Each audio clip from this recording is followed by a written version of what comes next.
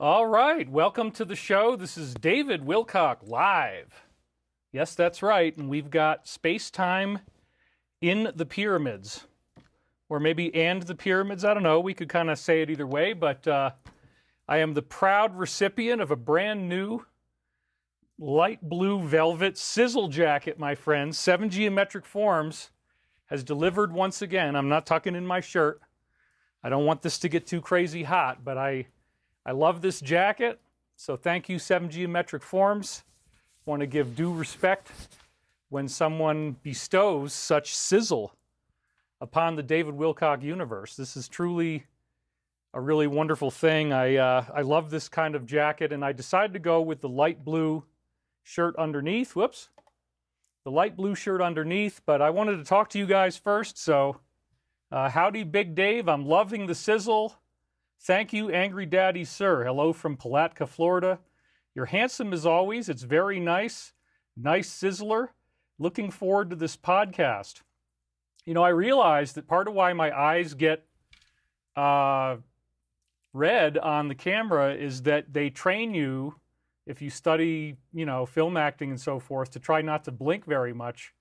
So I have to blink for my own survival. I'm consciously like, okay, let's do some of that. Keep the eyes hydrated. We have it very, very dry here. Everybody loves the jacket. We had a fire risk the other day. There was a fire nearby. It's very dry. The trees are dry. Everything is like, oh, God. The woman comes out of the house in the German weather house. Hello from Hungary. Hi, Dave from the Sunshine State, Cynthia Shannon. You are looking awesome, says Lisa A. Hey there, D-Dub, says Gina Fernandez. Yeah, I really have to say how much I appreciate the warmth and the support that you guys have given me, and the ongoing love and real feeling of family and community and warmth. And knowing that you guys are there for me, and knowing that when I show up, that you're going to show up, that really does make me feel good. So I want to thank you all for being here today. It is truly an honor to be able to do this. And now that we're so close to the final arrests, in fact, oh, that's my next slide. Great segue. I still think that the final phase we're going to go through will be some sort of a giant surprise. Now, something jumped out at me this past week, which was, oh yeah, that's right, he put a 34% tariff on, and then they did the same thing. Dude, that was a direct throwback to post number 34, which is the mass arrest write-up that we are always seeing. It's sort of like the all-in-one, one-stop shop type of post that says, yeah, you know what's going to happen? There's emergency messages going to happen on your phone. There's going to be restricted travel for a while. And even the president may end up being on an airplane because he doesn't want to even be on the ground at all because the risk is going to be so high, and that the location will be classified. It's a really heavy thing. We've talked about it. We're going to read it again this week. If you understand the backstory, it's quite amazing. So this is what popped up. Let's read the top first. It says, yesterday they issued retaliatory tariffs of 34% on top of their already record-setting tariffs, non-monetary tariffs, illegal subsidization of companies, massive long-term currency manipulation, okay. Retaliatory tariffs of 34% after we had started it, right? We were the ones that did 34 first. So then somebody, Joe Rambo, actually, I think this might have been posted onto my page, it was on one of the Alliance things when I was building the slides, and I'm like, oh, yeah, it kind of would have been nice to have recognized that before. And it kind of would have been nice to recognize what they mean when they say 4, 10, 20, because there's been several of those. And then somebody pointed out right below this Joe Rambo post, oh yeah, 4 plus 10 plus 20 is what?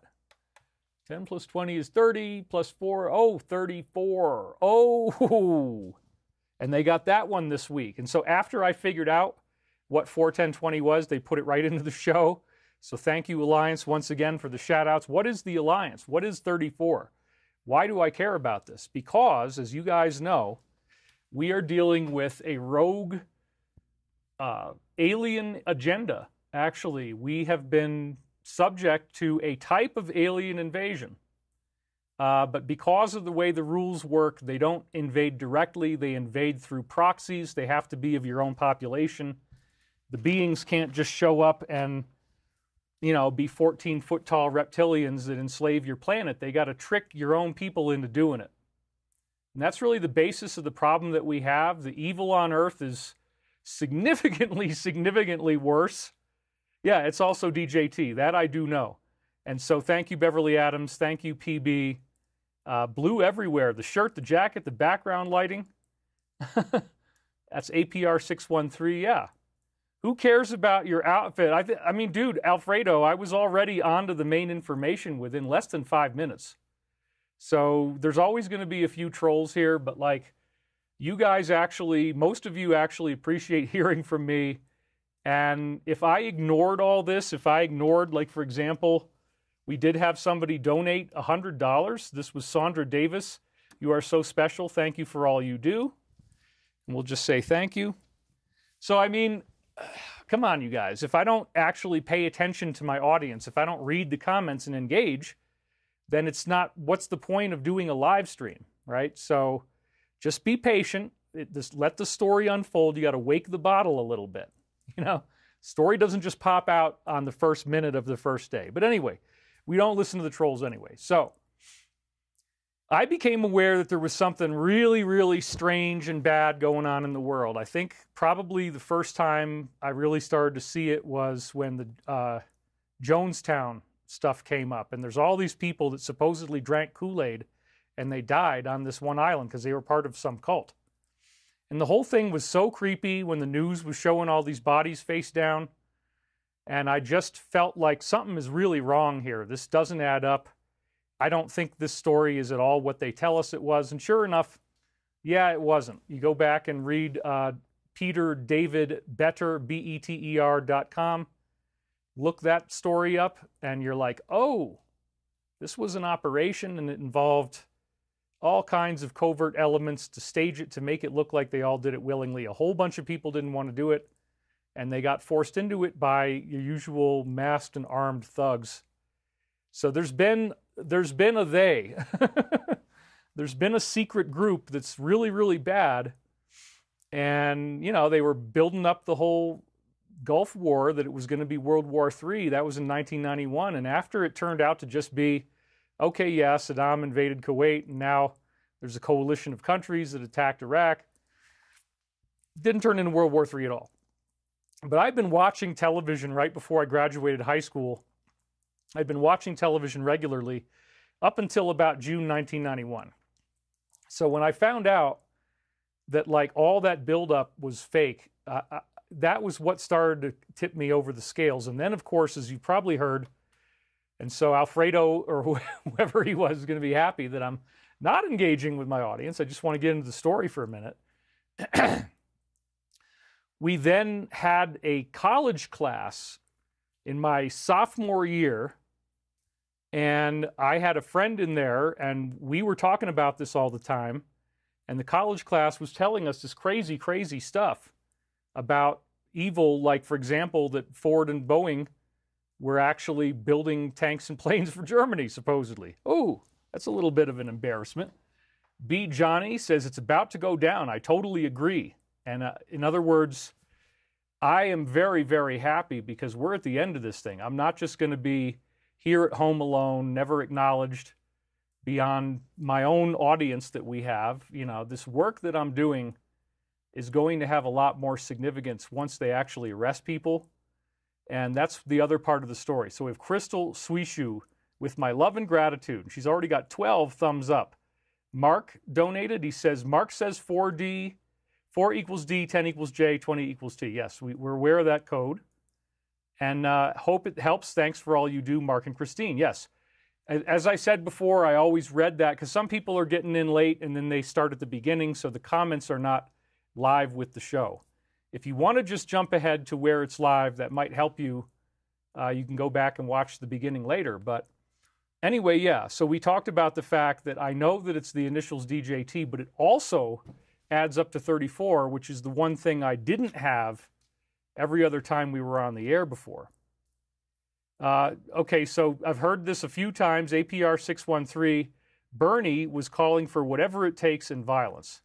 No, we definitely do not want violence. That is the most ridiculous thing.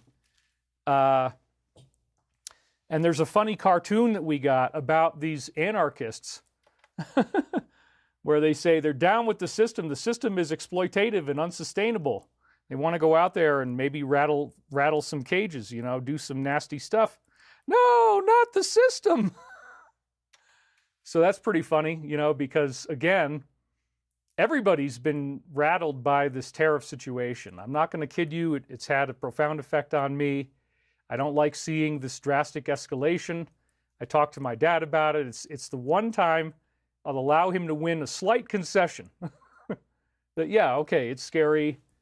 And we can agree on that. We can agree that this is, you know, but I told him, look, already most of it is backed off and people are making negotiations, and in the long run, it's going to be very good for this country.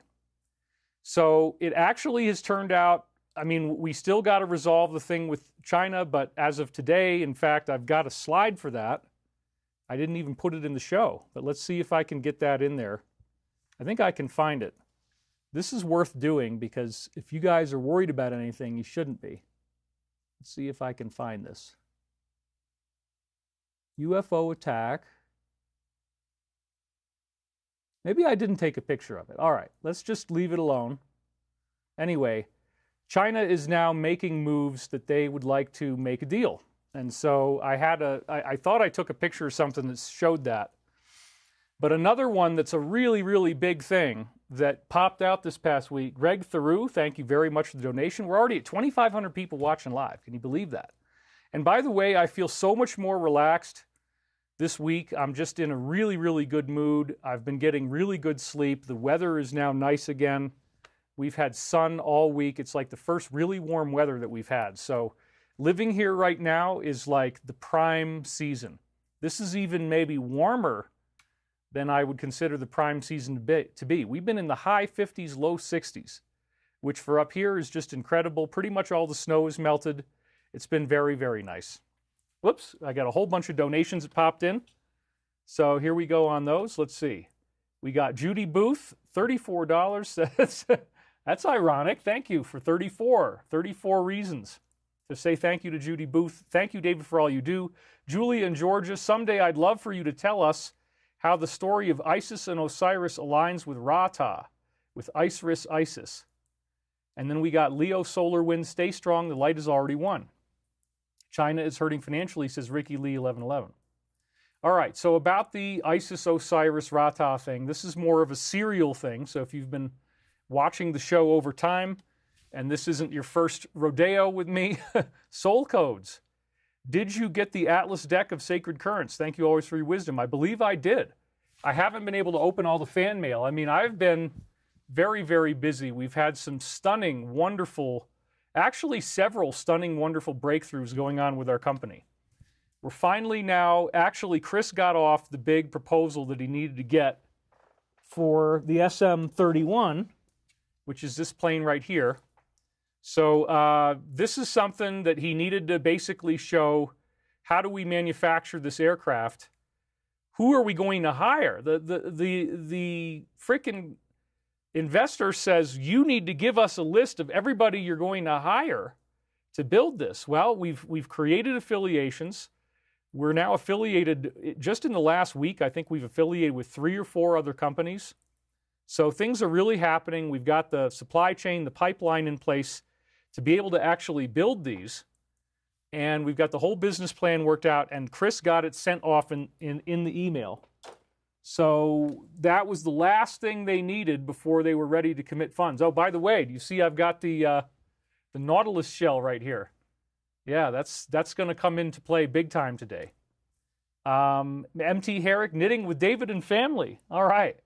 Ed Creeder donated $123. Wow. And then Richard Whitney, it's like they're psychic. Look at this, right next to each other. He donated $200. He donated $123. They did it almost simultaneously. Check that out. That is real synchronicity in action.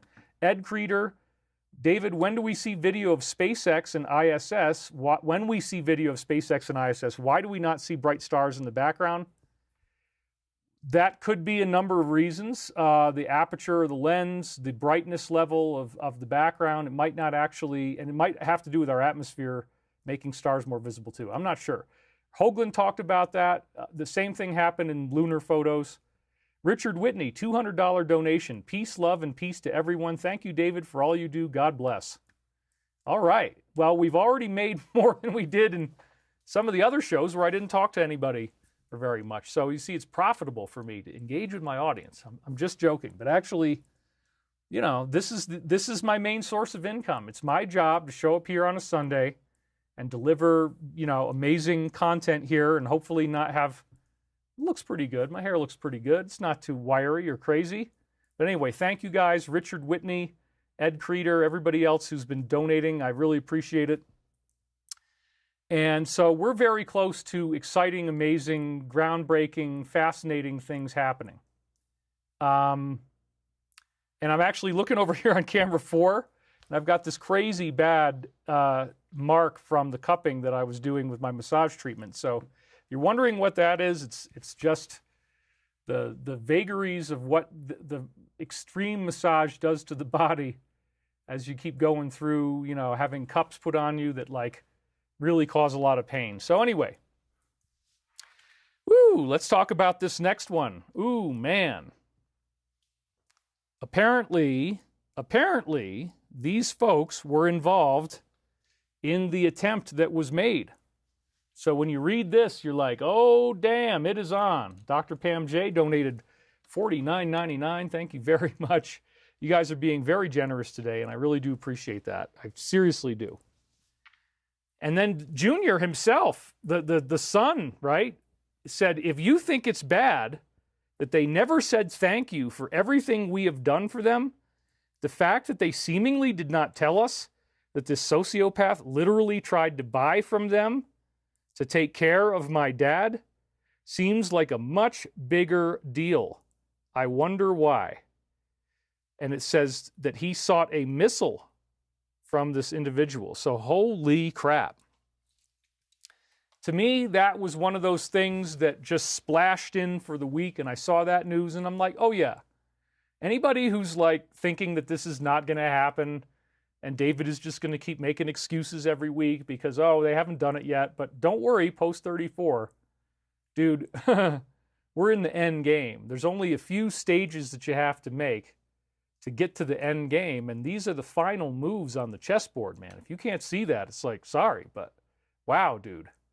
This is a big, big frickin' move. I mean, you know, he had a sassy mouth. He was mean to everybody. He didn't want to play along with the game of basic diplomacy, basic human kindness.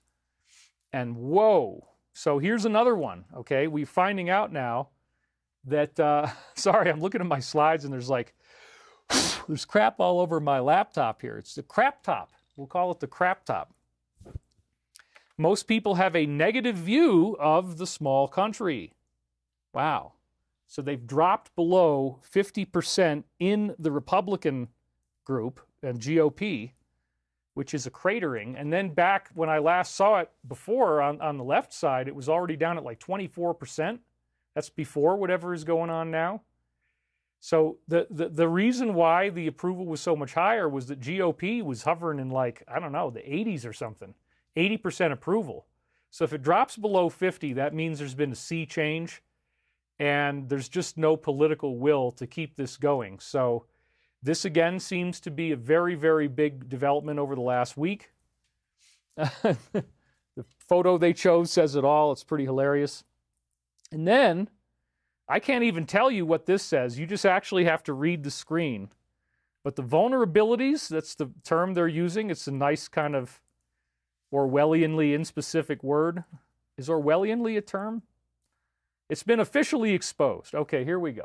So, the lovely and amazing Tulsi just announced at the cabinet meeting that her office has obtained evidence of massive vulnerabilities. Whoa. We have evidence of how this has been vulnerable. And then we have Bev coming in and saying when she says vulnerable for a very long time, it's since the late 60s local and since 1990s scaled up with networking. It's been known and proven, and others have confirmed it multiple times. They wanted it that way. Now we'll see what they actually are going to do. Okay, so here's another story from the past week. We're not doing it day by day, but there's a couple that really, really grabbed me by... This one was this morning, dude. This frickin' morning. This just came out at 2:56 a.m. this morning on Insider Paper, okay? It says, just in, a declassified document posted to their website. Maybe it's new, I don't know. Maybe they're giving us little crumbs. They're feeding us like little Reese's Pieces for E.T. Oh, E.T. Okay, great. Elliot. They're raising eyebrows, the claims of an alleged UFO attack on Soviet forces. Whoa! The viral report summarizes an article published by Canadian Weekly World News, which is about as credible as you could ever imagine. I'm kidding, right? Like, you've seen the Weekly World News, and it's not exactly, let's say, high-level journalism. In the Ukrainian paper Holos Ukraini, and it was initially released to the public in May 2000. Well, sometimes they do publish real things. I mean, Intel agents joke to me about that all the time. Mate, gotta read the Inquirer, mate. Okay. The first-hand report describes a retaliatory alien attack after Soviet soldiers reportedly shot down a UFO flying over a military base. This is crazy. Aliens reportedly emerged from the wreckage, fused together into a single solid object, and then burst into bright light and turned all but 2 of the soldiers to stone. Oh yeah, that whole turn you to stone melted together into a ball of light thing. What? I've been in UFOs a long time. I've never heard of this before, but it is fascinating that in Michael Prophecies, I forget what it is, book 2 or book 3, that we have cosmic beings who they blend their 2 bodies together to make a bridge over this waterway. And then the others can walk across the bridge, and then the 2 beings kind of like turn back into a regular being again. This is apparently what beings at Archangel Michael's level can do. They look human, but that's just a projection that they choose to do. But they can actually make their physical bodies look like anything they want. They can change it into any form they want. And they can actually make larger forms. And so this really actually was great because it correlates so well with the Michael stuff. The aliens fused together into one object and burst into a bright light. Wow. Now, did these soldiers really turn to stone? That might be Weekly World News. I mean, that's where they said it came from. But anyway, we don't know what types of beings these are, but that's clearly a capability that's vastly beyond the limitations of the third-dimensional human body. So what we're really dealing with here is that there is a positive group within the U.S. military and other militaries and in the intelligence community. And this positive group is actually very focused on defeating the evil I was talking about before. They are working with extraterrestrial beings who are actually human-looking and that we would consider to be biblical angels. One of the most consistently fascinating things for me was that going all the way back to when I first got online in 1996, I started finding people with inside information online. I began meeting them in person in some cases. In 2001, I went to Dr. Stephen Greer's Disclosure Project. He's acknowledged that publicly on many occasions. And at the Disclosure Project, I met all 39 of the inside witnesses who were there. And then I began to meet other people who had information that Dr. Greer had never gotten, including Montauk Daniel, who was telling me about time travel technology. So insiders are revealing to me that time manipulation is one of the things that has crashed on our planet over and over again because a UFO is a time machine. It turns out that as you shield gravity, that you're actually shielding time as well. And that if you completely shield off gravity around you, everything inside that area, the atoms actually turn inside out. Okay, so you want to now imagine that atoms have a capability that scientists currently do not recognize, where they can flip inside out on themselves, much like if you've ever had one of those little funny water-filled balloons and you try to grab it, it looks like a cylinder and it rolls over itself like a Mobius loop, right? So you try to grab on it and it just shoots right out of your hand. This is the same kind of concept. It rolls inside out. The inside becomes the outside becomes the inside, just like a tesseract. And once you shut off gravity, all the atoms in that area will have a tendency to do this, and it will actually create invisibility. The object physically dematerializes out of our reality when its atoms turn inside out. And at that point, you now have portal travel, you now have faster than light travel, you now have time travel. Because apparently what happens is you become invisible, the atoms become invisible, and then you enter into a reality where if you travel through physical distance before turning off the gravitational field and coming back into our reality, if you travel distance, you're actually traveling through time. So the more distance you travel through, the more time you travel through. And then you're like, oh yeah, well this is that relativistic thing, right? And we can't go back into the past because the best we could do is speed up our ship to light speed, right? And then at light speed, time is going to go faster, so now we can come back and it's been 1,000 years in the future. That's your typical Einstein boring time travel approach. But what if time travel works in both directions? And it's actually so ridiculously simple. This is what all the classified intel, when I started to meet other people who had gone beyond what I heard from the Greer folks, I started to hear about that there was a yearly event starting in the 1960s, I guess, called Chronos, and they were talking about the time. Project Sigma was another name for the Sigma groups. So Project Sigma was another name for it, and again, it's this concept that time is not at all what we think it is. If you move ahead of where you turned off your gravity, if you move ahead of where the Earth is going to be, so if you go farther ahead and then you turn it off, you're going to travel into the future. But if you go behind where you are in terms of the Earth's rotation, so that you now reappear behind where you left, so that the Earth hasn't actually rotated there yet. Apparently you go backwards in time. So this is a very, very strange new physics that everybody's going to have to learn about once we get disclosure, that you have directional time travel.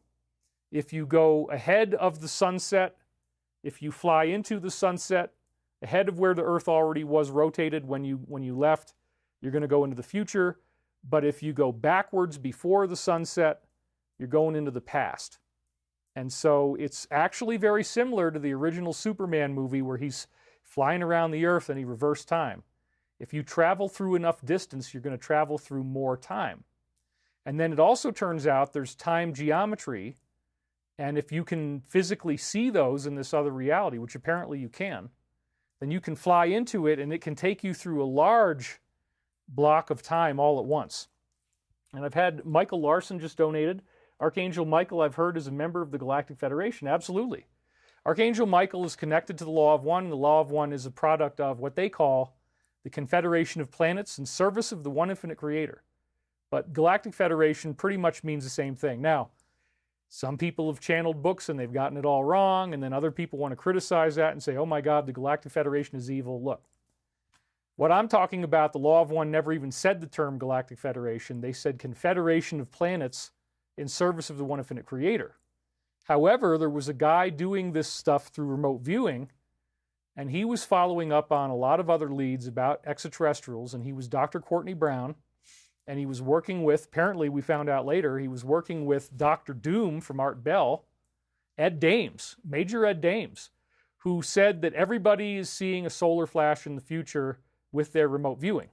Remote viewing, of course, was Art Bell's big thing, 99% accurate remote viewing that he was getting if you get the protocols right and you learn how to do this technique properly. 99% accuracy is just absolutely staggering. So I began practicing this, as we've said many times before, and I recorded my own voice talking which turned out to be identifying as Archangel Michael, okay?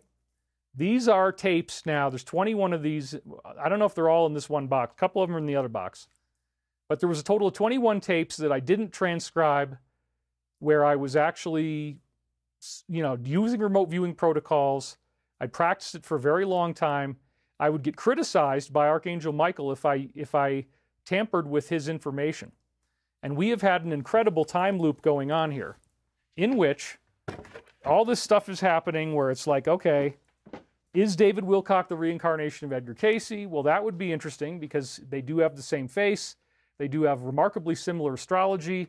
If that's what's going on with David, then it ties back to Cayce having done these psychic readings that had incredible accuracy, and the readings told him he had designed and built the Great Pyramid of Giza with an extraterrestrial group that they named separately called Ra. And again, Ra and Archangel Michael turn out to be the same thing. So the Hall of Records is Cayce's big thing. We've done now 3 shows where we're talking about it, and we're talking about these fantastic discoveries that happen around the pyramids. So for me, the advent of these new pyramid discoveries have made me very relaxed. Honestly, I have to say, sitting in this chair right now, I feel less threatened. I feel less endangered. I feel more relaxed. I feel more at peace. I'm very happy with you. I'm happy that you're here with me, because you are what keeps this alive. You are what keeps me going, and you have not turned your back on me. In fact, we're a half an hour in. We've already got 3,500 people watching. That is a huge audience. It's bigger than I ever got at any of the conferences I used to speak at, and I'm doing it every week. And it's a virtual thing. We're like, okay, well, you don't get to see an audience of 3,500 people, but in the past I have, and it is a massive crowd. It is a massive crowd. And then we have over 100,000 who end up watching it later on, at least.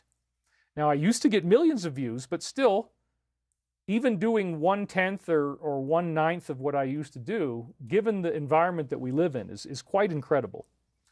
So this is the kind of stuff where if this pyramid discovery had come out, let's say 5 years ago, well, no, not 5 years ago. Let's say it came out 7 years ago. I would have been burning up the talk circuit about this. I would have been doing radio shows. I would have been doing paid conferences. I would have probably ended up charging for this information and selling this stuff that you're going to hear now as a course that you'd have to pay $100 or $200 to get. And then I make money, but I don't want to do that right now. This has gotten so urgent. It's so urgent with what's happening in the world. The idea that I might be this Ra-Ta reincarnated. It's very, very fascinating. The Cayce reading, somebody asked about Isis Osiris. The Cayce reading said that the Isis and Osiris legend was a very mumbo-jumbo, distorted version of what really happened with Ra-Ta and his second wife, Isis, who then got shortened to Isis.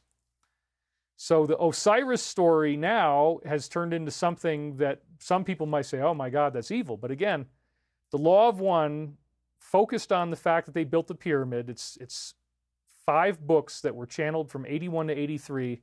It became the basis of my life's work in 1996. Everything started to get measured off of that. I'd read up to 500 books before then.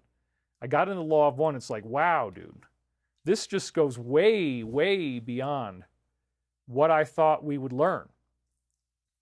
And so one of the things they talk about is that the pyramids actually are time machines, that they actually have the ability to warp you through time and space. Imagine that. Imagine building something out of stone that has no moving parts, but that you're actually generating a vortex portal generator. It turns out that pyramids actually function this way, and it also turns out that Stonehenge functions this way. And you can even get the same thing inside a dolmen, which is a stone cave. It's the shape, it's the harmonic resonance, as we said in previous shows. And so what's actually happening here, in order to get time travel, and now for the main course, is that pyramids are harnessing time portals that rise out of the Earth's core, much like the bubbles in a champagne glass. So if you can imagine that at certain parts of the Earth, and I'm going to tell you where they are, that there is some sort of multidimensional energy and that it behaves like a fluid. And so you've seen carbonation in a glass, you've watched bubbles of carbonation rise in the glass. Imagine that you're capturing those rising bubbles and then you're putting them into a whirlpool vortex.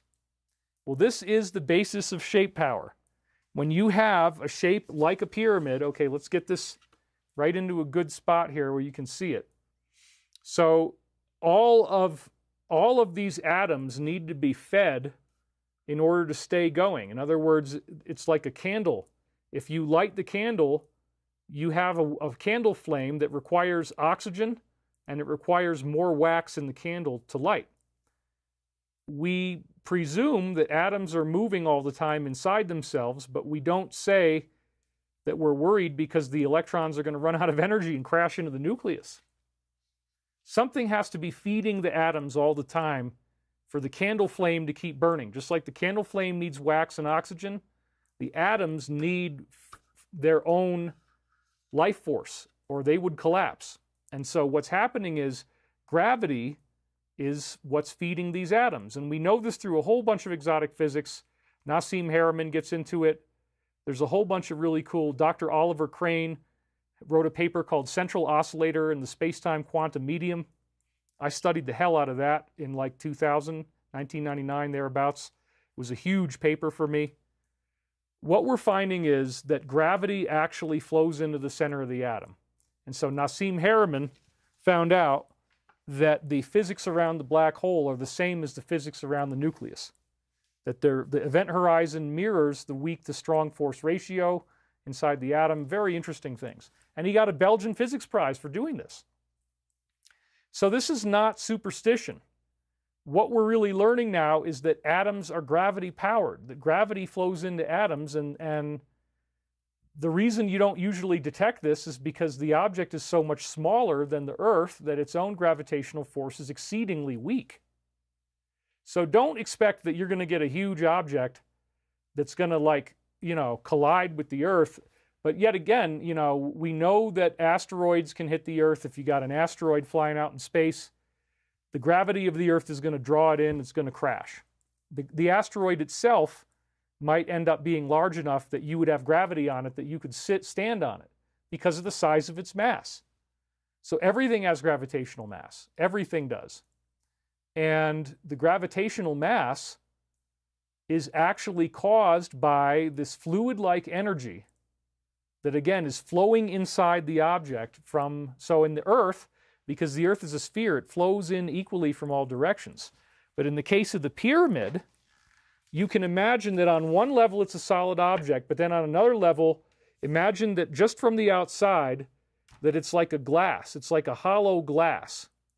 And if I were to turn this upside down and pour water into it like a glass, and then I start stirring it around like this inside, you're going to get this little vortex current that looks like a tornado inside the water.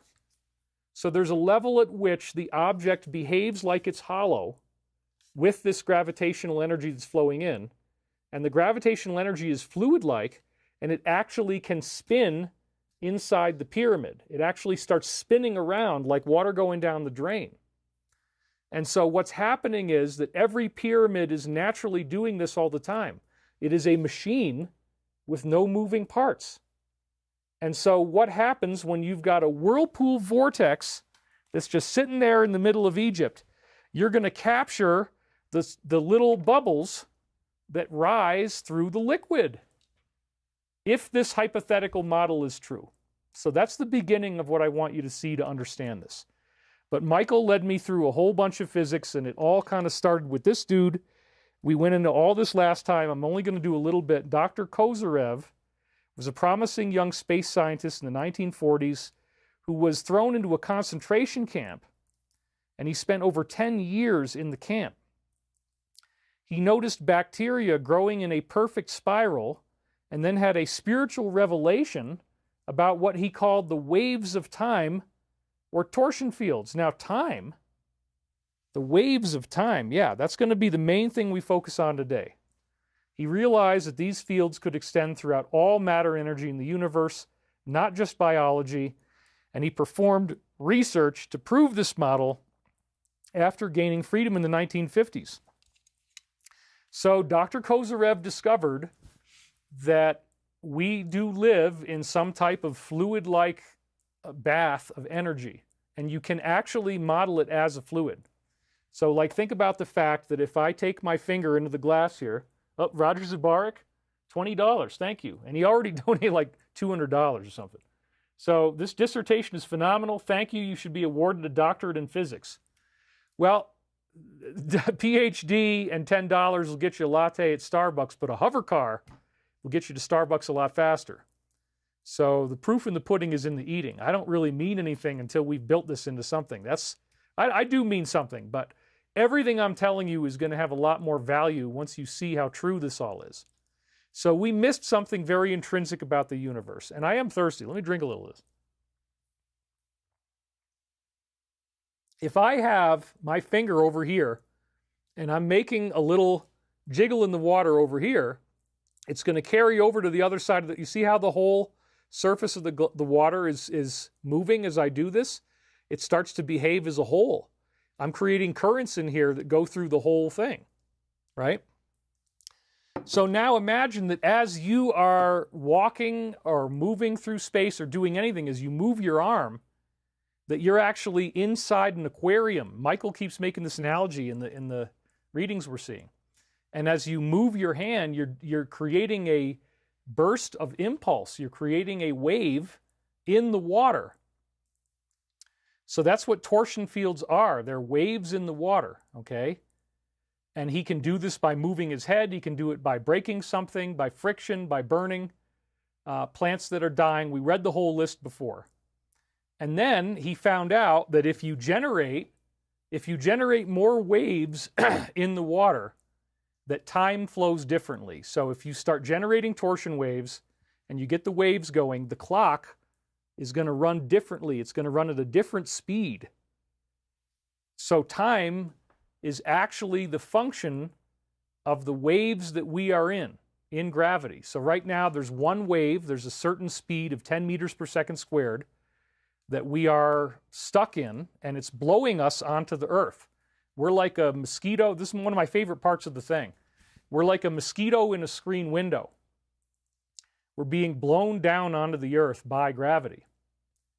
And that gravity is got one speed, and so because of the one speed that gravity is going, and there's no other spin in gravity, time measures the same way. But Kozyrev discovered that all you have to do is start jiggling a weight over here, and now time starts to run a little bit differently. And it turns out there are electrical ways to generate torsion fields that actually negate gravity, and you turn off the local gravity, so now you can levitate. And this is the big Area 51 problem, is that typically when you travel with anti-gravity, you travel in time.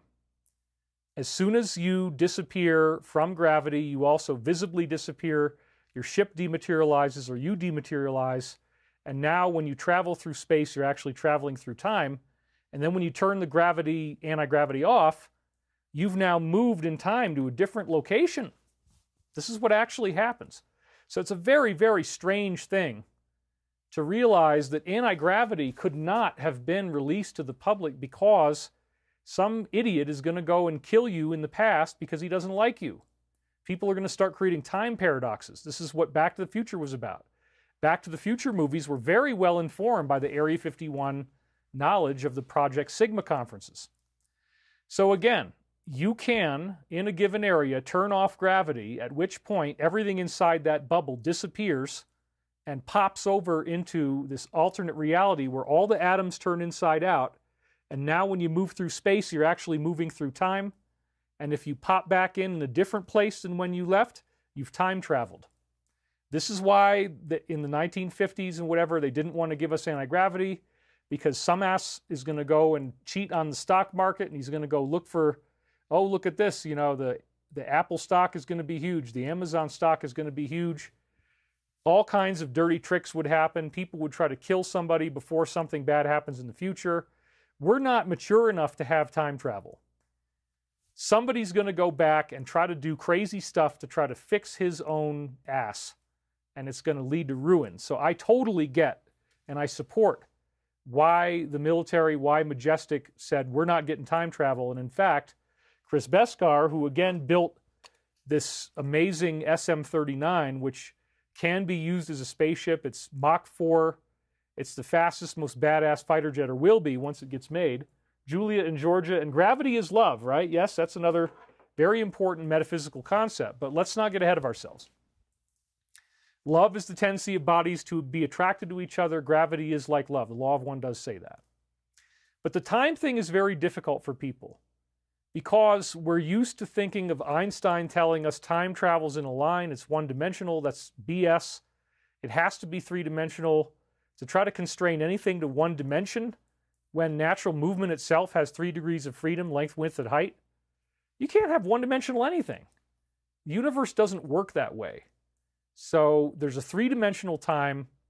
You could say time is sort of one-dimensional in that it sort of is moving just forward, but if you have all this spin associated with the movement, because we're moving around the sun, the Earth is rotating on its own axis, and we're revolving around the galaxy. All of those spins add up, and this is why Kozyrev saw the waves of time as spiraling. When these waves travel through this fluid-like aquarium that we're in, they do spiral. That's just the nature of what happens. So Kozyrev did this research, but again, it changes time. You can alter how fast a clock is running or a watch or whatever by generating torsion fields. Everything changed, and this should be like the biggest discovery in modern science history. And in the East it is. With Russia, it is. He was reading The Temptation of Faust, and this was his pivotal moment where he had a little balance beam that he'd rigged up in such a way you vibrate the top, and it senses these little spins in gravity. It's sensitive enough that a tiny little amount of gravitational push makes it actually move on a macro level. So here he is reading this book about Faust being tempted by the devil. And the moment that Faust says yes, and he'd been in the concentration camp for over 10 years, so he knew about giving in to temptation. You have to in order to survive if you live in a situation like that. Right when he has this emotional shock, the needle turned and pointed right at him. And this is where Russian science gets way ahead of Western science that's ever been declassified.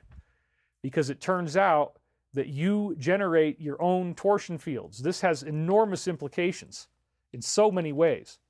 So again, going back to those slides from last week, sudden changes in the human consciousness or even the actions of an observer such as moving the head, the ultimate point here is yes, consciousness itself is a torsion field phenomenon. So if you are in an area like a pyramid where it's spinning faster, where you have more of these spin fields because, again, the material that makes these atoms is spinning as it's inside. It creates a vortex. What starts to happen is that your consciousness will be expanded. You will actually raise in frequency. And that's what's happening to all of us as we go through ascension. The planet itself is moving into a higher zone of energy in our galaxy and in our orbit with Alpha Centauri, as I've talked about in previous episodes. So isn't it interesting that Kozyrev says, okay, I'm going to build this mirror thing. This is a big aluminum tube. You can lie down inside of it. There's a bed in there. And even Google's own AI overview says that it potentially creates time density gradients. It manipulates time and space and alters your consciousness.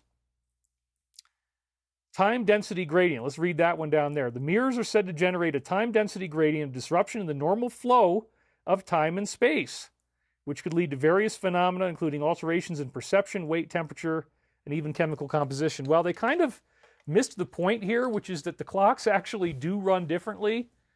The rate of time is so much different than we think. And if you cut off the downward flow of gravity, you cut off the rate of time, everything turns inside out. The pressure on those atoms to stay in our reality is gone. They flip inside out, they dematerialize, and now wherever you go, you're going to be traveling in time. That's the big secret, folks. So this is another way to do the Kozyrev mirror. And again, it's all associated with time portals. Others have called it zero-point energy. Within this flow of time, the past, present, and future all exist at the same time in every place. That's kind of true. I kind of agree with that. So, okay, now let's go to the real source, the original, highly authenticated 1950s human ET contactees were all met by W.B. Smith. It started out, the contactees in the early 1950s, the three Georges were some of the most famous ones. You have George Adamski, you have George Van Tassel, you have George Hunt Williamson. Now, unfortunately, George Adamski, as I talk about in Michael Prophecies, he cut a deal with the military and he had to start putting out disinformation.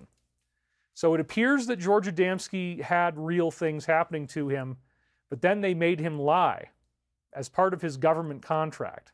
But he reported flying saucer beings that looked human, the galactic brothers and sisters. They're amazingly beautiful people. They look stunningly beautiful when you see them. They're wearing usually a silver or a light blue onesie jumpsuit, which actually is something that helps them travel through time. And George Adamski's got some film of UFOs that I think are absolutely the real thing. The next one, George Van Tassel, he actually got a lot more public. He, again, was contacted by a flying saucer, and he was taken in on board, and whatever furnishings he wanted to have inside, you just think about that you want a desk, you want a chair, you want a couch, whatever, it just literally extrudes out of the material of the UFO itself, and it creates what you want to have. And then when you don't need it anymore, it just reabsorbs into the ship. Similar to the concept of the T-1000 Terminator in Terminator 2, who's made out of liquid metal. So he reported going on board a flying saucer, having it just mush into whatever shapes he needed for the furniture he wanted. And then they began speaking through him telepathically and created a long series of magazines that he published for many years in giant rock. So this is a very interesting thing. This massive rock in Joshua Tree, California, it's still there, by the way, apparently functions like a pyramid. This is somebody standing on the top. So once again, everything is flowing inside this rock. It's supposedly the largest freestanding boulder in America, maybe the world. And then what's happening is that you have a spiraling current inside the boulder that's being formed, like a pyramid. And that allows ETs to show up, and so you end up having amazing human ET contacts happening literally right around this and even underneath it. To harness the pyramid effects, just like what we were talking about with the dolmens, you build your restaurant underneath the rock. That's what they did. Now, this has all been sealed off, but apparently we could dig it out and refurbish it, make it into a nice place again, but the whole thing's covered with graffiti right now, and people just go out there and shoot guns and blow off fire. Cigarettes, ham, fireworks, and bacon. That's about what it's turned into. I know some of you guys really loved that routine last week. Anyway, Giant Rock became a pilgrimage for all of these UFO people, and he called it the Come On In. Howard Hughes would land his plane just for a piece of the pie made by Van Tassel's wife. So he created a private airport that was called Giant Rock Airport, and Howard Hughes was the money guy. And this is interesting, right? Because Howard Hughes also was the one who financed the alliance. One of the things that Howard Hughes' money financed was these huge gatherings that started to happen there, even bigger than the number. Well, we're at 4,000 right now. So the number of people watching the show right now is a little bit less than the number of people that would go to these gatherings. 4,000, 5,000 people showed up. So they had a little bit more than we did. But there's the big rock. And I mean, it is hotter than blazes out there. It's like, dear God, why did I come out here? But we used to do events there in the desert, right near Giant Rock every year, Contact in the Desert. Now they're doing it in Indio, or Indian Wells, and they've got this, they're inside a hotel now. But originally, Contact in the Desert was built to emulate this classic outdoor desert UFO setup. So some people that were at this event were saying that they had traveled to other planets or that they'd been abducted by human ETs. Most of it was human galactic brothers and sisters. This woman in particular is one that might not have really been the real thing. She was probably more like a LARP, live action role play. But there were others who were very, very real. So again, this is April 1954. And then you've got some really great classic speakers here. You got Orfeo Angelucci, who his work is totally right on. He was contacted. George Van Tassel, he's the one in the white shirt. He was contacted. Frank Scully is who Scully was named after in X-Files. And then George Hunt Williamson, Road in the Sky, the other George. So George Hunt Williamson ended up going around at these events and interviewing people like Orfeo Angelucci, and he was doing it with George Van Tassel, and they were specifically trying to find who had the best contact. Now, George Van Tassel's own contact built the Integratron, which they claimed, the ETs that gave him this design claimed that if you built it right, that there would be a portal through time and space that would appear inside the dome. And the whole thing, interestingly enough, is made out of wood. There's no metal parts in there. And it's, again, trying to capture one of these rising bubbles from inside the Earth, capture it inside the dome, very similar to a pyramid. And the other thing that was really weird about this is that that whole top half of the dome was built on wheels so that you can rotate. You have to rotate the entire top half of the dome to get the vortex going, to capture this little portal. Now you can stand in there. It has very interesting acoustic properties. It's a great place to visit.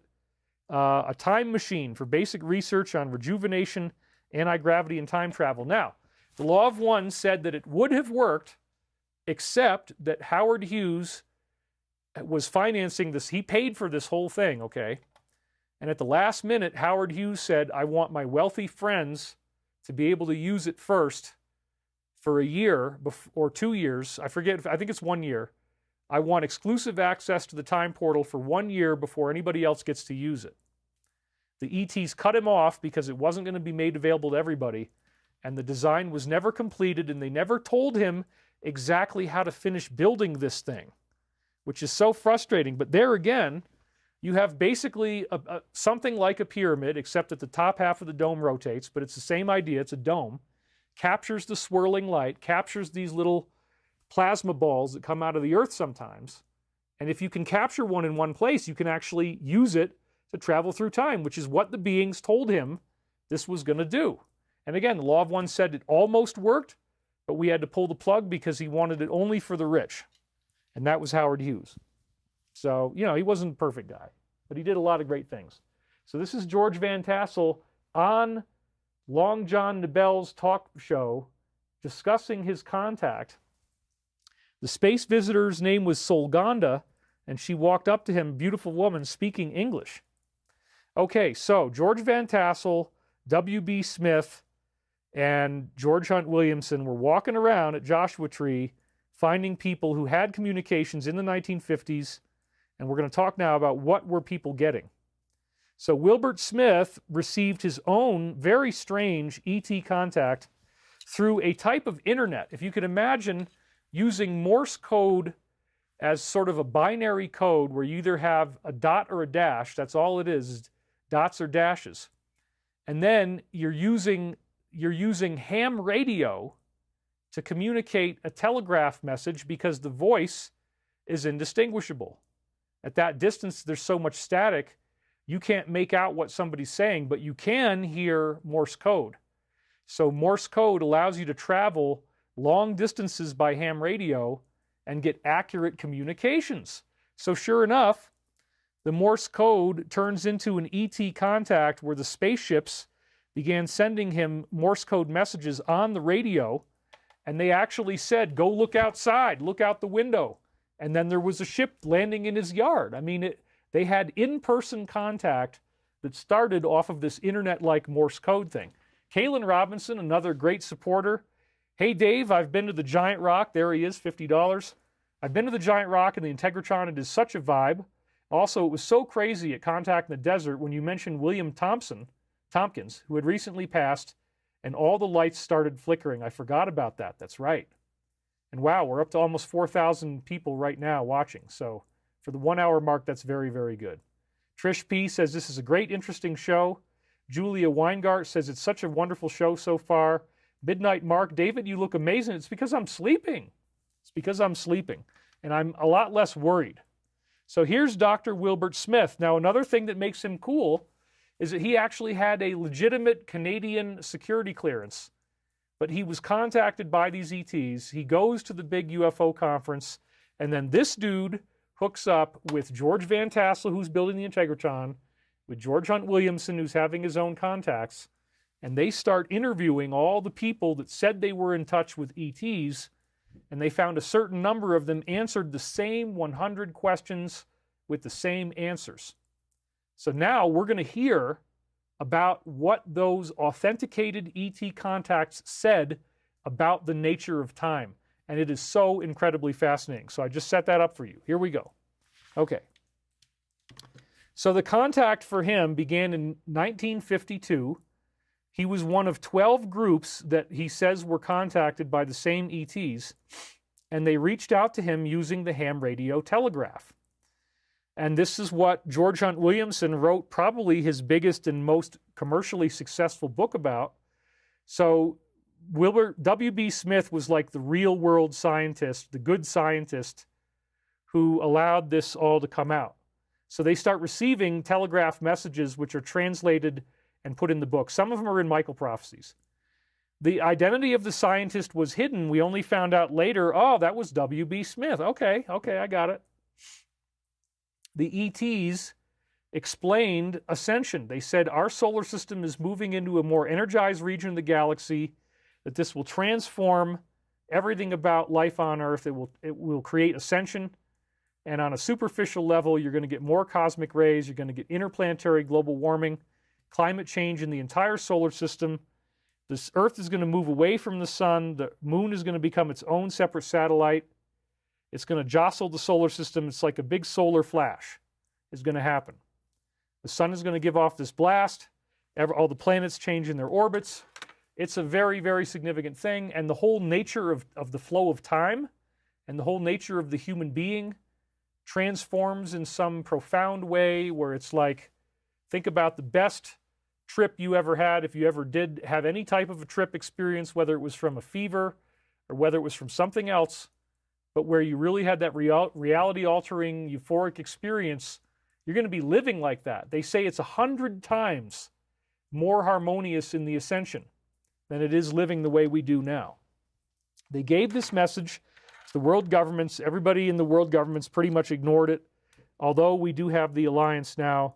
So that started in 1957. So W.B. Smith hid his identity because he had a security clearance with Canada.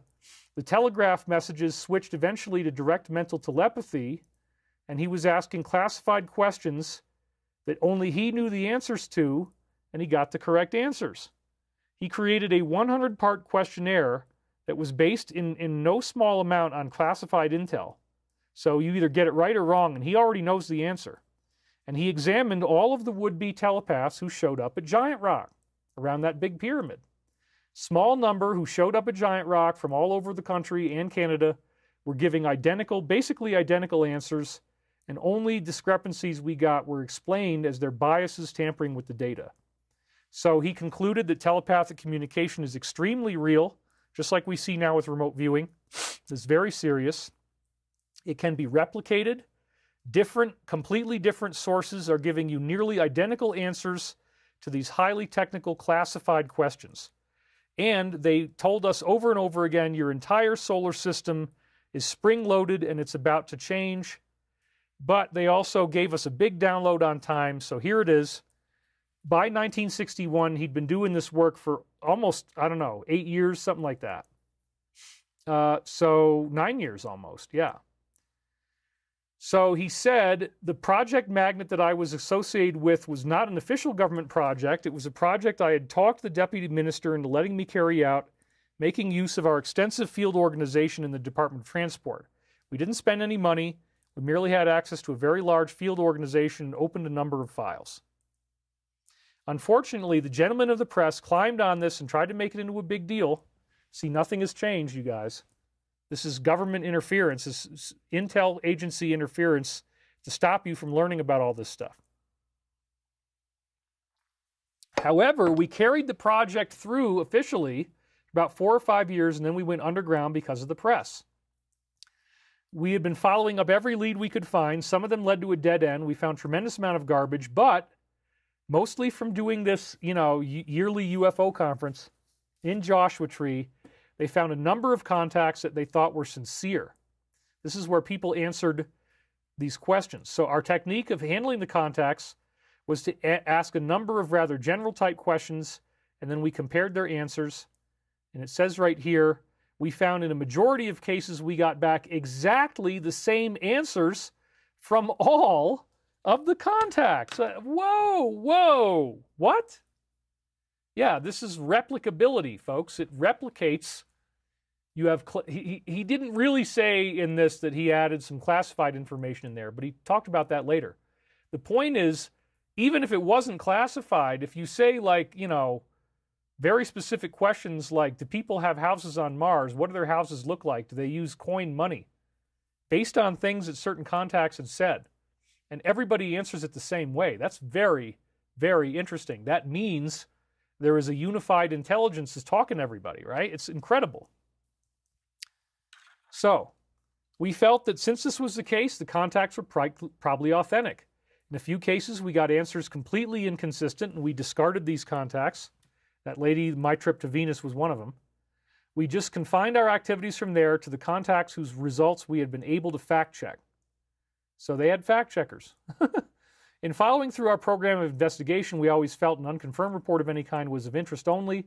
If we could get additional confirmation, we felt it had something better than 50% probability. If we had 2 independent confirmations, we ranked it at 75% and so on.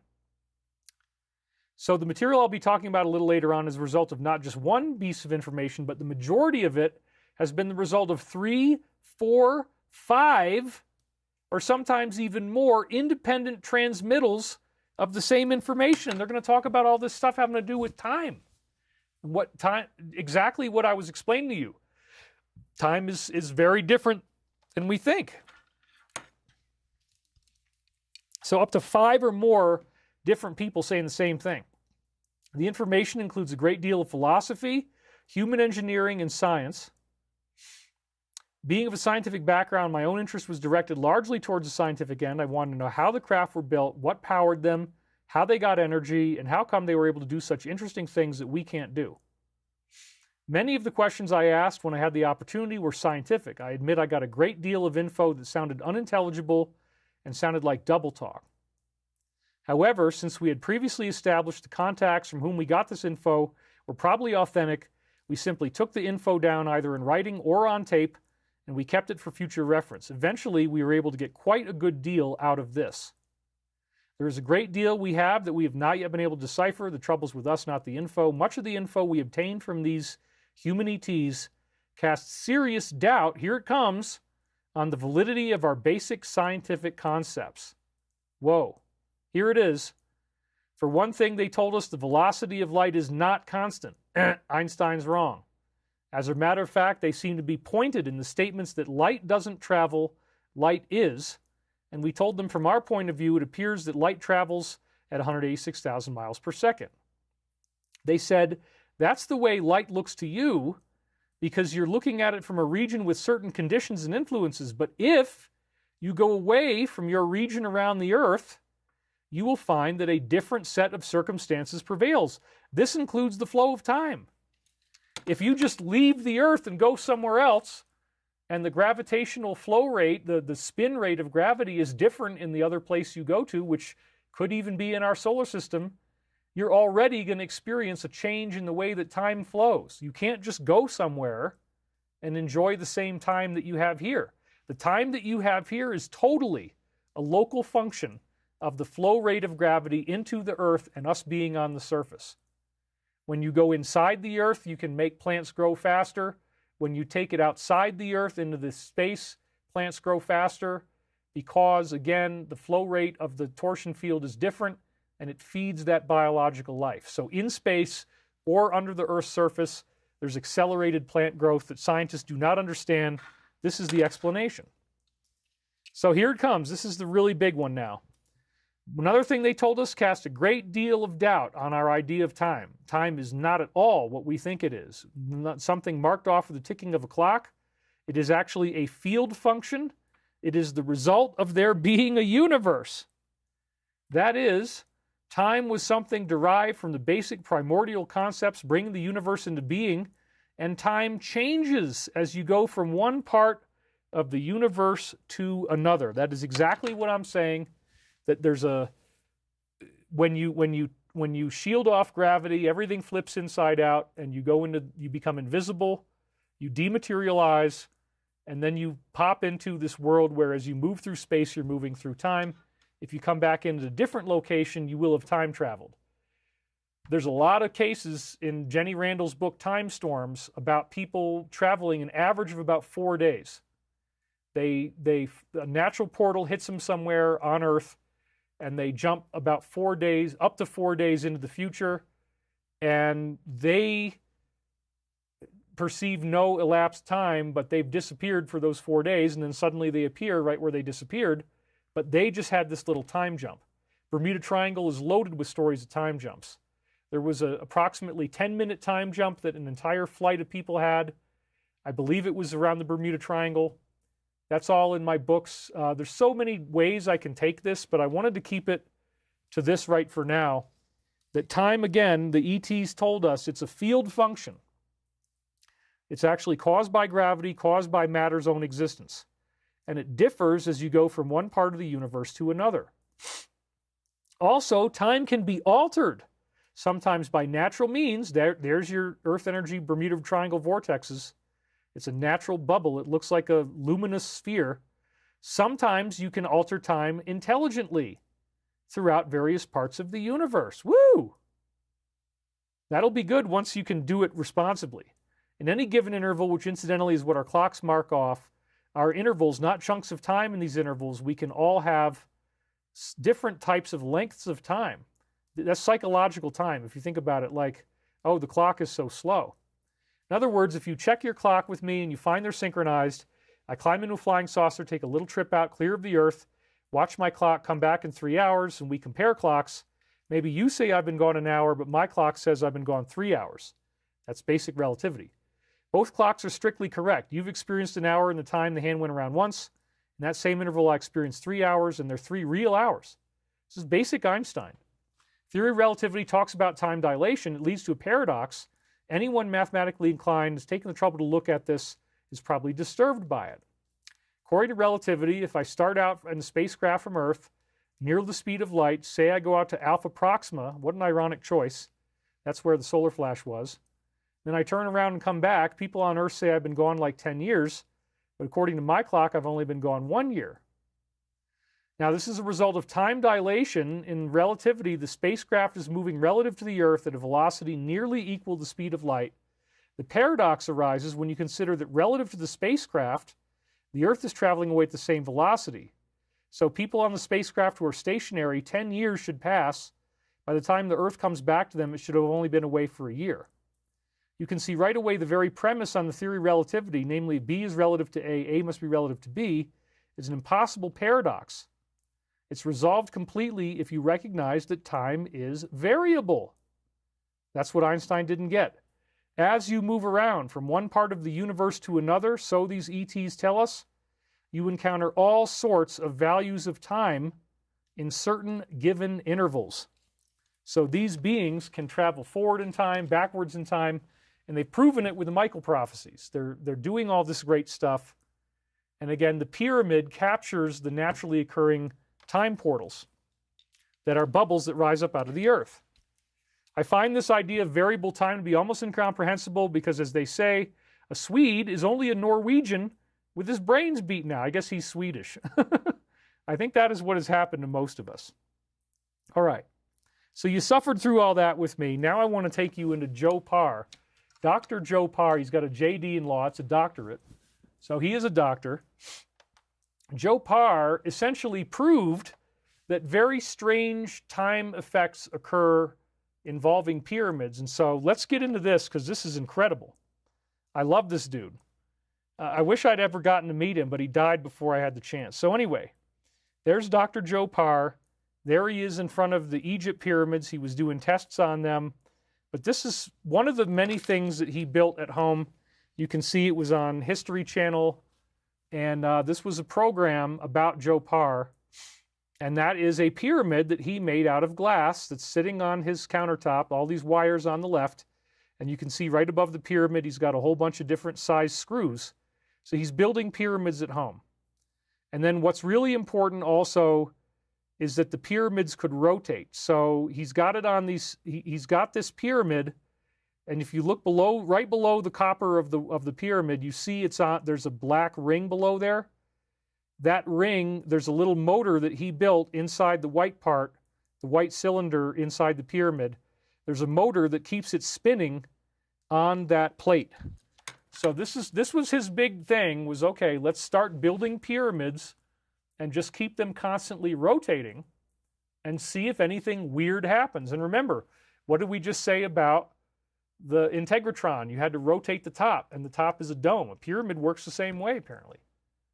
Oh, look at what he's doing. He's rotating a pyramid just like the integratron. And then he's trying out different experiments in there. This one, he's got a bottle of water in there. Very interesting things started to happen. And another thing that he was doing is he had a propeller in which it's just like a regular propeller, and then there were little pyramids that were only like about an inch tall on the edges of the propeller, on the blades. And that allowed him to spin the pyramids much, much faster because he could spin the propeller much like it was on an airplane. He got some really, really, really crazy stuff to happen just by spinning around pyramids, which wouldn't make sense except under the idea that as you spin the pyramid, you're harnessing this fluid-like energy that actually makes the pyramid moment by moment. Okay. So this is, again, Dr. John DeSalvo's website. He's an amazing dude. GizaPyramid.com. If it's not online anymore, just go look it up on archive.org. It'll be there. Joe Parr, JD, was a field and electronics engineer, and I'm taking this, all these quotes are coming out of this link that you can go read. Over 40 years of professional engineering experience, he worked in Antarctica, Palmer Station, and Thule, Greenland. He was an active researcher in 8 different major scientific projects, and he was the inventor of the gamma-ray transducer. Very, very cool. Later in life, he developed deep ocean acoustic transponders. He was one of the pioneers of that technology. It's very useful in looking at the seafloor. He experimented with pyramids since 1977. He was the first to discover that the pyramid actually affects the passage of gamma rays. It's very interesting. He performed tests with rotating pyramids, including radioactive sources, and then he actually found that, yes, when you rotate the pyramid, the radiation goes down. It cuts off the radioactivity inside this bubble that's created of energy, and he measured how much radioactivity was in the pyramid. Dr. John DeSalvo of the Giza Pyramid Research Organization summarized this on Laura Lee's program, December 7th, 2001. He again summarized it on Jeff as of February 25th, 2002. According to Dr. DeSalvo, Joe Parr, here it comes, he actually met George Van Tassel in 1958, saw the integratron, said, oh, the top is rotating, isn't that weird? And Van Tassel told him that pyramids will sharpen razor blades, which is actually true. It's been proven on scanning electron microscopes, believe it or not. You will sharpen the razor blade. So these pyramid fields actually do change matter. He observed that the pyramid has a bubble or orb structure that comes around it. It can be strengthened or weakened by certain types of energy. It'll block gamma rays, it'll block radiation.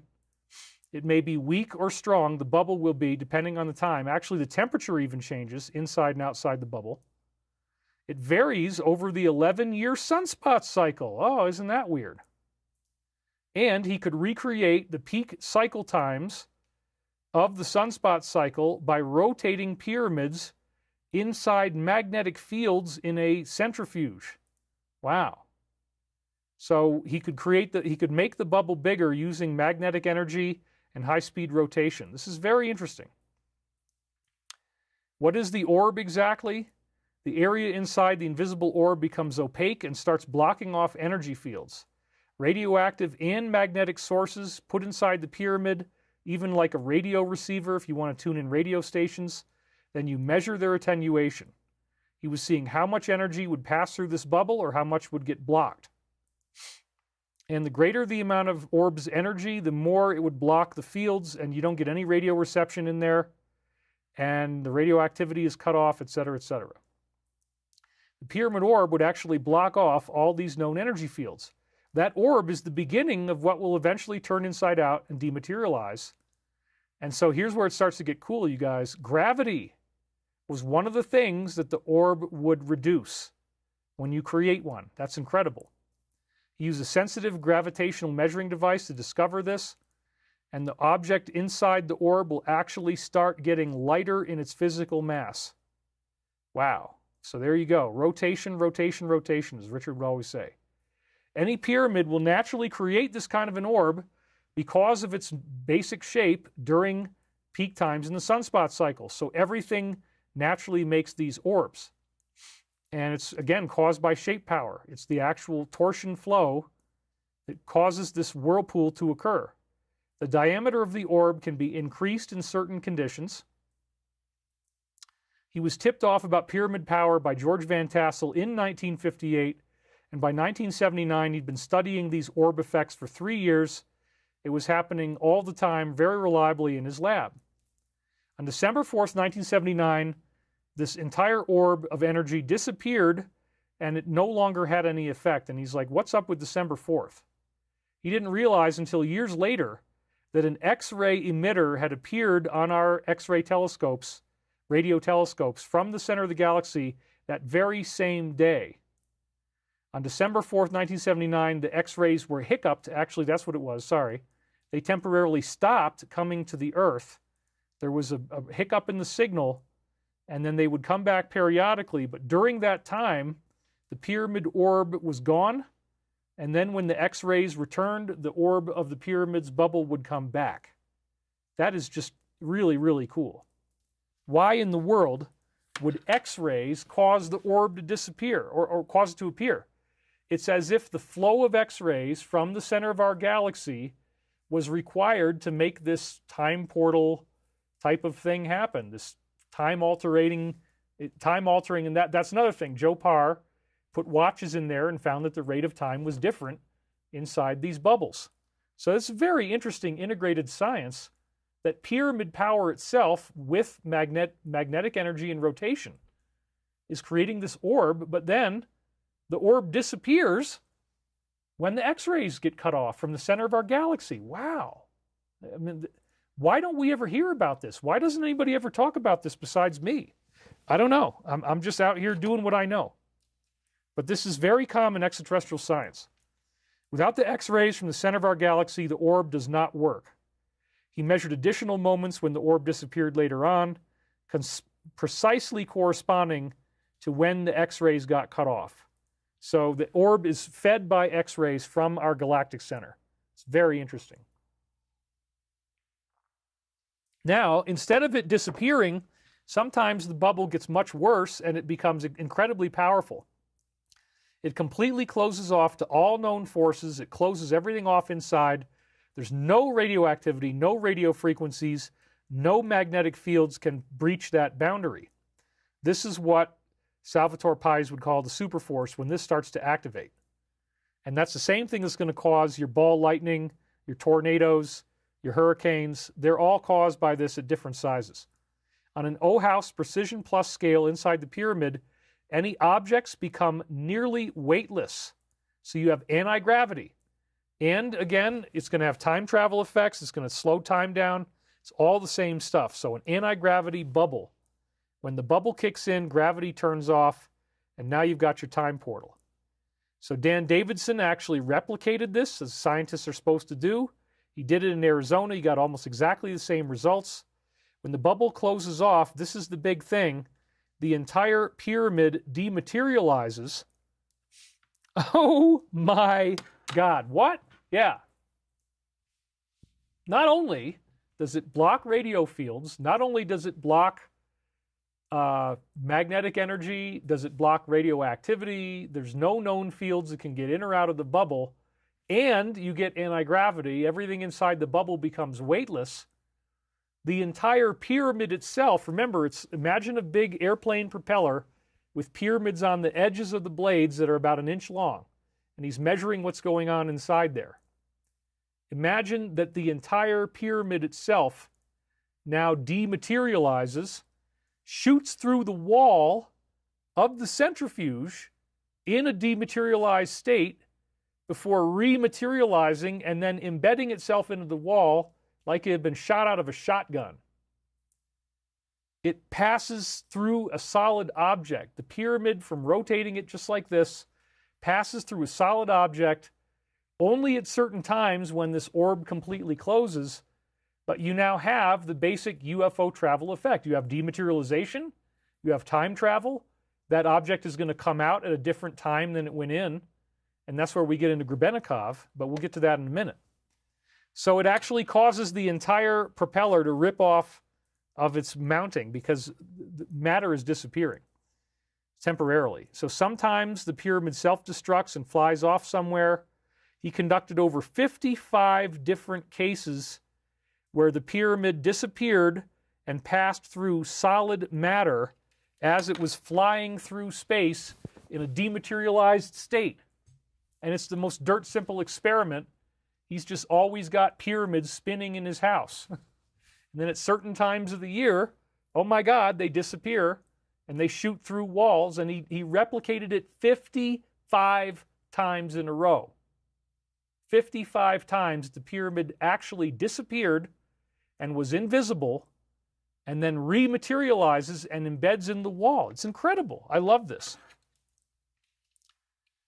The pyramid could be a few inches tall or maybe slightly larger, so some of them even included those bigger pyramids we saw. These were dematerializing as well.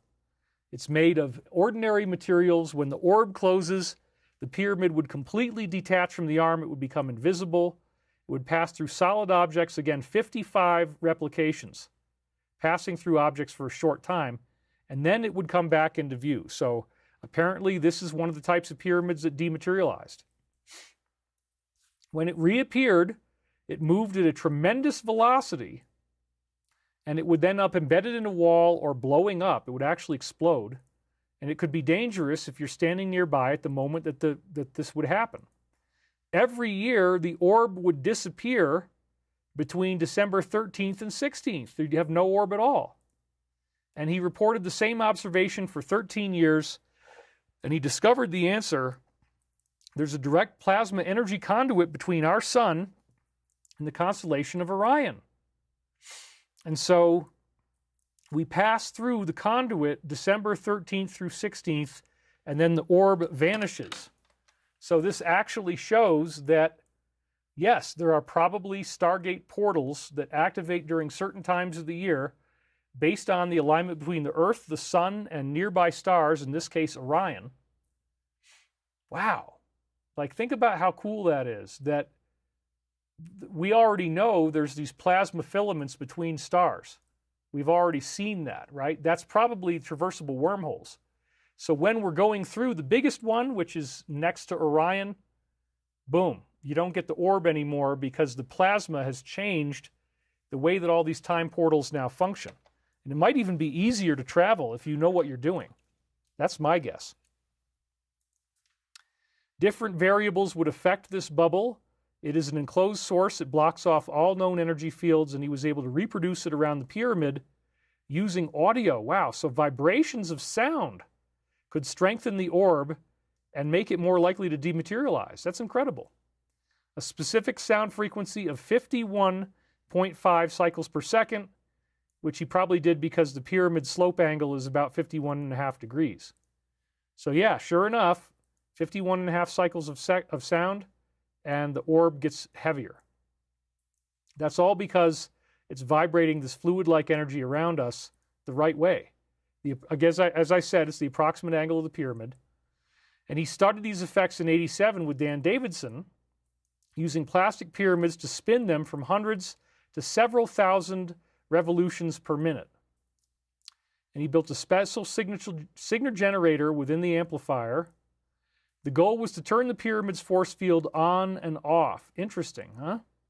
There were 55 different cases where, by doing this with audio and special signals, that the pyramid would travel into hyperspace. Each time it disintegrated, he called it a blast in his research. He felt we may have to develop a new space drive from this process. However, the orb is not user-friendly. It can extract energy from any source, including biological. So yes, it can be weaponized. It can suck health out of your body or enhance it, depending on how you use it. This is part of why it's been banned by our secret government, this type of technology. He did not recommend you meditate in an orb like this because he thinks that it could interfere with your higher brain functions. He also felt the 51-degree angle of the pyramid was necessary. Turns out maybe not. But anyway, it works well. Steeper pyramids, he said, like the Russian designs, would actually apparently not create the effect. It creates more of like a laser. So yeah, something about the pyramid's angle is just right. He tried to recreate the same effect in the Kefren second pyramid in 1997, used his pulse energy generator to pulse out the signal of pi, and wanted to see if the orb effect could be induced in an entire pyramid.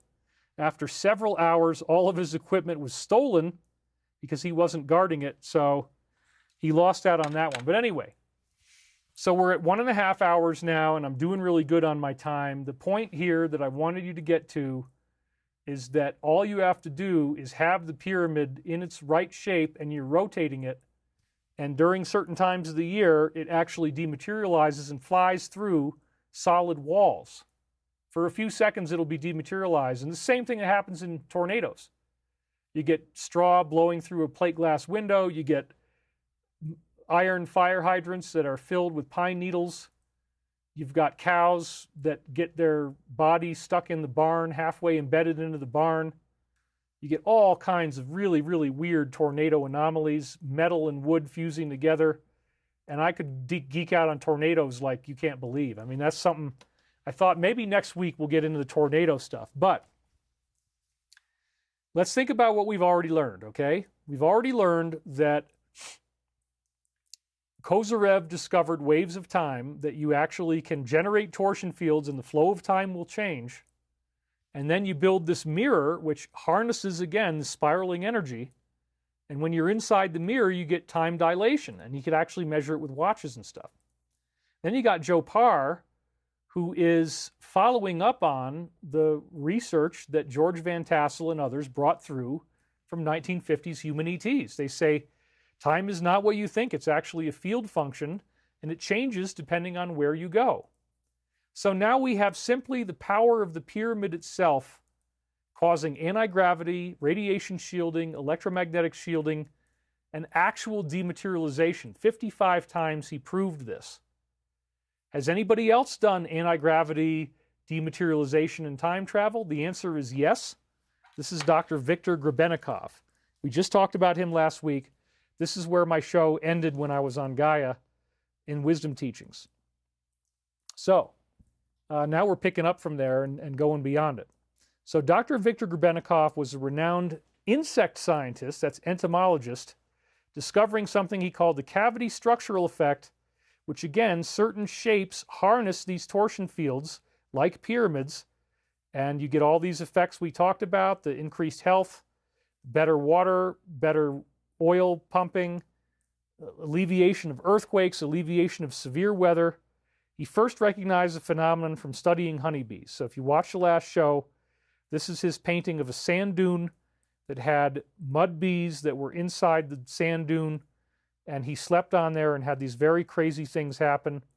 He was feeling strange sensations of dizziness, headaches, heat, tingling, and nausea, and it disappeared when he left the area above the hive. So he took certain samples back to his study, and ultimately he said, okay, the dizziness, the tingling, it's actually like a change in the perception of time. So sure enough, it validated Kozyrev, and you could feel this with your hands, and it would happen with any structure that is built this way. So it doesn't have to be beehives. You could take a bundle of sticks, tie them all together, and he noticed these unusual effects, and it also affected how plants would grow.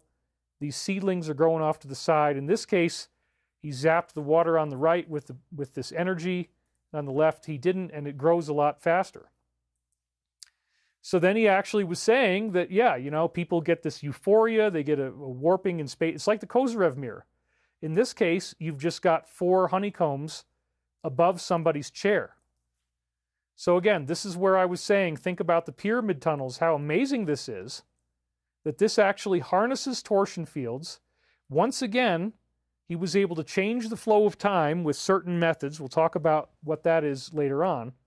And he found that he could hold a little piece of burnt charcoal and build a little pyramid, for example, and you'd get this stickiness from inside the pyramid because you'd feel the torsion fields with the stick, and it would actually like be attracted into the pyramid or into flowers or whatever. He found that you could take your hands and put them in a cone shape and hang a pyramid on a string, and because, again, your hands are generating a torsion field, you're actually creating shape power, you're creating a rotational vortex, and the pyramid will respond to that and begin spinning on its own string. And then this is his diagram of the energy that he discovered the pyramid is capturing, both inside, and you can see there's like an energetic chimney coming off of the top. You can get similar effects just by throwing wheat inside a cylinder like this. So he called this the cavity structural effect. This was the first big thing that he was into. And again, he could feel it coming off of flowers. And this all gets back to the idea that matter, energy, time and space is all ultimately derived from these geometric vibrations. These are the different platonic solids. The cube right now we're seeing, the octahedron, the dodecahedron. These are the basic geometries we're going to be talking about a little later. It's not entirely an accurate animation, but it gives you a sense of the shapes we're dealing. There's the icosahedron. There's your dodecahedron right there. And we're going to come back to those a little bit later. So the really cool thing, if this cavity structural effect wasn't cool enough, the really cool thing is that he discovered anti-gravity with his anti-gravity platform.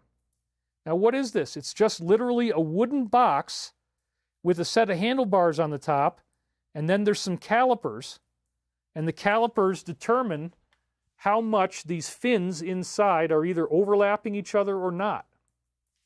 And so you can carry this thing around in an ordinary painter's case, but then apparently he was able to levitate. So if you believe it, this is taken from a high angle. It looks like he's now about a foot off the ground. This is about the last time you can photograph him, because what he discovered was that through this anti-gravity method, he was able to dematerialize. He would disappear, just like the pyramids in Joe Parr's experiments. His craft would disappear. So you might be able to see him just as he starts rising, but the next thing you know, he's going to become invisible, or all you're going to see is like an orb of light. Because this little wooden platform was enough to create that orb or that bubble around him and the entire little platform that he's standing on. All of his atoms, as I said, turn inside out. He becomes invisible, and now he's traveling through space and time with anti-gravity. You could lean, you could steer yourself just by leaning on the platform, apparently. And so, okay, wait a minute. This is so crazy, and you're telling me that this guy did all this with this very, very primitive-looking wood platform that he could fit inside a painter's case, and then all he's got to do is like work the handlebars and work these calipers like you get on a bicycle for the brakes, right? Same kind of deal. One of them apparently generates static electricity, and the other one was the secret. So what is the secret? How is he doing this? Well, he discovered a particular type of insect, the June bug. If you've ever seen June bugs, you look at that thing, you're like, how in the hell is that thing flying? That bug looks so big and so heavy, and his wings don't look strong enough to support his body weight. Well, guess what? They don't. Nature discovered a workaround with the June bug, which has to do with its wing casings, as I said last week. So the really frustrating thing for so long was that Grebennikov would not tell us what wings he was using, what type of June bug he was using. It wasn't until this particular website came out that they actually finally revealed. This is an Italian discussion forum, Exploratory PK, and it says right here, that this is Grebennikov, July 20th, 2011. So now we know that the name of the June bug is elytra. Now, Grebennikov held the name back because he didn't want people to go capturing all these bugs and killing them for experiments. But I honestly, like, we have to draw the line somewhere. I think there's always going to be enough elytra June bugs that we can do this. But anyway, if they're in a swarm, let's say there's a swarm of these bugs, their wings generate anti-gravity. Their wings will push them away from each other so that they don't crash into each other, and the wings actually have some magic natural secret that we don't know about. Nobody told Mother Nature anti-gravity is impossible. There's a natural secret in the wings that causes them to create anti-gravity for the June bugs. So now we actually know this is the way the bug looks if you were to capture one of them. And again, I want to do this with Stavati Aerospace. I want this research done. We got to get some of these bugs. We got to get them in the lab. We got to analyze their wings under the scanning electron microscope. And we got to figure out what the microstructure is that's doing this, and we have to replicate that. So this is a marsh where there were many of these beetles. This is the trap they used to capture them. So it's pretty easy to catch them. You know, they're stupid. But anyway, what happened was that he is an insect scientist. He was playing around with these bugs. He had been taking off their wing casings. He was actually removing them just like this.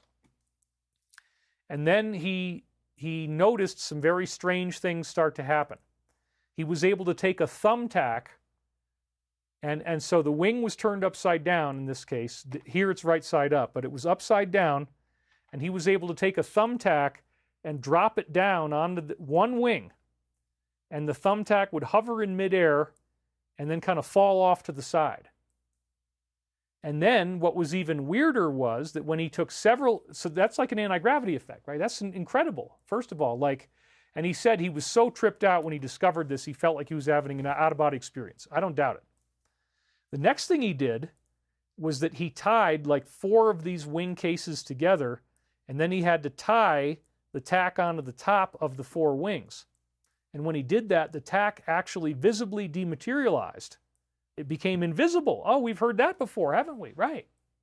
Then when he untied the string, the tack became visible again. Wow, that's the dematerialization thing, like we saw with Dr. Joe Parr.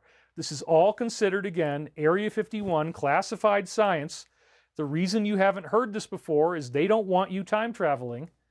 They don't want you discovering that a simple June bug was enough to get him off the ground. So then he starts to think, okay, if I have more of these June bug wings together, could I get larger scale levitation effects? Sure enough, you could bundle a whole bunch of the wings together, put them inside a box, throw things at the box, and it'll bounce off of midair above the box. The object that you throw at the box will just bounce off of an invisible field. So he gets really excited. He said, could I build one that's big enough to create a field that would cover my entire body? So this is what he did in the painter's box. The painter's box is loaded with all of these different vertical layers that have the wings mounted on them. And so here he is. Here's the wings again. That's the underside of the box. This is a very, very important photo because he's showing you how he got something almost like an oriental fan, the pleated folds of how the wings would unfold, and then he would overlap them. This is another important thing. So he has bicycle calipers, and the bicycle calipers determine how much these fins that you're seeing right here either overlap the wings on top of each other or keep them separate. So he'd have multiple layers of wings that would overlap, and when they overlap, you get the anti-gravity effect. So he would crank down on the handlebars, get the wings to overlap each other, he would start levitating, and then he would be able to fly just by changing how his body was weighted on the platform. So these Italians figured out, okay, the bug is called elytra, E-L-Y-T-R-A, and for the first time ever, they were able to look at the wings under the scanning electron microscope. So this structure right here is very regular and geometric. Here it is on a wider scale. That is whatever is causing the anti-gravity effect to occur. So this is very, very interesting because, again, what you have is long tubes, and apparently he said that when you look inside, it's like a 5-sided star, and it swirls like it's actually the star is swirling as it makes the cylinder. So you have cylindrical, pentagonal tubes inside the wings. And then notice also that in the middle of the circle is a needle. The needle is what causes the energy to roll off, just like the top of the pyramid causes the energy to roll off. They even look like little pyramids, don't they? And create this orb. You're creating that orb that causes dematerialization to occur. So you have these microstructures in the wings, so you better believe, I am not kidding. Oh, okay, and we got Kwan Hong Chan, donated 10,000 yen. I guess that's, I don't know, sounds pretty good. Happy Palm Sunday. After ascension from the solar flash, do we rejoin with the divine and become immortal gods, or do we still have to incarnate through lifetimes in other star systems? Ashtar, Charon, and Saint Germain are ascended and immortal. Do we become someone similar? It looks like Richard Whitney might have donated again. Let's just make sure. Yeah, okay, we got that one. Peace, love to everyone. Thank you, David, for what you do. So Kwan Hong Chan, thank you very much. That's incredible. After ascension, do we rejoin with the divine, become immortal, or do we still have to incarnate through lifetimes? We still have to incarnate through lifetimes, and you're going to be a fourth density being now. You don't just become part of God's universe. You still live in a body. Alive and Thriving said reproductive organ symbolism, orgone energy. Right. So yeah, that symbolism, that symbolism is part of what we're seeing here. But again, the important point is that each one of these is creating tiny little charge clusters where the vibrational effect of that cavity, the cavity structural effect, just like Grebennikov noticed with the honeycombs, it's causing these little anti-gravity vortexes to occur. And when you create enough of them all at once, they bundle together, they get bigger and bigger, and the orb is big enough for him to fly with anti-gravity. So you better believe that in my company, if this becomes one of the cheapest ways to do anti-gravity, requires hardly any technology except static electricity and either keeping the wings over each other or not, if we can make a synthetic material that basically does what this does, but doesn't require killing any insects, then we've basically solved the problem of anti-gravity and actually time travel. So this was the little logo that he put on there. Again, it's a logo of a bug. This is one of the drawings that he made of these waves of time that he was experiencing, because he actually did travel through time. So he believed this was the secret of the UFO, that he discovered the secret of their space travel. And again, the calipers, as you can see here, numbers 1, 2, and 3. 1 and 2 are the two calipers he was working to make this whole thing happen. One of them apparently does static electricity. The other one controls how much the wings are overlapping each other or not. Okay? So he's claiming that he was flying over these various residential areas like this on his platform, but that people wouldn't see a man on a platform. They would see an orb of light. Because again, all of his atoms inside that orb have now stretched out and dematerialized, just like the orb around Joe Parr's pyramid. Okay? So here again are just some pictures of it from the Russian museum or wherever it is that they're storing this. It's pretty cool that we still can see the original. The box is gone, but everything else is still there. And again, here's some other parts that he might have been using. There's the original photographs of when it was on the platform. You can see it's a very simple design. I mean, it didn't require a big budget. It didn't cost him millions of dollars to build this. But this is where it gets so crazy, you guys. And it was such a bizarre thing. I'm like, why would this guy be lying? His material was classified by the Soviets. They took a 500-page book. They eliminated 300 pages. They made them classified. They didn't want you to know what the bug was. He was forbidden on pain of death to say elytra, the insect. Because governments want to study this. They don't want you learning about this. They don't want you making one of these at home. And what was so weird about it, and I've been tripping out on this ever since I read this back in like 99 or 2000, okay, is that he traveled by anti-gravity, and this is one of his diagrams of what was happening, and he believed there was some sort of gravitational bottle around him, and he was traveling to go pick up insect specimens. And so this is his actual illustration of what it looked like looking out at the ground from space as he was traveling through the air. Very, very interesting, very strange that he was able to levitate with insect wings with basically no power source other than a little bit of static electricity that he could apparently just charge with his finger. Equivalent to the static of the bug's wings moving. It would create some static. He's flying through the air, and then he would go and get insect samples, but he noticed that all of the trees and the flowers and the vegetation were like 2 weeks ahead. So he's flying to this area where he collects insects, but it appeared that he was traveling forward in time. And then when he would return to the area where he left, the time would restore back to where it was. So, as I said before, he was going out and capturing samples of insects in the future. And then he'd try to bring those samples back through a tube, and this is usually what would happen. The insect would disappear, and you would get this very strange ring, almost as if it was making like a flat two-dimensional portal. So the insect apparently burned up, or it got lost in transit somehow. Maybe its whole body is in that ring now. It all just vanished because it was in a dematerialized state. It didn't materialize back into the tube properly. But then, in certain cases, instead of getting that little burned ring, he would actually have a pupa. So he would find an adult insect, and then he would fly back with it, and he'd travel backwards in time, and it would revert back to a larva. Holy crap, dude. And the specific insect that he did this with was called an ichneumon. So you better believe, I'm like, okay, first of all, this guy, he's done so many drawings. He got threatened by the Russians. Yes, it sounds crazy. What in the world? How could this be possible? I've been on this quest. I've been like a dog on the hunt for 25 years, trying to figure out now, why in the world did this guy travel in time when he got anti-gravity? Well, what did I tell you? When you turn off gravity, you turn off time.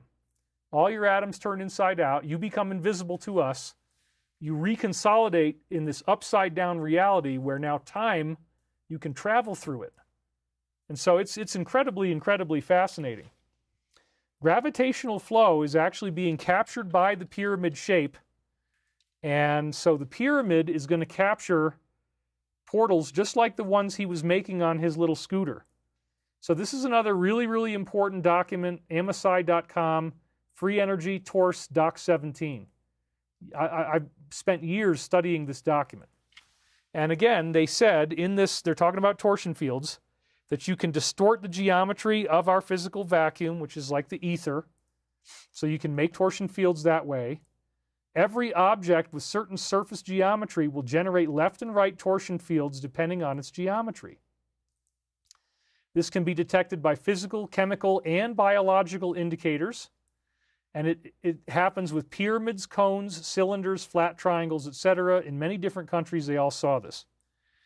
So now I'm going to take you in a different direction. Let's talk again about Ivan T. Sanderson in the Bermuda Triangle. Ivan T. Sanderson was sort of like me. He was on TV. He was famous. He was writing about all these cool things that were going on. Paranormal researcher. He had his own magazine called Argosy. And he actually had enough money that he could travel into the jungle.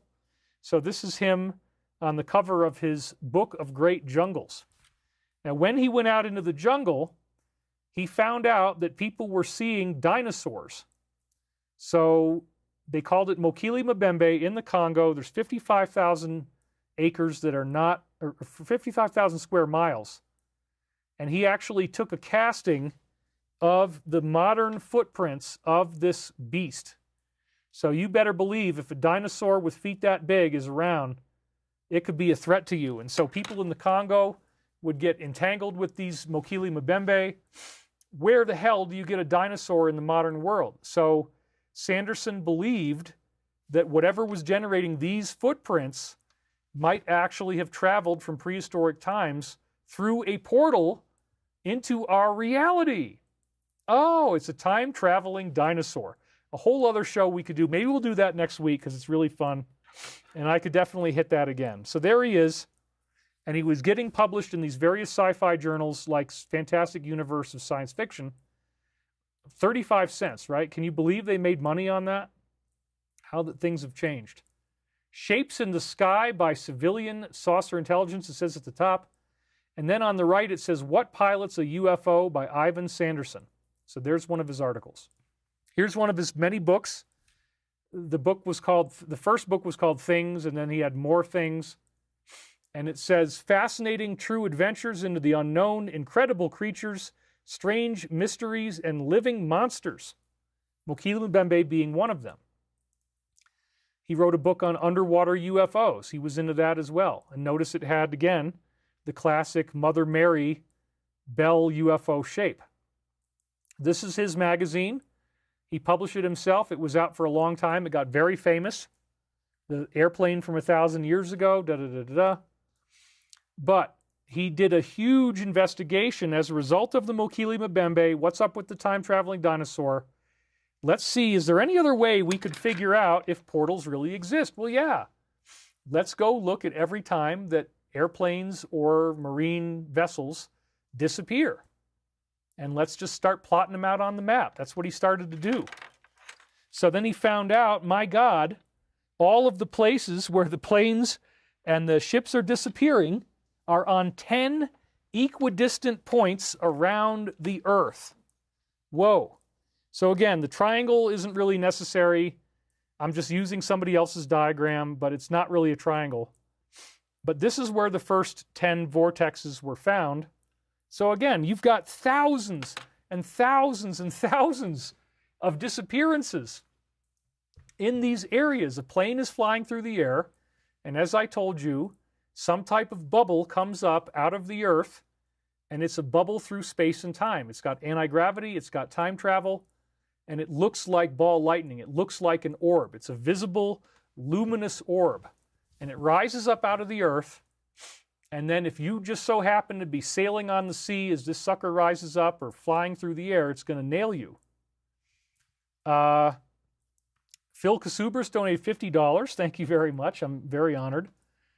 Bet you $50 that John G. Trump enabled his nephew Don on marvelous adventures in the late 1890s. I worked at the John Trump MRI building in Burlington a while. This is a fun topic.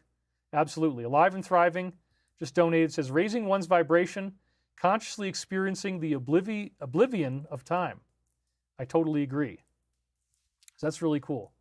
So again, this is the basis of it is that everybody's plane, everybody's ship disappears in one of these 12 points. So what do you got? You got the Bermuda Triangle. You got one off the coast of Rio de Janeiro in Brazil. You got one near Sri Lanka, over there off the coast of Africa. There it is, the one in the Congo where Mokele Mbembe is appearing, is up there on the right in Africa. Look at that, dude. Now you got another one that is right smack dab in the Tibetan mountains where all the Himalayas, all that stuff is going on.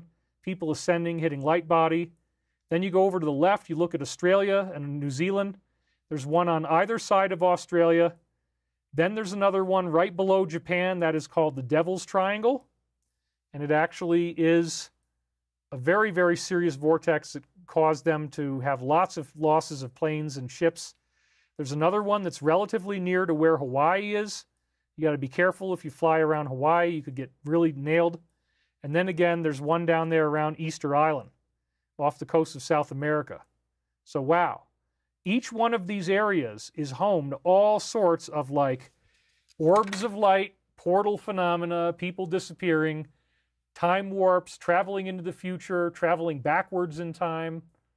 There was a woman who was flying over an island and she saw the island before any buildings were on it, even though it should have had buildings, it didn't. She reported this before she disappeared. And it appears again that even dinosaurs like Mokele Mbembe can travel millions of years through these portals at these spots. Like Mokele Mbembe in the Congo, dude, that is right in the middle of one of those vortexes. So then, as time went on, he said, oh my God, the North and the South Pole also are equidistant, and it forms this geometry called an icosahedron. Whoa! So now we've got the Earth on the right, and we've got the map of where these Bermuda Triangles are. And there's your Easter Island down there on the left, and there's Hawaii up there on the top left. That's the geometry. Now, wait a minute, stop right there. What the hell is going on with the geometry? Well, I hope you've seen this before in some of my other shows. But remember, what does the torsion field science tell us? The torsion field science tells us that we are inside a fluid. You can't see it, but the way that matter and energy itself functions is based on impulses traveling through a liquid, that it's waves, and the waves can be made by your own consciousness, but they don't have to be, right? So what happens when you vibrate liquid? Well, it turns out that all you have to do is vibrate liquid and you get geometry. That's what is so crazy. This is a drop of water, dude. You haven't seen this before. This was like the biggest eureka of all time. This is a drop of water that normally would look just like a muddy glass of water, and then you vibrate it with a pure sound frequency, like do, re, mi, fa, sol, la, ti, do, the solfeggio scale. You vibrate the liquid. What are we looking at here? We're looking at the actual vibrational pattern of the sand in the water. The sand all arranges into a mysterious sacred geometry just by singing the letter A, the note A, A440 or A432, whatever it is, A, B, C, D, E, F, G, the white keys on the piano. If you actually play the white key with your hands and you had your speakers underwater and you had the particles flying around, you're going to see this geometry forming. That's exactly what he's doing. He did it in a very controlled way with a spherical drop of water. All of the sand mysteriously turns geometric. And then what's even weirder, if you haven't already seen this, is that the geometry itself changes its shape depending upon the frequency that you're playing. What is the sound frequency? On the right, you've got the triangle. On the left, you've got the cube octahedron. And these are three-dimensional. So you're already seeing the basic geometries that we've been talking about at the quantum level. This is the same drop of water with the same sand particles at just different vibrational frequencies. And then even better, if you take a larger container that isn't spherical, like a big pan, and then you start vibrating it with sound, you get multicellular structure. So could this be the way that matter is made? Well, yeah. I'm about to show you that. So if you increase the frequency, the geometry of our reality changes. That's how the dematerialization occurs. The actual atoms change. There's a dematerialization out of our reality because, again, the geometric patterns of our atoms will change. And the main thing is, again, that they turn inside out. That's the big, big thing, is to recognize the geometry can turn inside out. I'll explain that in a minute. Okay. So, trying to get all this done in just over 2 hours. I'm getting pretty close. So this directly ties in the fascinating discovery of the amplituhedron, which, as we saw, it is Dr. Nima Arkani Hamed. And this would be the star tetrahedron, or the Merkaba, which is one of those basic vibrational shapes created by vibrating fluid. But wait a minute. This shape right here, according to Dr. Nima Arkani Hamed, is the only thing that really exists in the universe. It's infinitely large. It's infinitely small. It's both the largest and the smallest object because time doesn't really matter. And he has solved all of the quantum physics 90-page Feynman diagram equations. It's 90 pages for each little quark or fermion that you've got, okay? And they take 90 pages to explain why they swiggle that way in the bubble chamber if you're in physics. Well, you can simplify all of the different things we've ever seen in the quantum as all being emanations of this one object that creates all of space and time as we know it.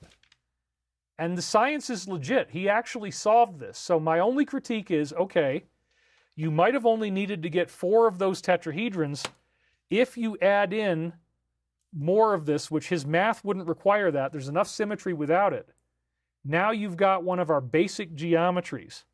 Well, hey, wait, David, that looks a lot like the Star of David from Hebrew scripture. Yeah, they were right. What was the Star of David supposed to represent? It's supposed to represent the original face of God. This is the original face of God, the entire universe fractalized off of one of these. That's what Nima Arkani Hamed's science says. And the whole darn thing he showed you is only made of 4 tetrahedrons, and this is just 2 tetrahedrons stuck together. So I believe this is absolutely correct. And so all of the universe is built off of particles of these, and this is what we would call a photon. So in the beginning, God said, let there be light, and there was light. There is one primordial photon that was created first in the beginning of the universe, and everything else is a hologram or a fractal of that one photon. Isn't that cool?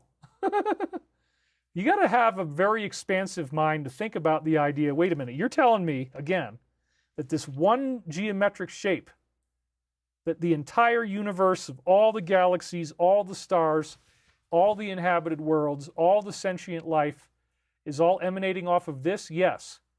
This is the basis of, again, the same thing that the Hindus had in their Aum, this symbol that I've got right here, over here. That's the Aum symbol. You can even see it better on this one because of the reflection. Primordial sound, primordial 7 rays of color. This rainbow color is how it all started, right? This is what we're actually dealing with. The actual science of this physics, that's why I got the Nautilus here. You see the Nautilus, whoops, my God, and I'm going the wrong way. There we go, okay. So I have a Nautilus shell right here, and this is really one of the reasons why we get these type of spirals, apparently, is, again, the waves of time, spiraling waves of light, love, energy. That this is the way growth naturally occurs this way, this Fibonacci spiral. The basic spirals like Fibonacci, square root of 2, they're very, very essential in everything that let's see if I can make that look, yeah, there we go. Boom, okay.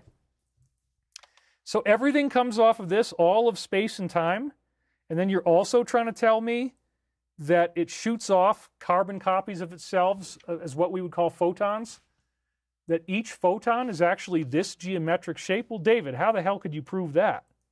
Radek Chopkiewicz, this guy right here, was written up in Cosmos magazine. What shape are the photons? Quantum holography sheds a light. Remember, this is a fluid vibration. The geometry is caused by vibrating a fluid. That's what the universe does. Every light particle looks this way. So there's again, your star tetrahedron, amplituhedron geometry. He said the entire universe is made off of these. And so basically, this would be the first photon that created the whole universe, and then it sprays off a bunch of little guys off of the corners and the lines, and those photons go out there, and then he's capturing them in this system again.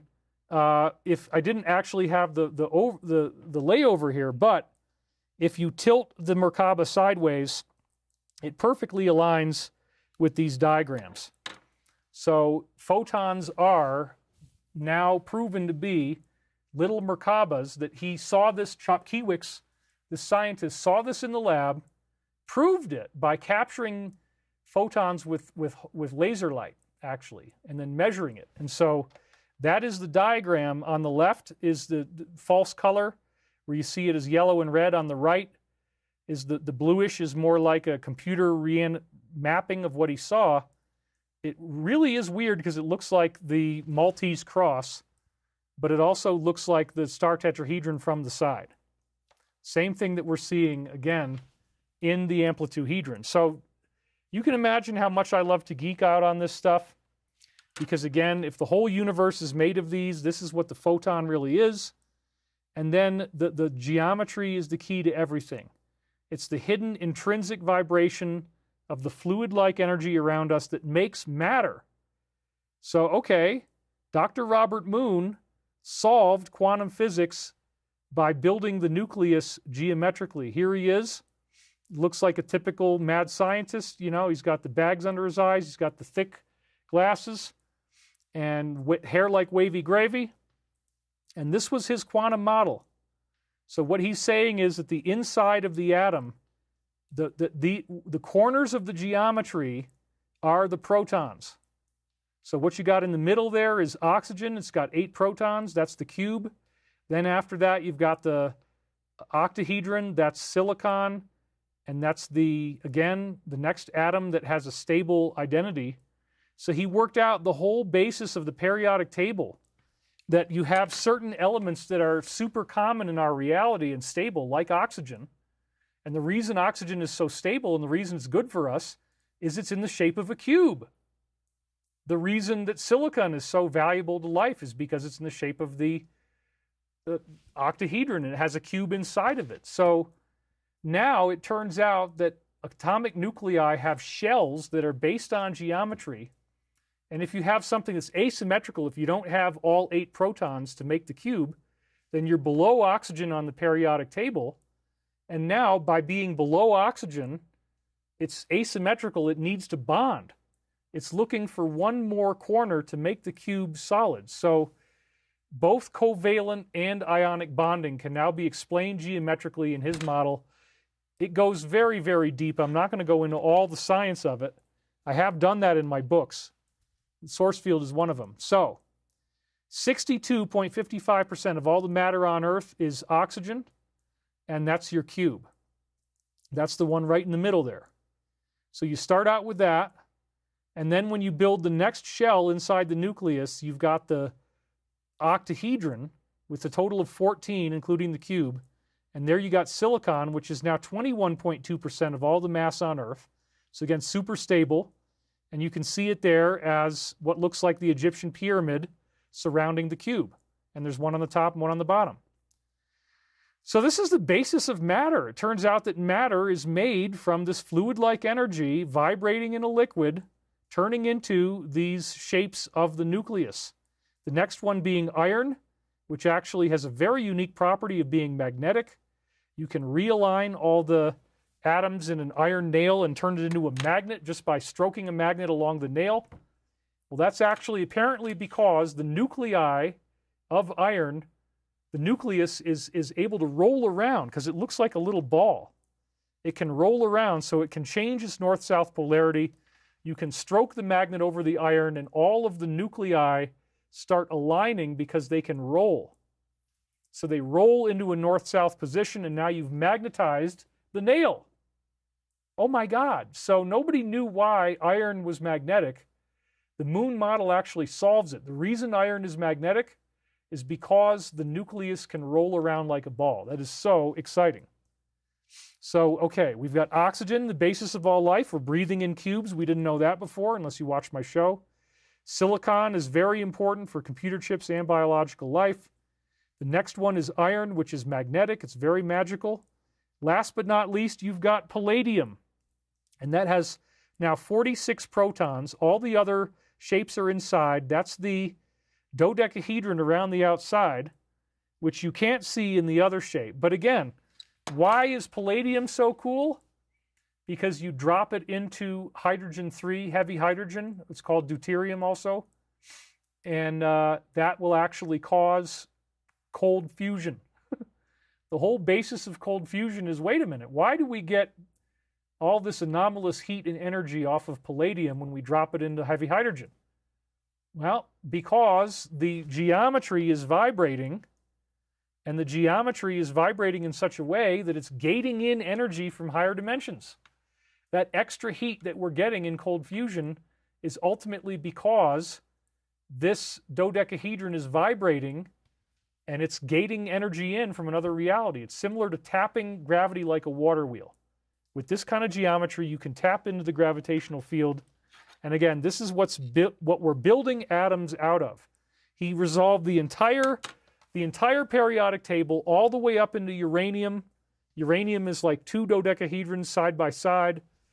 The whole periodic table has been solved. And this guy actually won a Nobel Prize for working on nuclear technology, the nuclear bomb. He was one of the Manhattan Project scientists. So he really got into the study of the atom. What is the atom? And again, this is classified science. They don't want you to know this stuff.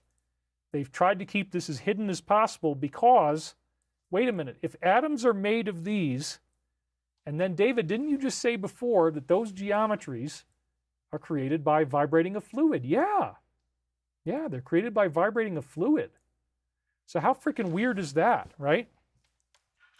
Well, what we're seeing here is that these shapes, when they're as large as the Earth, the plasmoids, the plasma balls, are rising off of its points.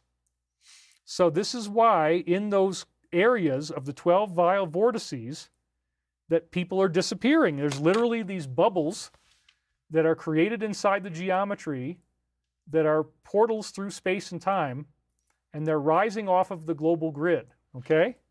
We're getting near the end of this discussion now. So Athelstan Spilhaus, another doctor, figured out that if you model the Earth, its expansion from Pangaea from the beginning, there he is in his office, looks like a great guy, that sure enough, you're going to get geometry.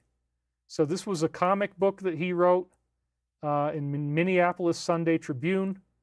This was an experimental city he wanted to build in Minnesota where everything's under a dome. And so the initial geometry that he said the Earth expanded out of was a tetrahedron. So this is one of his own diagrams, and he was a mapping scientist, showing that as the continents broke apart, they did so along a tetrahedron. You fit them all together, you shrink the Earth down in size, and it all fits beautifully together. So where did this tetrahedron come from? This is just one big tetrahedron over the Earth's continents. They all broke up. It's caused by vibration. It's caused by gravity. The geometry itself controls where the continents break. It controls what lines they fragment along as it expands. He then said, and I don't have any diagrams for this, unfortunately, that we went through a cube and an octahedron phase, but now he's got us mapped out as an icosahedodecahedron. And this is really, really interesting. If you look at Spilhaus's diagram here, and he's drawn this dodecahedral shape over the Earth. He took one point in the Pacific Ocean and widened it out to the whole outside of the circle. So the circle, the outside part of the circle before you get to the inner circle, all of that area would be the Pacific Ocean. So you take one point out in the Pacific, you spread it out to become the boundary of the entire outside. Now you've got all the continental mass of the Earth inside. And what are you seeing here? All of the major mountain ranges and undersea volcanic mountain ranges, either on the surface or underground. Under the ocean, they're called ridges, not ranges. So mountain ranges and undersea ridges are all perfectly following geometry. The Mid-Atlantic Ridge, everything. All the broken lines that you see in this illustration represent mountain ranges. And almost all of them are precisely oriented with this dodecahedral, five-sided geometry, sticking Africa in the middle. That is because, again, this geometry is gravitational, and it exerts gravitational force on the continents. It controls where they can go. It controls where the mountains are forming, and so the mountains are forming where the geometry is. This is something that nobody knows about. It's hidden science. And the plasmoids are rising off of this geometry as well, causing the Bermuda Triangle effects. So that's Spilhaus. Okay. So again, Ivan Sanderson started out with 12 locations around the world where all the planes are disappearing, and they were equidistant from each other, as we just said, and it formed the icosahedron. So it starts, again, with the Bermuda Triangle, and we got to remember that this is caused by spherical bubbles of energy rising like soap bubbles or bubbles in a glass of champagne. Across these 10 spots on the Earth, you had the north and south pole. Now you've got the icosahedron. This was another diagram of it. So everything was fine at this point. He had 10 points. And then Russian scientists came along and said, wait a minute, what if we invert the icosahedron? We turn it inside out on itself. We turn it inside out on itself. And then if you see that on the right, that's what you would get. The purple is the dodecahedron. So there's a simple mathematical process called an inversion. And I just showed you that the nucleus of the atom has this geometry in it, right? So yes, atoms can turn inside out. Going from the left to the right, you can have the blue one there. The deep blue one is the octahedron. You turn it inside out, you get a cube. So you could have a silicon atom, but then it turns inside out, and maybe in time-space it now behaves more like oxygen. Somehow everything sticks together and the universe works. It's a Goldilocks principle. In the middle, you have the tetrahedron. You turn it inside out, it becomes the star. It goes upside down like the Star of David. And then on the right, you've got the green, which is the icosahedron. You flip it mathematically inside out, and you get the dodecahedron. So it turns out this is exactly what you need to know to solve the Earth's global grid. It's not just the 12 points. There's actually more than that. So this is just showing you how the two geometries fit together. These three scientists from Russia, Goncharov, Morozov, and Makarov, and everybody laughs when I say that in front of an audience, they found that all 3,300 pyramids, stone circles, Stonehenge, fits on this global grid, and here they are. They're holding the map. All they had to do is take Sanderson's original discovery, flip it inside out, and then lo and behold, they've got the icosadodeca grid. And it turns out that anywhere on this grid, not just the Bermuda Triangle points, any of the circles that we've drawn on this grid are places where planes and ships can disappear, places where plasmoids rise from inside the geometry itself. And remember, the geometry is sculpting the volcanic ridges. It sculpts the volcanic development of Hawaii, the great red spot on Jupiter, the great dark spot on Neptune. Sunspots don't go above 19.5 north or south. Cloud bands on Saturn right at 19.5. That's the tetrahedral latitude. So this is like something I've talked about quite a bit. And it's incredibly fascinating because the science is just so deep. It has so many layers and so much complexity that you found this entire grid just by measuring where planes and ships disappeared. So again, how does this work in relation to the Great Pyramid? Well, the Great Pyramid is built in Africa, right in the center of the entire global grid. Grid node number 1 is at the Pyramid of Giza. The entire Earth's grid of these geometric lines that make up the mountain ranges and makes up where the portals occur, the navel of the entire Earth's grid is right where the Great Pyramid is. So you can imagine how excited I was as all this science came out, and we're now learning from ground-penetrating radar-type technology that we have spiral tunnels that extend 2,100 feet below the surface of the Great Pyramid. So now it all makes sense. This is the same thing we saw with Grebennikov and shape power, the same thing we saw with Joe Parr and pyramid power. They have built a machine that takes the energy from the ground and harnesses it through these spiraling tunnels so that the pyramid effect is even stronger. And let's talk about that a little bit more. So these are some illustrations of the tunnels, as I said, and we might even have to do a show number 5. I'll talk about tornadoes and all that kind of stuff, and we'll discuss this again next week. But the really cool part also that I found so fascinating is that these tubes extend down into 2 gigantic cubes that are actually rooms that are 80 meters tall, and a meter is 3 feet. So we're looking at like 360-foot tall room. Whoa, that's gigantic. And it's that far under the Earth? Yes. So this is from the actual ground-penetrating radar study that I've now been talking about every show since it came out. And look at this. There's 2 cubes under each pyramid, and they are creating through shape power. What are they creating? They're creating cubical energy. We saw that the geometry is a vibration of liquid. You can create this same geometry just by vibrating liquid. So yes, when you create cubes under the pyramid, they're going to resonate, and they're going to create, during those certain magical times of the year, when, as Joe Parr said, the orb would be created, they're going to create a multidimensional giant orb. The cubical geometry will cause them to naturally form during those certain times of the year when we go into these proper energetic conduits. And then remember, they rise in the opposite direction of gravity. They're actually in time-space, so they travel in the opposite direction of the normal gravitational flow, like bubbles in a champagne glass. So you're creating them with these giant cubical rooms, you're creating these bubbles, and then you're coercing the bubbles to rise through the tubes up into the pyramid. Now, if you hadn't already seen this, the cubes actually look exactly like the tesseract, which is the same thing I was just telling you about. It's geometry that folds inside out on itself.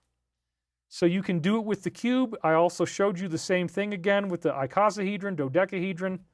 This is the basis of what your atoms do when you travel through a portal of space and time. They are turning inside out exactly like this. The inside becomes the outside becomes the inside, and all the rules of space and time get turned upside down when this happens. So you're literally creating that vibration that causes this to occur in plasma balls, and they're being formed by shape power. The tubes are then causing them to route up to the top. And again, this is the key to multidimensionality. Each of our platonic solids that makes up the atomic nucleus can actually invert and turn inside out. So now we know that the pyramid is actually using shape power from those cubes deep underground to create and harness and capture time portals. And how you use them inside the pyramid is beyond what we can do now. But believe me, certain times of the year, it's going to work. So the study that, again, found the pyramid tunnels was in Remote Sensing Journal. They used synthetic aperture radar, Doppler tomography. And we can also see the really weird thing, which was that when the study was first published, this was right when the Michael Prophecies first came out, late October 2022. I actually released the Michael Prophecies in mid-December 2022. So it was published October 19th. So this was less than 2 months before book 1. So this is a very, very exciting thing that we've tapped into here, folks. And you can imagine how that excitement has carried me through. So you got to understand that from the very beginning, when I saw this discovery and I saw, wait a minute, there's tesseracts under the pyramid. Are you freaking kidding me? They built giant tesseracts that are going to create these orbs, these portals, and then they're harnessing them and keeping them in line with these big, big tunnels so that the tubes guarantee that the vortex is going to rise right up into the pyramid, where they can then use its portaling through space and time to work. So that is another big, big level of the pyramid mystery that has now been solved. It is a unified science of the geometry that is caused when you vibrate a fluid. That geometry is the basis of the time portals, right? Because again, Ivan Sanderson said, where are all the ships disappearing? Oh, it's an icosahedron. Why is that? Well, because it's a multidimensional geometry. It's a multidimensional geometry that makes the mountain ranges on Earth. It makes the atoms and molecules in our reality. And it also has little orbs that rise off of it. They rise vertically, and the pyramids are capturing them. So now you know more of why I got so incredibly excited about this. And I said, well, you know, it's going to take multiple episodes to explain to you, my friends, why all this stuff is really working and what's really going on. So now we're at the point of going into the time loops. And again, the Michael time loops, once again this week, are going to totally cover all of this interesting science. All of this weird stuff is all in there. And in the meantime, we're going to bring up the turkeys once again. So I think what we're going to do here is, let's see, what are we going to do? Yeah, I'll just show you the new turkey video once again, because I haven't had time to do anything else. So we're just going to go outside now. You and me are going to go outside. We're going to relax a little bit, just breathe and take in this enormous volume of data that I gave you in 2.5 hours. And just really meditate on it. Meditate on the fact that as you breathe, you're breathing in cubes. That atoms and molecules are made of this stuff. And it's based on the same geometry as the photon. Yeah, Alive and Thriving is right. It's the pyramid and tubes are just like the wings of the June bug. You got it. The wings of the June bug created anti-gravity and time travel. The pyramid will create anti-gravity and time travel as well. It's very, very interesting. Mayan Mountain says, 1 sock cutter, he cuts socks. 2 sock cutters, they cut socks. You're trying to get me to say suck. I know what you're trying to do. I'm not going to do it. Anyway, I can cut socks, but I'm not going to do the other one. That's just not going to happen. Nathan Nall, David, these messages are what humanity needs. You are very knowledgeable and so incredibly fragile. I don't think I'm fragile, dude. I mean, it's, you know, did you get Monica's oil portrait, says Marianne Reese? I don't know. I guess not yet, but I got to open up some more mail, so thank you for sending that. And again, 7 Geometric Forms sent me this amazing sizzle jacket. Captain Solo, thanks for the weekly videos. I've learned so much from you. Did you ever see the movies They Live? Yes. And Mission to Mars? Yes. Which was a fictional movie about the face on Mars. Exactly. I mean, honestly, knowing that I've been reporting on this technology, that I reported on the insect wings, that I reported on the cavity structural effect, the honeycomb effect, finding these tubes under the pyramid with tesseracts at the bottom, literally making the time-traveling Bermuda Triangle type geometry so that the funnel of the pyramid, the effect of the funnel, captures those little soap bubbles in the middle, pyramid, fire in the middle. It's got to be some of the most gosh darn exciting stuff. Because again, where this relates to ascension is that the sun is going to start producing these portals through space and time. The sun is going to release an enormous, incalculable number of them all at once. So instead of capturing them in a pyramid, instead of generating them with shape power, the sun itself just belches out a whole bunch of these, and the whole rate of time, the whole rate of the way that time flows changes, and it activates the unseen potentials of our DNA. I just could have never imagined that when we found out that there's something under the pyramid, that it would fit in so well with the science that we talk about week after week, a science that literally creates portals through time. So maybe we're going to do a show next week where I'll get into the science of time portals. We can talk about Russian science, Terletsky quadrigates, which are basically showing how gravispin flows into electromagnetic, which is light. So these objects do give off light. It also explains the fish falls and frog falling mysteries. If one of these portals comes out of the ground and it captures fish in a pond or frogs, and then it rises to a certain height and then it loses its strength, and the bubble disappears and all the fish fall down, now you've explained that mystery. So we start connecting all these dots, and the 1950s ETs said that time is a field function that flows differently in different areas.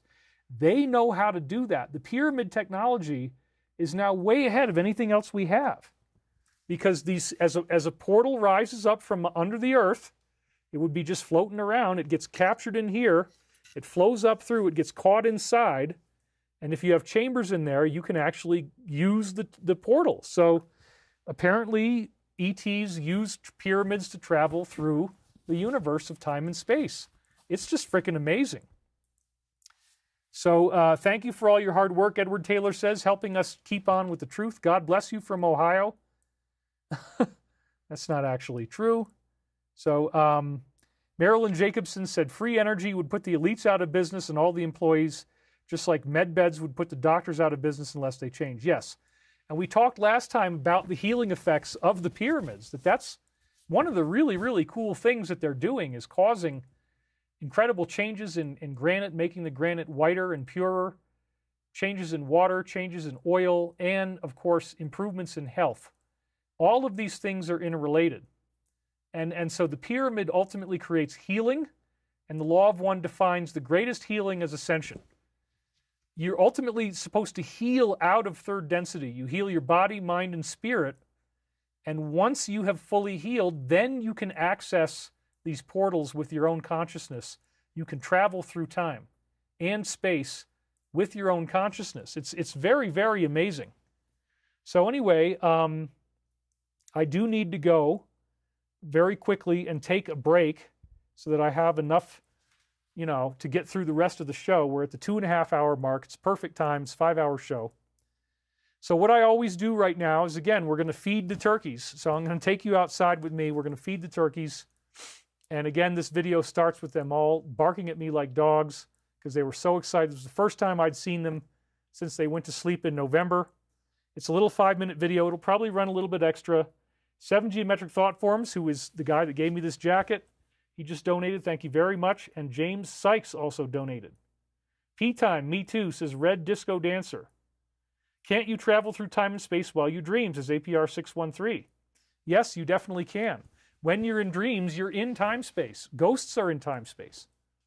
So this reality does exist. If you flip over into this reality, it's very real. If you turn your atoms inside out and you enter that reality, you're in a totally different reality.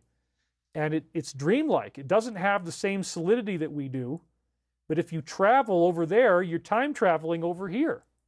We could also talk about the Nazi Bell program, the Nazi UFO program. And they called that program Kronos. That's in Hunt for Zero Point by Nick Cook.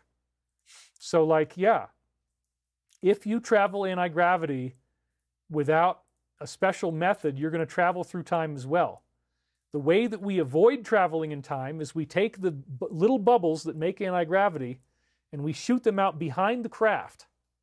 But if your entire craft is engulfed inside the bubble, you will travel in time, and we can't let that happen. So Chris Beskar, the CEO of Stavati Aerospace, who again designed this and other designs, the secret job that he was given was how to build anti-gravity without time travel. That's the problem.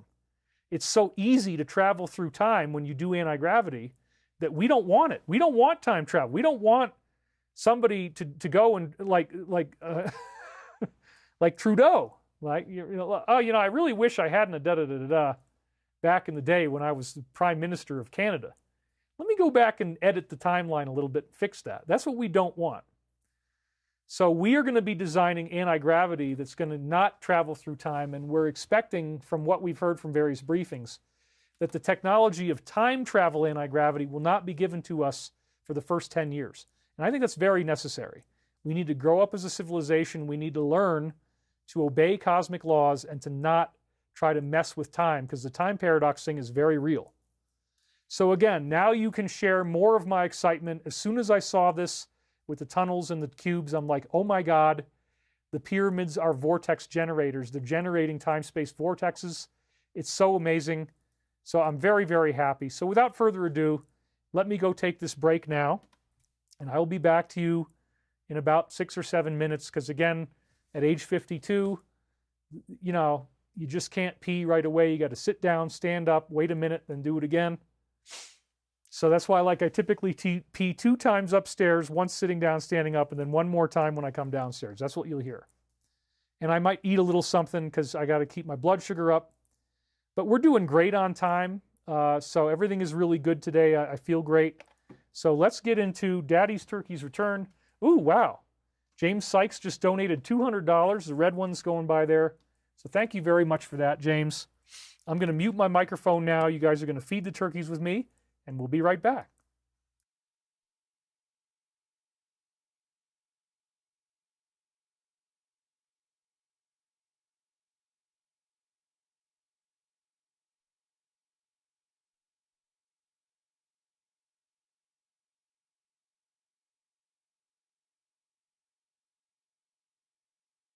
Okay, so now the microphone is back on, and let's roll the clip. Here we go. Boom. All right, we've got 2 male turkeys who just showed up. And here they are.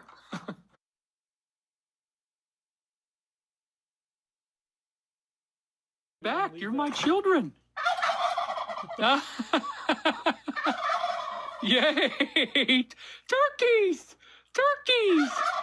Turkeys! Yay, you're awake and you're alive. Turkey. All right, I'm coming, you guys. I'm coming. I'm going to feed you guys. It's going to be so awesome. Let's get that done. Okay, we're going to get it done. Oh, yeah. Okay, we've got a huge outpouring of turkeys today. Turkeys! This is the biggest flock we've seen yet. How many we got? 2 males. 1, 2, 3, 4, 5, 6 females. So we got 8 turkeys. We'll feed you guys, okay? Whoa! Don't worry, Daddy's coming. Daddy's coming, turkeys.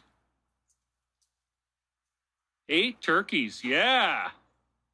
Okay, guys, here we go. Okay, we got 8 turkeys, and we're now on round 2 of feeding them. Hi, turkeys. You guys are so awesome. You're like my own little family here. Oh, you dug out all that right there, didn't you? Look at this. Look at this. It's okay. It's okay, turkeys. They're barely hungry. Some of these turkeys probably have never woken up before. The males got out first. Yay, look. Yay. And there's a big pile of it right there if somebody wants to jump in. See, they're happy. I take care of them. Everything's good. They're very, very happy right now. Yay! This is really interesting. They just found a whole bunch of friends and they brought their friends out late at night for dinner. It's like 5:45 p.m. They're not even usually out this late, but they're here now. So this is really cool.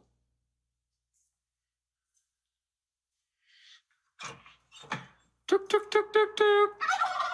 Yay, look! Hi, turkeys! Hi! Oh, yeah, you got a big tail? Look at that. You guys want some food? Yeah, we'll give you some food. Don't be scared of Daddy. All you have to do is just... Oh, how many do we have here? We got 1, 2 in the back, 3, 4, 5, 6. Yeah, we got our 8 turkeys again. Okay, guys. We're going to get you some food now. You just stay put, and we'll maybe film a little more once I got it. Okay, here we go. Hey, turkeys, look. Look at what I got.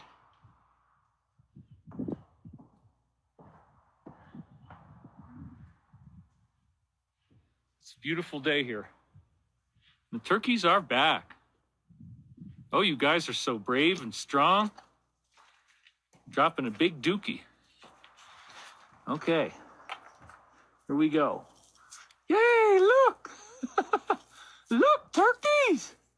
They come running like little children. You see that? Yay! Yay, turkey!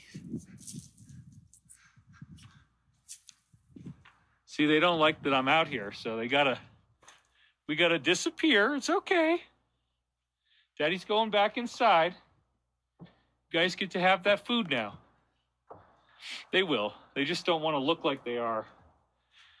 See, this is the big thing with turkeys. They don't want to be seen as needy, so they're all leaving right now. But they'll be back in just a second, as soon as we stop. All of my turkeys just showed up. Hi, turkeys. I'm going to put out some food for you guys. I'm trying to act like you're not interested now. Y'all just gonna run away from Daddy? Don't run away, turkeys. Got 1, 2, 3, 4, 5, 6. Yeah. You see all you guys. Okay, I'm gonna put some food out for you guys, but I just wanted to get this on film. It's the last part of our video. This is the day before our next show. All right, we've got 2 male turkeys who just showed up. And here they are. And they're hungry. Hey, guys. It's Daddy. You're back. You're my children. Yay!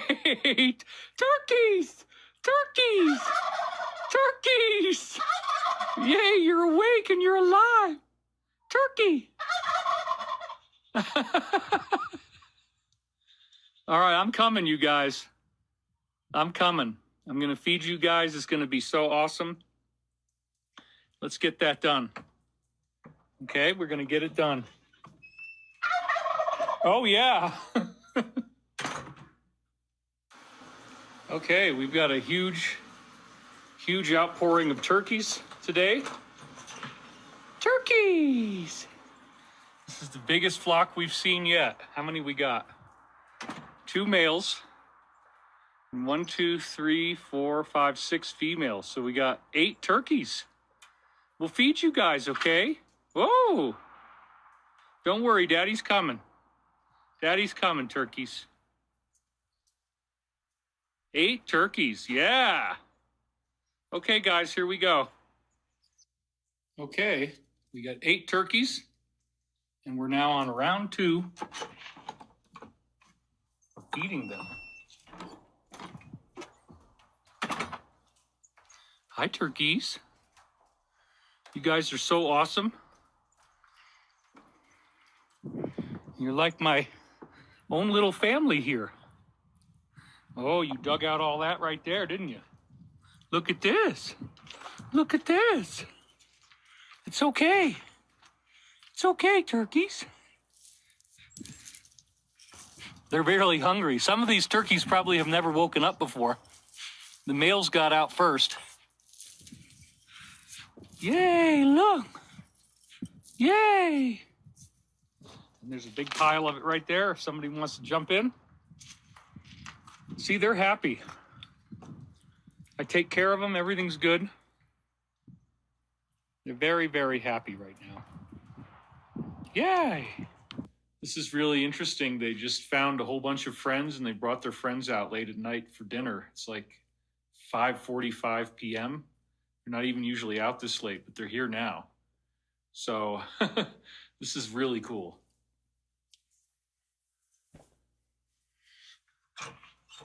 Tuk, tuk, tuk, tuk, tuk. Yay, look. Hi, turkeys. Hi. Oh, yeah, you got a big tail. Look at that. You guys want some food? Yeah, we'll give you some food. Don't be scared of Daddy. All you have to do is just, oh, how many do we have here? We got 1, 2 in the back, 3, 4, 5, 6. Yeah, we got our 8 turkeys again. Okay, guys, we're going to get you some food now. You just stay put and we'll maybe film a little more once I got it. Okay, here we go. Hey, turkeys, look. Look at what I got. All right, well, anyway, you guys saw this stuff, so...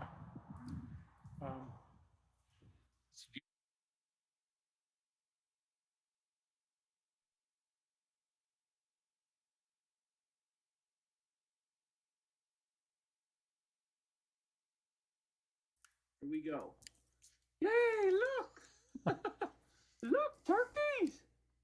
All right, and here we go. So thank you guys for giving me the time to do that. It's a very critical part of the show. And as you probably know, Edna Karinsky just donated, and she says, David's feathered offspring are so darling. Thank you very much. All right, getting right down to business. The next part of the show is the Archangel Michael time loops. So again, when I was living in a barn in Virginia, below the Mason-Dixon line, and below the line of cigarettes, ham, fireworks, and bacon. Come on up, y'all. Come on. Come on out to the store. We got the pig farmer's hair. We got your cigarettes, hams, fireworks, and bacon. You go, come on in now. Come on there, little guy. You come on in here. You want to play with fireworks, son? Well, you tell your mommy and daddy you going to buy them fireworks right here. We got M80s. We got cluster bombs. We got all kinds of things that the United Nations, NATO might say we're not supposed to have. Well, hell, come on in, boy. Come on in. We're going to sell you some fireworks. Woo! They're going to light you up like ain't nothing you've never seen before. Come on in, get your cigarettes. We got Pall Mall. We got Old Gold. We got Tipperillo. We got Virginia Slims 100s. We got Marlboro. We got Vantage. We got all these wonderful things like Swisher Sweets. We got Kodiak, Copenhagen chewing tobacco. Come on in, boy. Make yourself at home. Cigarettes, hams, fireworks, and bacon. Woo! Yes, sir. Cool hat. People say cool hat. I had to do a little something for you guys. I'm sorry. Hasn't been quite as much of a... Oh, what the hell is that thing? Some particle inside the cowboy hat that has infected my face. Let's see here. We got to get this hair looking... I want the hair working for me and not against me, you see? Imhotep donated 5,000 CZKs. I hope that's a lot. I'm just joking, just joking. Recent days during my dieta with psychedelic medicine, I had a profound experience of shamanic death. Also, that's intense. I had visions of our bright future, and I received correct information on the timing of the great solar flash. He thinks it's going to happen on November 5th. Visible as 8 waves of white light similar to the aurora borealis. Marian Chenek. Okay, well, we'll put that on the board as a solar flash prophecy. Well, if he gets to turn out to be true. Whoops, hold on. All right, so I guess somebody said no sound. If you only had one speaker on, you might not have been hearing me. The audio went to the right ear. Yeah, sorry about that, you guys. I just fixed it. I'm sorry I didn't catch that. These things do happen. But you got your Texan in one ear at least. Cigarette, ham, fireworks, and bacon, son. Come on in. Step right up and get yourself a prize. We got every daggone type of cigarette, ham, firework, or bacon you could ever want. I love it. Okay, so I fixed the sound. You guys can stop freaking out about the sound. It is live, so if I ever was going to fix this in post, I would just take that sound and put it in both channels, you know, take the original source audio. Gina's Musings just donated. Google's quantum core cracked the omega pattern, and during experimenting, they distorted Earth's magnetic field in the last couple of weeks. Woo! That sounds crazy. Tim Tarabochia, aren't some UFOs like at ESETI Ranch actually archangels? Yes, probably so. I mean, we're kind of figuring out like, okay, you know, these beings have been here for a long time. They never really left, and they mean business. And ascension is their business. And they used me to do this Michael prophecy stuff. And it is absolutely dazzling what has been going on, you guys, because every single week, regardless of what I do or don't do, regardless of how happy or terrifying and miserable my life is, and it's been both extensively, okay, you know, this week has been pretty good. It started out really, really badly. We had some very, very bad news that started out the week, but it actually has all worked out beautifully, and I'm really, for the first time, feeling like we're in a really good space with lawsuits and stuff like that. There's nothing actively going on, which means probably another one is about to happen. But anyway, when I have been going through my ups and downs, I come back to the Archangel Michael readings, which again started out in 1996, and I have them on tape here. This is from 1999. So there's a total of 21 tapes that I dictated back in 1999 in this case. We're now going into the month of March 1999. Now at this time I was overworking myself. I was doing, you know, daily construction labor in the barn, building electrical conduit, drywall, you know, plywood, framing, everything. We were doing all kinds of stuff. And I learned a lot about being a carpenter's helper and skilled labor from this position. But I started to do a lot more of it, and I wasn't, and then we had this whole problem with Marcia, this girl who shows up, and it turns out that she just kind of wanted to play with my emotions. So it would seem. She certainly didn't see me as any great option. She was able to totally like mess with everything that was going on in my community. So this was where all that stuff, I was under a lot of pressure, so I wasn't really doing readings as much. We're probably not going to have any readings this week, but it depends on how far I can get and where I need to cut it. But anyway, what we do have this week is dreams that I was having during this time of the first 2 weeks of March, roughly. And they're highly prophetic of everything that's going on right now. And this gets back into what we talk about on other weeks about the alliance, that there is this group in the militaries around the world, including the U.S., that is very actively working to teach you something that is going to rock your socks off, which is, wow, the evil in the world was much, much worse than they told us, and there was far more involvement than we were ever led to believe, if anybody even believed it was there at all. It's a very, very strange thing. It's like the whole world turns into a bad horror movie or an episode of The Blacklist which I've still been watching. And they actually criticized me about watching Blacklist in the time loop, incidentally enough, because of the violence of the show. But, you know, everything on TV is violent. If you're going to watch a TV show, you're going to watch something violent, for the most part. There's a few exceptions, but there's probably not anything I'd be interested in. There's some documentaries, maybe. I don't usually watch very much, but anyway. The Alliance is as serious as a heart attack, and, you know, almost everybody agrees with me. It seems like we really only have one person who's doing trolling, who is organizing a group around himself. Other than that, I don't see any sign of any real opposition at all. If people give me a chance and they don't intrinsically come in thinking they hate me, and they just listen to what I have to say, and you connect the dots for yourself, not only do you realize that there's something very evil going on that has to be stopped, but you also realize that we have not been left alone. The military was aware of this with Howard Hughes since the 1950s. In addition to funding the Integratron, he also funded and started the Alliance. And this was greatly enhanced by the visit of a human ET called Valiant Thor, showed up in the Pentagon beginning in 1957 and hung out there for 3 years, developing what we now call the plan. So that's the final section of the show. But the time loops from 1999 are talking about the plan in the present and giving us all the details of what we're about to learn as a planet right now. And it has remained remarkably consistent from last September.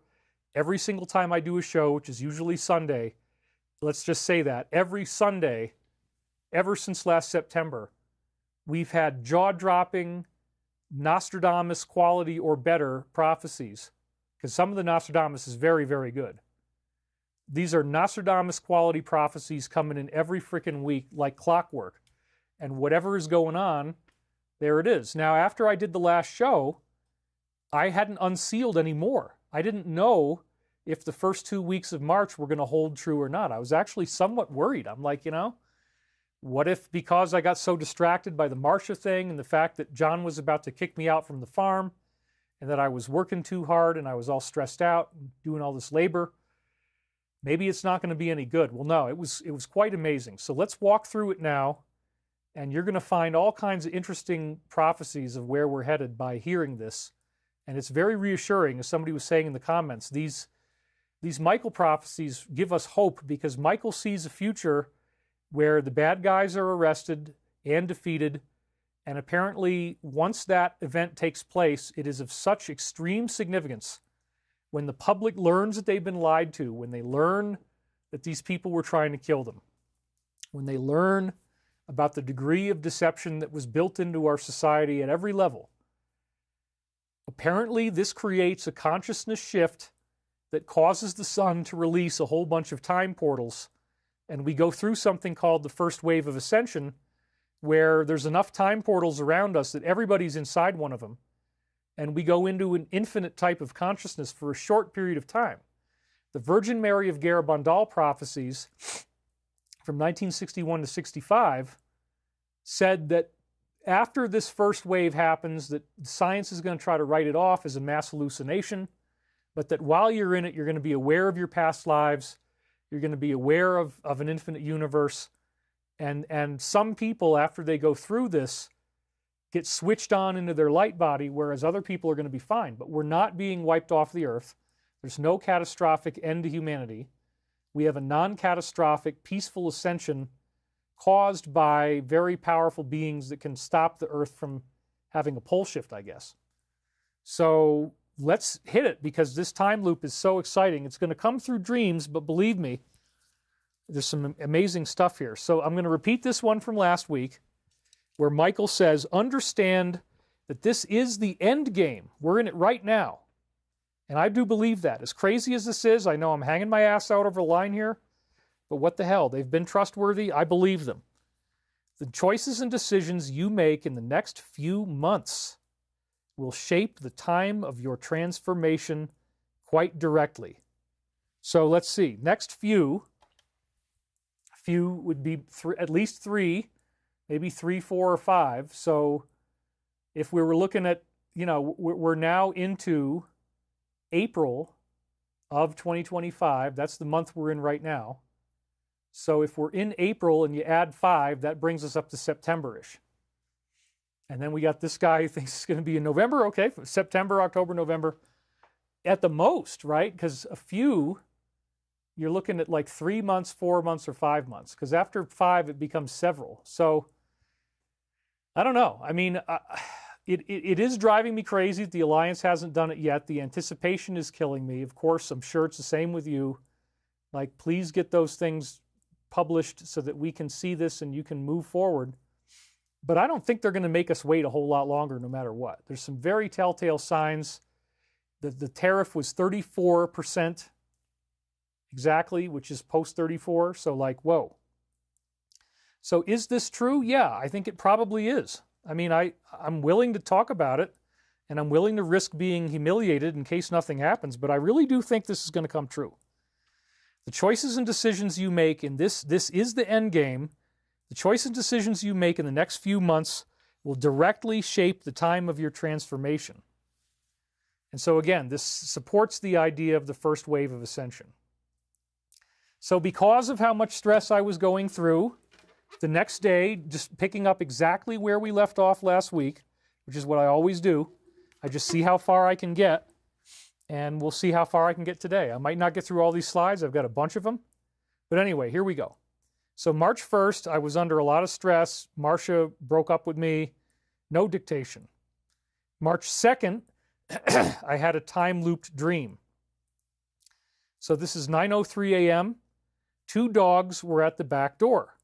One of them looked like a black panther. Oh, we know who that represents. If you've seen the show before, former president. That's, I think, what we're talking about here, and the Alliance keeps mentioning him in the slides. This was a huge animal. Both of these animals were completely covered in filth. They looked predominantly like dogs. But again, one was a dog, one was a black panther. So they were totally rolling in the mud. That's a symbol of carnal forces, symbol of the negative. And then the panther actually turned into a dog. So then they just became 2 dogs. They were both at the door, and they were trying to get into the house. Now, you notice what I did with the word house, how I capitalized it? Yeah, that's the dream symbolism here, that they want to take back control. And again, the Black Panther should be pretty obvious who we're talking about here, because the dreams have already used this metaphor before.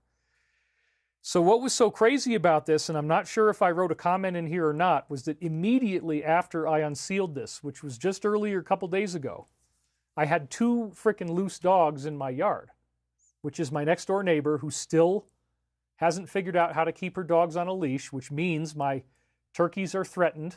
There's active predators running around on my land that I don't want. So loose dogs are really going to piss me off. So that's the first time I'd seen 2 loose dogs right up in front of my house. Was immediately after I read this. I'm literally reading this, and I look outside, and there they are. And that freaked me out. And I'm like, whoa, this week's time loops are off to a great start. So there you go. That's how it began. So the Black Panther is trying to get back into the house. Oh, there they are. Yep. That was the 10th. Both of my neighbor's dogs loose in the driveway, and it bothers me because it scares the turkeys. The panther was really, really salivating. The saliva was just pouring out of his mouth, and it actually looked quite hideous. So as I said here, Archangel Michael uses this metaphor to symbolize you-know-who in other dreams, and I think the message here is that they are so angry, they want revenge, they're willing to do anything. And it's actually quite scary because, again, they were covered in filth and the saliva was just pouring out of his mouth. Earlier along in this dream, I was back at my friend Jim's house. He's the one who had known the best friend of Casey's. He was the best friend of Casey's secretary, rather. There was very large sound equipment in the room, large enough he couldn't walk into the attic. He was telling me how much he would love to go up there, sit in the chair, turn it on, and listen. And for some reason, I said, I would love to do that too. So I believe that because sound represents music, represents spirituality, that very large sound equipment represents the big moment of truth that we're getting ready to have. Mark Voidwalker, Black Panther symbolism. Keep up your amazing work. Yeah, so I think the Black Panther And the black dog definitely represented the DS. That's obvious to me. So we're seeing a metaphor of the way they're behaving right now, that they want to get in. They want that control back, and they're willing to do anything. But then the sound equipment is describing that there's going to be a big announcement to the world. There's going to be a big spiritual event, because music and dreams represent spiritual something. So if you have a huge stereo, that means there's going to be this outburst of amazing spiritual music on earth, which is how they see it when these evil people are finally stopped. And I do too. So it's a great metaphor. We're all going to want to celebrate and play music once we finally get through this war that most people don't even know is happening. So Jim had a fireplace with 4 panes of glass around it, and the fire inside looked like it was made from little ingots that were holding boiling hot liquid. This appears to be prophetic of how the work the Alliance is doing right now is literally like transferring nuclear fuel rods. It's so sensitive, it's so dangerous, everybody can criticize them, whatever. They're doing it. The hot liquid indicates boiling anger, and it is a symbol of manufacturing, like what we're going to do with Stavati when you're casting something. The 4 panes of glass surrounding the fireplace could also represent the pyramid, because the pyramid was surrounded by a perfect square of glass, and there was a fire inside. What does pyramid mean? Pyre amid, fire in the middle.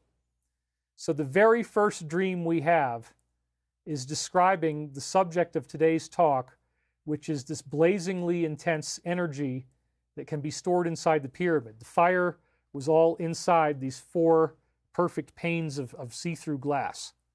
So that, wow, man. I mean, I'd already designed the show, and I knew what I was talking about. I'd announced it before I unsealed this. And again, it's talking about the Alliance's work and how dangerous it is, and it's also talking about the enormous pyramid power that can be generated. Then they told me that there was a piece of chicken inside the fire. Okay, we already saw that goose is cooked metaphor twice in the last couple of weeks. They're going to do it again. So the piece of chicken inside the fireplace, he would have to reach into the fire and grab the chicken out before we went to bed. Otherwise, the fire would consume the chicken and smoke out the house. So this is another recent dream that I just said featuring the burnt chicken, and I said it was an obvious symbol that the DS's goose is going to be cooked. So many of these people are now making deals so they won't get burned by the fire, and that's where the chicken is being pulled out, and it hasn't been all burned up yet. And again, this is all symbolic. It's not literally talking about people being cooked. It's just it's using the symbolism of food. The food in dreams represents the spiritual teaching, the spiritual food of the universe. So like, I am that bread that is descended from heaven. Jesus says, I am the bread of life. This is my body and this is my blood. Communion, right? You're eating bread that symbolizes the man Jesus himself, his body and his blood. So this is where the chicken in this case symbolizes the food of the spirit, that it's being plucked out, it's not being burned, it's just turning into something really nice in this case, which is roast chicken. Doesn't mean the person is being harmed. In fact, you're going to enjoy that roast chicken if you eat meat, I guess. So, again, when we pulled the chicken out of the fire, what was left behind was nothing but a pile of straw. And the straw was hardly even burning anymore. And this got me all excited. I would not have caught this in 1999. I did not know enough to realize that this was all very biblical stuff happening. This is the Matthew 13 analogy of harvest. Go back and read Matthew 13, where Jesus says the world is like the crop, and the weeds must be allowed to grow with the wheat. But at the time of the harvest, the weeds are plucked out. They're called tares in the Bible, if you ever remember that. The weeds are plucked out one by one, gathered together in a bundle like a pile of straw, and then they are burned in my barn. So not everybody is going to get their chicken out of the fire. And now they use a book of Matthew analogy of straw, because specifically that's the biblical prophecy says the negative is pulled out one by one, gathered together in bundles and in the barn, and then burned. And so this seems to be, again, prophetic of the fires in Los Angeles, that this does sometimes turn into a physical catastrophe. and the idea of the overall defeat of the DS. So what a weird little dream, huh? Like, we got the pyramid, we got the 4 panes of glass, the fire inside, fire in the middle, pyramid. Then it turns into the goose is cooked again. Some people are going to get their goose out. Other people are not going to make a deal. They don't believe the alliance is real. Maybe they've had a deal offered to them. They're like, I'm not doing that. F those guys. No, there is going to be a very biblical defeat. The bundles of straw are burned, right? That's literally talking about people losing their homes and things like that in these fires, and other examples of what can go wrong karmically. But it's a symbol, it's a metaphor. So the next day, once again, we have significant time loops and we have readings. So this was something that really showed how stressed out I was. I heard the phrase, enzyme depletion reaches its completion in the now. And I took it as a sign that I was very energetically depleted because of the drama going on, and therefore my time loops were not very strong for a short time. So again, most of what we have is dreams. Okay, so the next time I wake up is 8:53 a.m. I was now staying in a very nice hotel in room 212, which is like 2012 minus 10. I was seeing all of my old classmates that I graduated with in high school. I think that in college I stayed in room 212. This is true. It could be that my first dormitory was 212B Dubois, which it was, at College of New Paltz. So the high school class is the graduation ascension metaphor, and room 212 is like the year 2012. So right away, we know this is a dream about ascension and this amazing thing that's going to happen in our future. My room was all yellow inside and very large. It partly looked like my college dormitory of room 212 Dubois, and it was all barren and unfinished, and it was just colossally big, so it was much bigger than original. So this is, again, prophetic. As you're going to see, the pyramid metaphor gets more and more specific, so I'm just setting you up for where this is going. It's going to be very obvious as we go on. This is not a weak connection. It's prophetic of the discovery of the pyramid tunnels, and it will come back into play at the end. So there's this huge, huge room that I live in. Well, that again, in my own fascination as I'm reading this, I'm like, okay, if I'm supposed to be Edgar Cayce reincarnated, and he was Ra-Ptah, and Ra-Ptah built the pyramid, and now I have this dream that's using my dormitory room, and it's changing that into the pyramid. This entire hotel ends up, as the dream goes on, inside the pyramid. J.L. McDonald donated. Thank you very much. Okay. The truth is to expect name in Germany, and he might be wiped out because of a motor bug illusion. What the hell is this about? The name in parentheses was my mother's formerly abusive boyfriend. I mean, that's the way I would phrase it. Maybe he probably doesn't see it that way. We won't say his name. He does look somewhat like a taller version of Mr. Z. They have sort of similar faces. Perhaps Germany is going to host peace talks. It is also possible that his own people are going to turn on him. Hence, he might be wiped out. The motor bug illusion sounds a lot like Kennedy, like something might happen in the car or when he's driving. I don't know. So, again, given how accurate everything else is, and I was like, yeah, I think we're going to leave this one in the show because it might come true pretty soon, and if I don't bring it up, then it's a wasted opportunity. So there you go. Freaky as hell. Martha S. just donated. Thank you very much. Truth is to expect him in Germany, and he might be wiped out because of motor bug illusion. We're just going to have to keep our eyes on this, and we'll decipher this as the weeks go by. What is this? Okay. At one point, I left this huge room, 212. I didn't know if I was coming back. And again, if it was like conferences, I haven't done regular conferences since 2019, just one or two here and there. I then met a guy who had just played Edgar Cayce in a television program. Right, so we just had the pyramid symbolism, and now we got the Cayce connection. I tried to talk to him and tell him that I was psychic. He backed up in fear and made the distance between us twice as much. So this is people who really wouldn't be into what we're talking about right now. This is a personification of them. And of course, the Casey Association treated me like this. They were very mean to me. I used some immediacy and I said, you are obviously not comfortable with who or what I am. And so I think part of this is talking about how I haven't been comfortable with this, all the ups and downs that I've had. It is not easy to just keep on getting on the air week after week and doing this with the death threats that we've had, with lawsuits that we've had. It's been super, super intense, and you guys are what's keeping me going. I try to keep this looking relatively organized here. It's much harder when you have the jacket with the collar. So there we go. That looks pretty good. So yeah, it hasn't been easy, and I think that part of what this dream is about here is saying, like, yeah, I haven't always been comfortable with this, because I'm saying that to the guy who was actually playing Edgar Casey on television.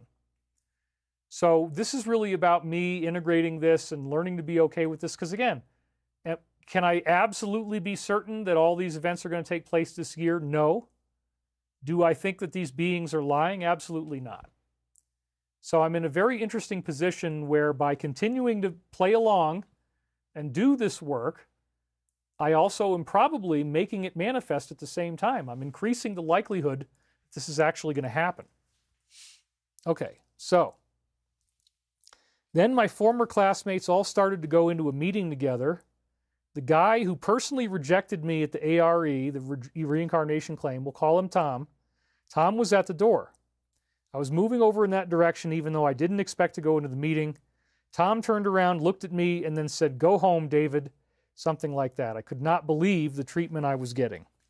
So this is, again, personal information. I decided to leave it in, but the theme of being rejected by people that you worked with before, falling out with former colleagues, that's what the subpoena was about.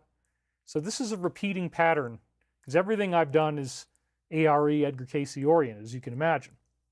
So this, again, seems very prophetic of the recent troubles I've had and getting kicked out. I turned around, went back to my room, which again was 212. I was a bit worried I might not be able to get the door open, but it worked. The door had not been locked. I opened it up, and now I was really surprised. They had said that these rooms were pretty nice, but I was again impressed with just how much space my room actually had. Then, after I start to see this massive pyramid type of stuff, I looked down the hall and began walking, and my room was now connected to gigantic internal architecture in the building. There you go. That's your pyramid metaphor right there. Because what did we just see before I unsealed this, before I ever even knew this was going to show up? Vakapalo just says, Alex Jones is saying the Iranian war has been put on hold. They are ready to negotiate. I hope that's true. Woo! That's incredible if it is. We really, really love that. So, yeah, great things are happening everywhere. So again, gigantic internal architecture, gigantic rooms. This is talking about the new pyramid discoveries, and it was already there in 1999. Week after week, they're supporting what we just learned about the pyramid. As I walked down, I came to a point on the left where there was a huge dance club, and people were working on it and repairing it. So this, again, is a pyramid reference.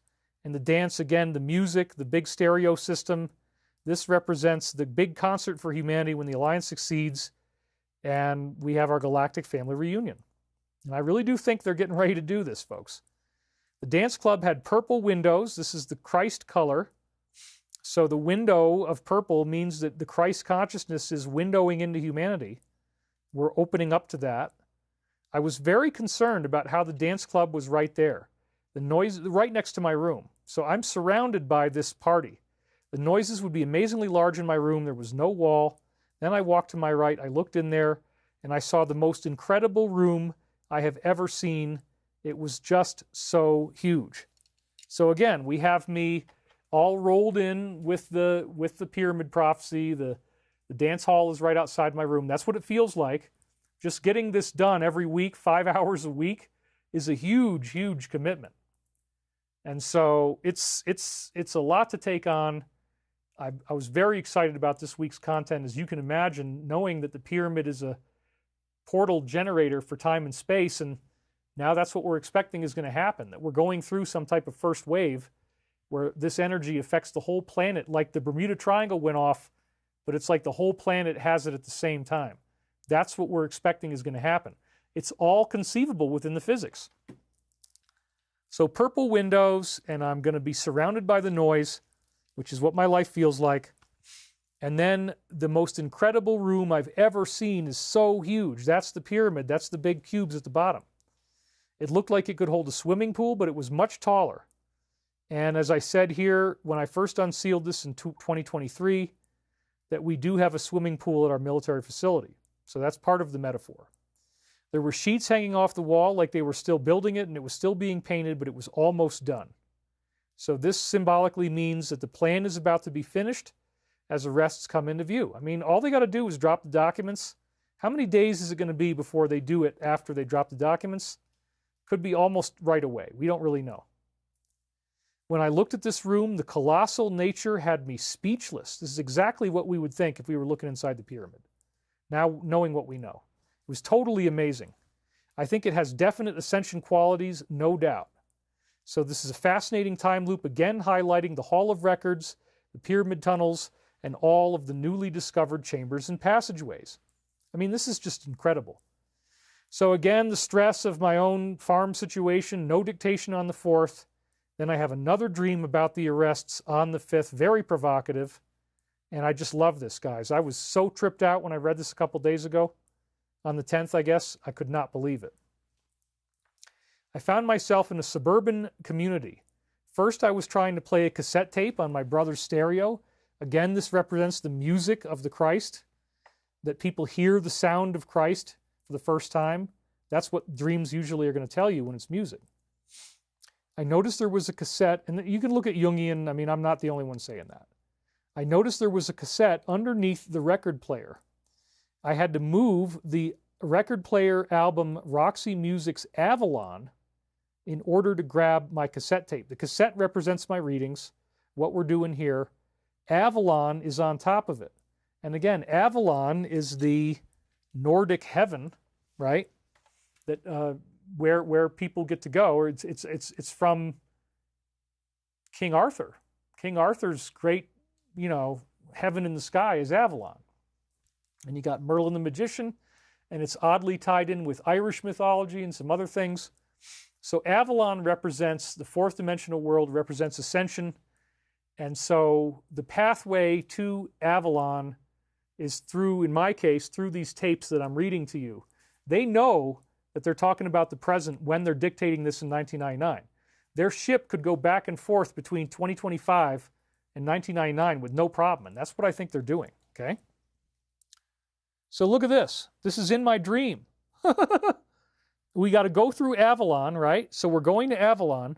The government had officially released the full audio tapes of wow between you-know-who and him right up through the end. It was everybody in the world knew about this and could listen to it. I was surprised they had done that. It was obviously very dirty, and it was heard by people all over the world. There you go, dude. The dreams in 1999 clearly predicted this huge variety of tapes that we are anticipating will be released once these arrests actually occur. It's so on the nose, it leaves no ambiguity. Like, in the dream, the very thing that we've been told is about to happen, and we know they got 14,000 terabytes of data. We're hearing from the Attorney General.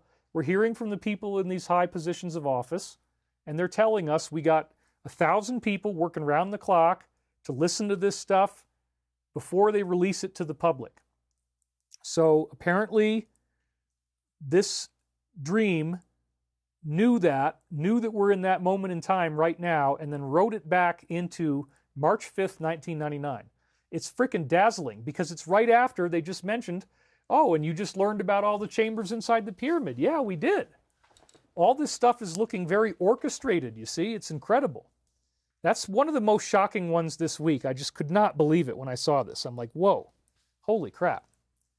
The dream then shifted. Someone had allowed some kind of animal to run free in his yard, and his intention was to slaughter it later on, and he was commenting on the barbarism of that. So there again is Michael being funny with us, because what did I do last week? I I did the farmer. Now I got the glasses, got the hat. We got cigarette, ham, fireworks, and bacon. Come on in, boy. Come on right in. We got everything you could ever want. You got your hams right here. You got sausages right here. You got bacon. You got peanuts. What other food do you need, man? You can live on that stuff. Then you got your fireworks. You got your cigarettes. Man, you don't even need to come to no other store. Just come to our store. We get everything lined up for you. You can check out, and we'll just have you on credit in the system. You go blow off those fireworks, have as much fun as you want, son. This is the place. Woo! Yeah, okay. Things got a little bit strange and awkward when we did that, but whatever. It's fine. I'm just joking. I love comedy. I love those characters. So let's see if I can get a good look at my hair. It looks pretty wild. You know, wild is what we want. So the wildness of the hair has been preserved. So I did my whole comedy routine on cigarettes, ham, fireworks, and bacon last week. And then we've got that personified in my dream. Because again, those people would obviously be pig farmers. They're making ham, bacon, and sausage out of their pigs. And somehow they ended up making enough money to buy all these billboards along the I-95. So I was just making that joke, and then Michael tips his hat to that joke in the next week's show. I could not believe it. Because again, you know, pig farmers are going to slaughter the pig later on. As we went over to this guy's house who was going to show us this, I distinctly noticed his yard was tremendously filled with clutter. This clutter was just incredible. So this is representing people who are not getting it together, people who are disorganized. Animal slaughtering is a representation, again, of the DS and all the miserable practices they have, as you can imagine. He was going to show us how to properly cut the head off of a chicken. Its wings were all wired up. At one point, when my mother was holding the chicken, it looked stiff and dead, but when I looked at it, the chicken looked like it was more alive. So this again repeats the metaphor of the DS's goose is cooked. The arrests actually haven't happened yet, but they know they are, and so they feel pinned like this right now. The implication was he was going to take regular old pruning shears and chop its head off with them. And again, this is prophetic of the Doge pruning of all these budgets, and of course the arrests. I don't know if anybody's actually getting a death penalty or not. Hopefully they just get life in prison, but it's symbolic, okay? Right as I was waking up, I heard myself saying I'd now dispelled the myth that you don't damage any tissue if you cut the head off, because it does cause damage. So, yes, they are cutting the head off right now. That's part of the symbol, because again, this is written for the present in April 2025 by Archangel Michael. The head is being cut off right now, and it's grisly, and it's upsetting, and it does cause damage. So people are upset, and they're lashing out at Elon. They're lashing out at his company. Thankfully, those news stories died down this past week. So then we get another dream the very next day, prophetic, that my own hovercar company, Stavati, my hour, it's not just my company, but I'm a big part of it, will have success. So this is March 6th now, 1999. I was writing a passage and I saw it as text floating in front of my face while I walked around. Well, that's like the new goggles we have. So that's partly prophetic of that. I was writing something about the square root of 2 spiral, just like I showed you with the shell, and how it shows us a form of life. Well, isn't that funny? Because I was just talking about how the pyramids harness the upward spiraling lines of light, photons generated by the cubes. That was the whole subject of this week's show, that the pyramid tunnels harness these spiraling lines, and that one of the most basic spirals that the universe has is the square root of 2.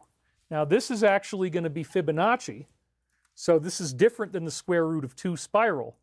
But the square root of 2 spiral shows up all over the place in the human anatomy, and it's one of the basic mathematical operations that we see as we find those spiraling, invisible photonic energy lines. So check this out. I mean, it's exactly what I just lectured about. I could not frickin' believe it, you guys. This is what the show was about. It's in the dream. I got scared when I was like, wow, holy crap. I wrote about how there was a direct parallel between the square root of 2 spiral and the wave of time, and it had something to do with a social phenomenon. I had already brought up Kozyrev the week before, and I said, well, hell yeah, you better believe I'm putting him in the show now. So I stuck him in at the beginning, And I mentioned the waves of time again after this showed up. It was so dazzling, you guys, to see that the social phenomenon, because again, it's like the social phenomenon is that the DS is being arrested. We're at the end of an entire way of life, the third dimensional life where you're in the dark. Evil is happening to you. People are hurting you. You never really get any justice. You never even find out what's going on. It's prophetic of exactly what we're talking about. I could not believe it. Then Michael says, when you calculate pi, you are also calculating the other two.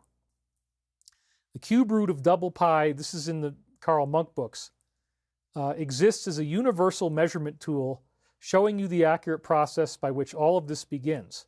The Earth's equatorial circumference in miles. So that's about the pyramid having the equatorial circumference in miles embedded in its measurements. And again, it's just talking about the mathematics of the spiral that we were discussing. This is deeper than I wanted to normally go. Regardless of how we want this to feel, the simple truth is that the entire armada will be reestablished based on someone else's discoveries. We have then fused them together to arrive at a new and unique whole. Well, this is clearly predicting mass arrests. The entire armada is the alliance. That's what they're talking about. And what I'm doing with Stavati, we're helping to reestablish the American armada. I mean, this is going to be the most badass fighter that's ever been made. It's like 7th generation. If the F-47 is 6th, this is like 7th. And, you know, we can get them done in 3 years. We get them out in 3 or 4 years. We get them out into the marketplace. So that's rebuilding the armada. So it's like fascinatingly connected to the technology of the hover car that we want to build. We may end up actually being the first company that does anti-gravity that actually can sell you an unclassified anti-gravity hover car. And what's so fascinating is it says, as you can see here, the armada will be reestablished on someone else's discoveries. We're actually thinking of using things like the Salvatore Pais patents, which would be someone else's discoveries, declassified by the Navy, to make the anti-gravity. So we're actually going to, we've always said the best way to get this out is to use someone else's discoveries. We can't precisely copy things that are classified, because if we do it that way, we're actually infringing on classified patents. And even though you would never hear about it, we would get in trouble for infringing on the patents of a classified project. So we can't say, oh, you know, we saw this thing in a classified project. Let's just steal that. No, no, no. If you steal a patent that's classified, you can still be held accountable for it, even though it remains classified. Nobody knows that happened. So we had to use somebody else's discoveries. Michael already understands that. It was so incredible, you guys. I could not believe it. The entire armada will be reestablished, and that's, again, getting rid of the bad guys, getting them arrested. And then he says, now we have indeed reached the point where you will finish your book today. That's another reason why my reading sucked, is I was writing constantly all day long. And I was about to finish. So for this, congratulations are in order. And I said, thank you. So that just gives you a window into what was going on in my life. Okay, so then the same day, 10:15 a.m., my father wrote personal journals on paper. I was trying to print them out for him on my computer so he could have a copy of it. I kept thinking of different things we could do to give it to him, and he kept shooting them down because he didn't know any better. Right before I unsealed this, you guys, I was on the phone with my father, and we were talking about his computer illiteracy and how he couldn't write on his computer because he had a virus. And I had to explain to him, no, don't call the number. And he says, well, if I turn off my computer, it goes away and everything's okay. Well, yeah, because you got a virus, and you got to run your antivirus software and update your definitions. I had literally just gotten done talking to him about that. The very next thing that happened is I start reading this about helping my father with his computer. I could not frickin' believe it. Could not believe it. So, this is very prophetic. Dad is still talking about getting the book he wrote into publication. He's also working on a watercolor book. And then again, when I put this in as a slide, I had just spoken to him about his computer trouble. This is fascinating. I was going to scan everything in and give him a disk that he had scanned. He didn't really want that. I was going to print them out, but he didn't want that. Then there was a black resiny substance inside the scanner that I could use to scan my father's writing. I was worried about it. I said, Dad, what the hell is this? And check this out. It's a Stavati answer. He said, oh, that's a polymer from one of these guys I'm contracting for. And Stavati is contracting. Then I realized it was some sort of industrial substance, a black resiny substance. But wait a minute, it gets even better. I said the word polymer. He said they had this stuff lying around because they were working on a new material. And in our last board meeting, Chris was just talking about his Beskar alloy, that they named it after in The Mandalorian, actually. This material had a bubblegum consistency, but it looked like Teflon. It had sparkles and was metallic color. This is incredible. It is a brilliant description of the foam metal sandwich technology that we intend to use, where you have a metallic foam that at a relatively high temperature, it's still much like a liquid or like a semi-solid object. And then you can squirt this foam into whatever dye you want, and it hardens into a very strong, lightweight solid. So one of the advancements that we're going to be using in this, which is the 31, this is our first commercial product, the one that we've actually got the money. He actually sent off the business plan. He got it. Chris got it all done just a couple days ago. Thank God. I read everything. It looks great. It's amazing. So we have the supply chain in place. We have the partners in place. The money is positioned. This is probably going to take off first. And so we're going to be spraying out the whole fuselage as this liquid metal that then hardens in solids. It's a foam metal sandwich technology. This plane is going to use that, and the Dream is talking about it. So once again, it's like, dang, you guys, my father is not a defense contractor. He wouldn't know about polymers, but that's what we're working on. So again, just staggering Stavati prophecy. I then saw a very large ball, like the size of a beach ball or even bigger. It had a tightly knit gravitational pattern on the outside. It was built out of a large metallic grid, and it looked like a huge fence that was a sphere. Well, as you can see, this is the global grid. We talked about that in today's show. I already was planning on telling you that the bubbles rise off the grid, and then they turn into time portals, right? And that might have been what Grebennikov was creating. Had to kind of spit that one out. Grebennikov. Wow. So the global grid we just talked about that I already had planned to have in this show shows up in the Dream from 1999? Yeah. And then what's even weirder is we get the whole thing about the black goo. Black polymer stuff was oozing out of each one of the cells. So this represents the black goo AI problem. There apparently is some sort of black material that is a gooey substance that's inside the Earth, and it represents the leftover artificially intelligent consciousness of this evil AI that started out on Maldek, i.e. Tiamat, i.e. the planet Lucifer, before it blew up and fell. Supposedly, what caused it to blow up was an AI that the people of that planet that was more advanced than Earth had said, you know what, we don't want to work anymore. Everybody wants to just live a nice, comfortable, easy life. Let's just take all the government and all the mundane jobs and all the labor, and we're just going to dump everything on the AI. Let the androids do it. The AI will run everything for us. Everything's going to be fine. So this is what actually happened. The AI ended up blowing up the planet.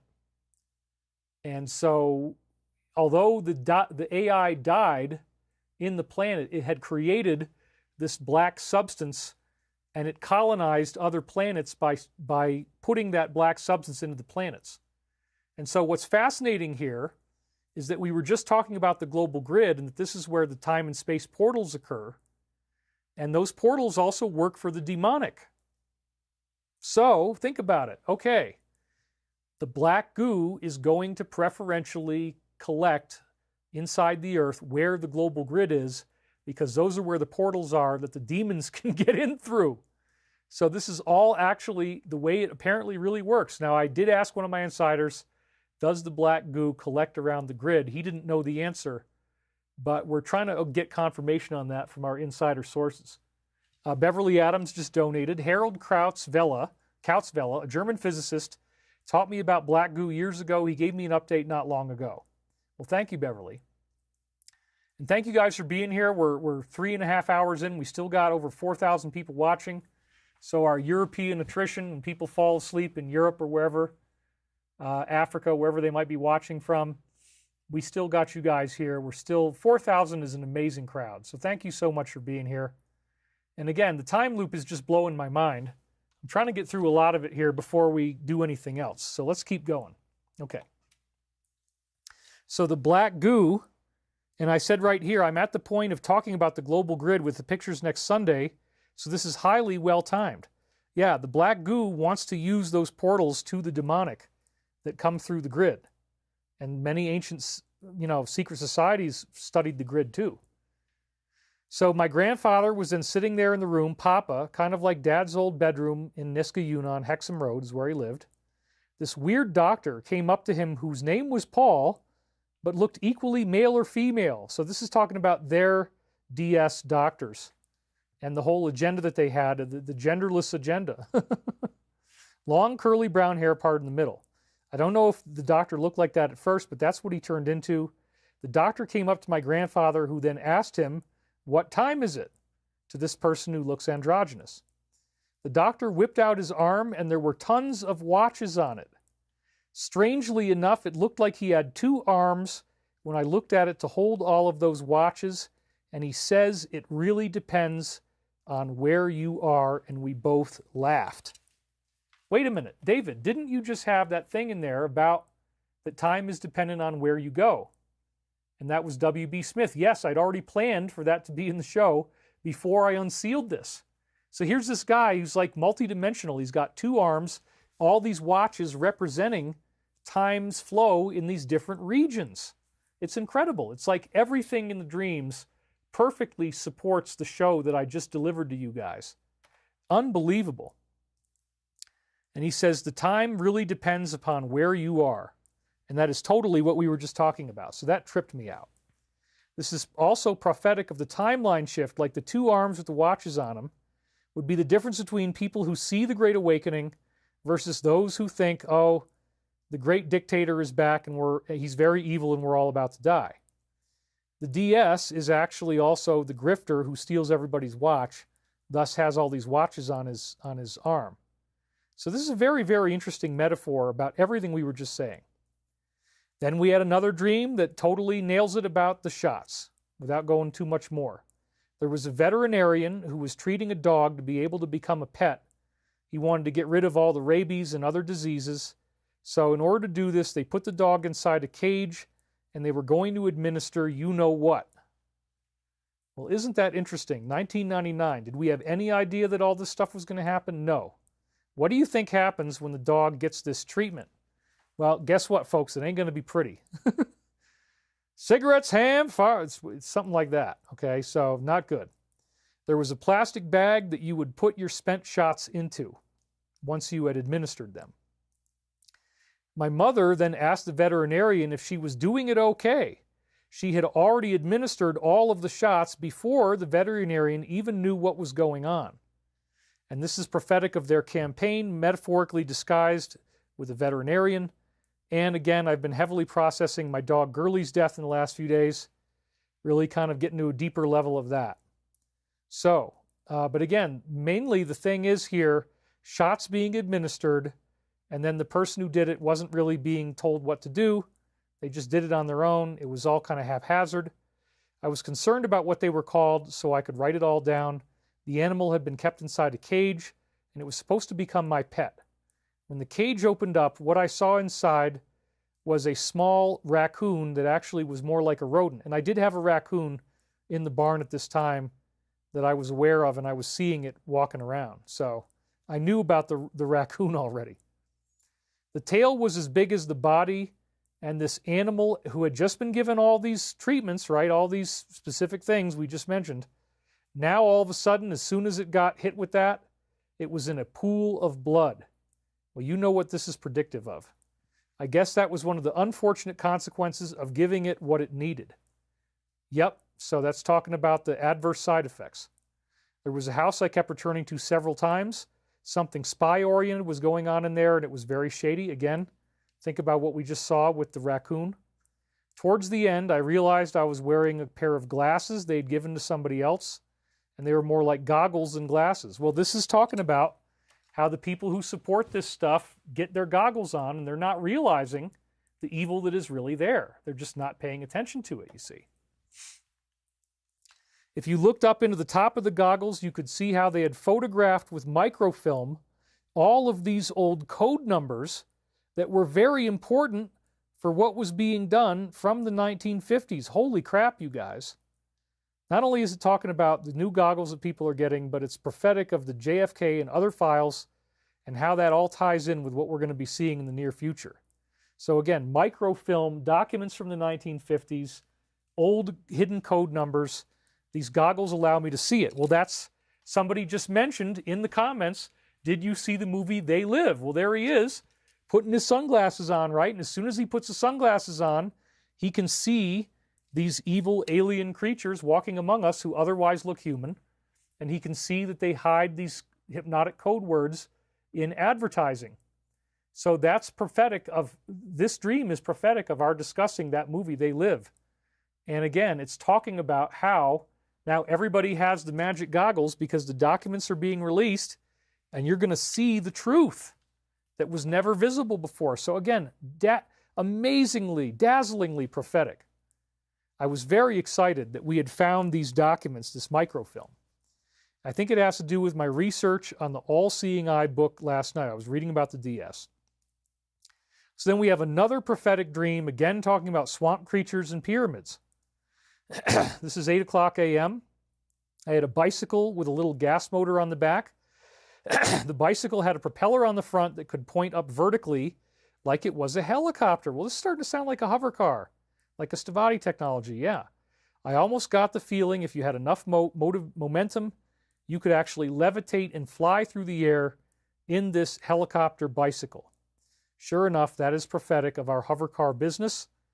And so Michael has been guiding me the whole time. This is something they wanted me to do, and I've had to take incredible risks to do it. My girlfriend at the time, we were just starting to get together at this point, and then we actually started to live together by the end of 1999. She was on the back of the vehicle with me. This is after everything fell apart with Marcia. She was on the back of the bicycle with me. Another kid was riding near us, and his name was Edgar. And she was talking about how she was thinking of getting together with Edgar on a romantic level. Well, this is what ended up happening with her, and my being the reincarnation of Edgar Casey. He was living at John's house, the same place I was living, and we were arriving there on our levitating bicycle. Some force came over our hover bike and then steered us into a swamp. Well, sure enough, you know, I would already be doing very well. I would already have been financed. I would already have products coming out. We'd have hover cars coming out. Clearly, there has been massive, massive interference holding our company back. Finally, now that the administration has changed, it's all kind of gone away, and we're able to get a deal now. So we're just dotting the I's, crossing the T's. But yeah, some force came over the hover bike and steered it into a swamp. Imagine that. It's talking about the last 4 years of interference that we've gone through. Then I got soaked over my head in light tan-colored water and mud. Again, it's like the pig farm. Cigarettes, ham, fireworks, and bacon. That shows up again. The first thing I did underwater is to reach for her and push her up. I mean, we're terrified.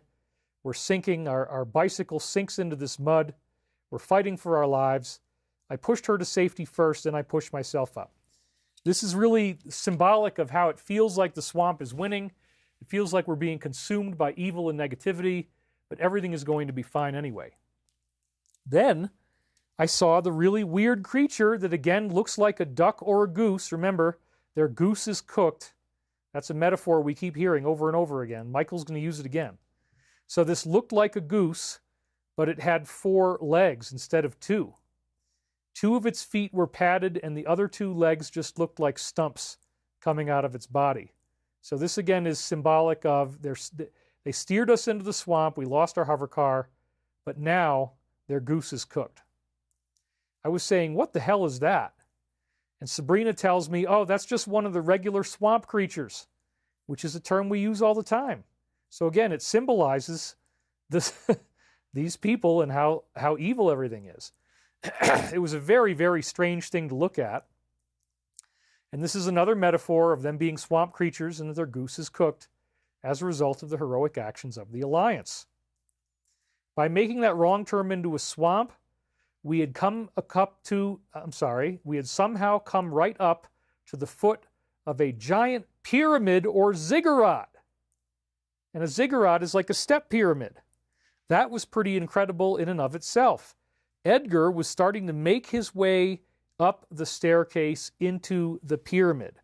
This is a dazzling prophecy of our new pyramid discoveries, including the idea that I will be going into the Hall of Records. So nobody has to plan anything like this in the Alliance. This, I believe, is going to happen on its own. We're going to get access to these inner chambers. They're probably going to have a portal in there because, remember, the pyramid can portal you through time and space. So this was just absolutely incredible. With all of the stuff that we're talking about, we see the goose is cooked again. We see that the hover car got delayed. We got steered into the swamp. And then all of a sudden, from being trapped in the swamp, we enter into the Hall of Records. The Alliance is going to do the arrests. Everything is going to work out beautifully. I go right up to the pyramid, and Edgar is starting to make his way up the staircase. I mean, you got to understand, you guys, I didn't know any of this stuff was going to be in here, and I am freaked out about this. It's really actually very intense. I feel like there's a lot of pressure on me. I always want to make sure the Alliance is happy with me, which they are. You know, I want to be happy with myself. I've had some major, major stresses get lifted off of me. We've had some very positive developments with Stavati and our legal issues. The main legal issue we had appears to basically be gone. It's probably going to completely go away. I can't really disclose any details right now, but there is a motion to dismiss, and we're probably going to get it for very valid reasons. So anyway, this really, really blew me away. I mean, how can you get any more accurate than that? This is the time loop par excellence. This week is just so amazing. And remember, we had the Clinton and Lewinsky audio that comes out, released into the world. That was in 1999. Everything is going on. The goggles that allow you to see the microfilm that have the documents on them, that was in there.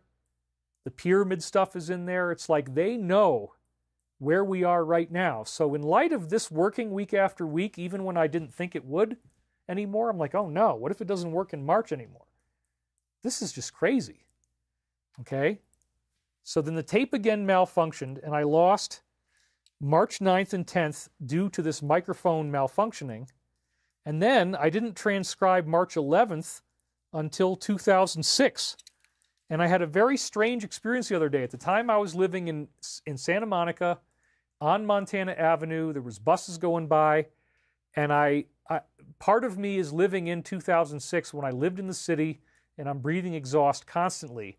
And I started smelling the exhaust through the time loop when I was cooking dinner the other night. And I was standing in front of the sink. And it's like, whoa, you know, this is really weird, but it would make sense because part of me is living in that apartment, and I'm time looped between then and now. So I actually started smelling the old apartment. It was very, very interesting, for whatever it's worth. We ended up walking around in an area like Scotia or Virginia Beach. There was a toy store where they were throwing away huge, colorful, climbable, inflatable kid toys, similar to what you might see for a carnival. Well, and again, they're throwing away all of these businesses they had that were hurting kids. So I think that's what we're seeing here. All those things being shut down. Week after week, we learn about something being shut down. We walked through it several times. Again, everything is being thrown away. All these kid toys are being thrown away. And there was all this junk sitting around. I ended up going into a hotel room with several other people. And it turned out I would have to make a trip somewhere. I forgot exactly why. It seemed like it was going to be to an airport. I had to catch a flight or a train. Then I got into a big Cadillac and I started driving through this city. So again, it's going to turn out that it's Florida. Once again, it's the idea that I end up working with the administration in some way. That's going to show up. So now it becomes a post-apocalyptic vision. Everyone was running around with guns. I was driving down the road. People were standing and firing at each other on either side. It was just total insanity. There were people trying to stab each other. It looked like something right out of a movie, and it was incredible. This does reflect the time. I'm not at all in support of violence. And here what we're doing is we're seeing like people attacking the Tesla stuff and the war that's going on and the anger and people wanting to rise up and riot and all that stuff. So this again is very, very time looped into the present. Nothing like this was happening in America in 1999. Somehow, as I was driving along, I felt like I ought to have a couple of machine guns. I tried to pick one up, and I felt like people were shooting at me too, but for some reason I never died. So again, this is a graphic war metaphor, but it's prophetic of how I'm going to survive all of the weird negative attacks I've suffered from and needing to defend myself, in this case, as lawyers. And as I told you, we had major legal breakthroughs for Stavati this past week. It was definitely incredibly scary. That was one thing I could say. So again, this is prophetic of the riots we've seen and people burning these dealerships in the recent past. I finally got to this train or plane station where I need to take off from. So that represents that we're getting through the bad parts, we're getting to the arrests. That's symbolically what I think it means. Once I got there, I had to go back again. Something wasn't finished. So again, we feel like we're almost there. We won the election, but now we got to do all this other stuff. So I went back and I ended up in a weird alley in an urban degraded area. There was a guy with long black hair, shoulder length, parted down the middle. He was somewhat overweight, obviously alcoholic and rough. He was walking down the street openly crying in front of anyone who would see him, saying, "I need food. Why won't anybody listen to me?" I stopped him and grabbed him, basically throwing him up against the wall. And remember, this is also correlated with them throwing away all the kids' toys, which is all of their evil businesses collapsing. So this guy represents the swamp. He's the swamp creature. And because all their money has been cut off, he is starving to death in the street, and he's crying about it. This is a reflection of them.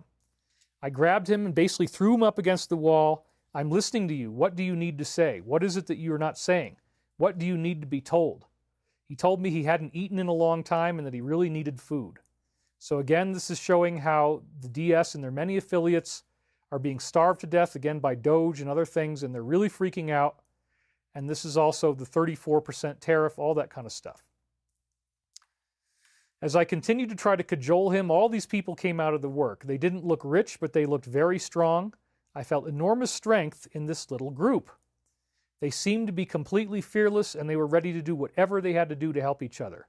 Lo and behold, the Alliance has appeared in the dream. These are the military people in the Alliance. They're not all military. Most of them are. They weren't rich. They were very strong, enormous strength, completely fearless, and will do whatever they have to do. So yes, the Alliance themselves actually shows up in a cameo in this amazing time loop right after we saw the guy who's starving to death from the swamp. It's very, very interesting. So that was the Alliance. It was very remarkable. I started talking to all of these people together, and then the dream ended. I went back to sleep, and I had another dream right after this one. In the next dream, our Wednesday night meditation group that I had at the farm, featuring, and these are the real names, Rachel, Peter, John, Jason, myself, and the rest of them, and I don't even remember who most of these people are now, I hate to say. They had all chipped in together to buy me and them a trip to the Caribbean. There were 2 triangle-shaped points that were vortexes or something we were going to visit, like the Bermuda Triangle. Oh my God. I had already planned to feature the Bermuda Triangle in Sunday's show on time portals. Like, there's so many time loops in 1 week. It's like, whoa, whoa, whoa, whoa. Bermuda Triangle is in there too? Yeah, dude. I mean, like, this is one of the greatest time loops I've ever had. Right after the Alliance shows up, we go take a trip, which might not be a very good idea, to take a trip to the Bermuda Triangle.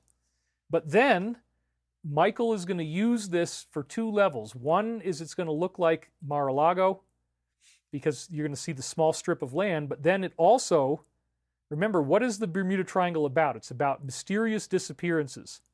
So then it's going to turn into the island, the negative island, where people go and they disappear and they don't come back. The island that we're now expecting all of this stuff to come out about. Okay? So it has both metaphors in it. It does not mean that 47 was involved in this, but they're just combining these metaphors. So anyway, we're going down into what would now be called the Gulf of America. Thank you very much. Surprisingly, there was a landmass inside the Gulf. It had just a thin channel between the outside of the Gulf and the inside. Normally there would be no land there, but at the time I didn't realize how strange that was. So again, I had to take a trip down here. I'm looking for vortexes. It is prophetic of MAL and the Alliance. But then it's going to turn into, because of the disappearances again, the other reference that I just mentioned. So it's not trying to say that he's responsible for this. He's not. If they had anything on him, they would have done it a long time ago. So I did some swimming. I went to the shower. And this is where it all starts to get weird and talk about the island. There were two naked older gentlemen standing in the shower together. Yep. They seemed self-conscious when I saw them. November, who was about 4 years old at the time, she was the daughter of one of the people on the farm. Now she was the daughter of these two weird old men, and they weren't feeding her. She was starving. She was asking me for food, and she was really desperate. So once again, this is showing the villain and is showing their victims, okay? And again, places in the Caribbean. Think about it. I took her into the kitchen. I tried to present her with some food options. It was either Ritz crackers or peanut butter. She chose peanut butter and was dipping into it with her finger, and I felt as if she was being abused. And remember, peanuts are one of the things in the cigarette, ham, fireworks, and bacon joke. That's one of the things they're selling. This is also clearly indicative of victims from various places that we were just hearing about. So she's so hungry, she's just going to like throw gobs of peanut butter into her mouth. So these dreams are very, very insightful. I then saw this guy dropping his drums over the edge of the boat. And remember earlier they were throwing away children's toys. So this is like a musician dropping his career. That's the symbol. There was absolutely no explanation for why he would take perfectly good drums and throw them into the ocean. They looked exactly the same as my own drums. There's a big clue. I told him I would have to go in and get them. Most of them would float, but the music stand was going to sink, and he was throwing everything in anyway. So this is, again, prophetic of top musicians losing their careers from being arrested. And they're trying to destroy the evidence, like the LA fires. I did jump in and try to recover the music stand, and he then jumped in. He was going to land right on top of me, so I had to move out of the way. Someone else jumped in and tried to save him.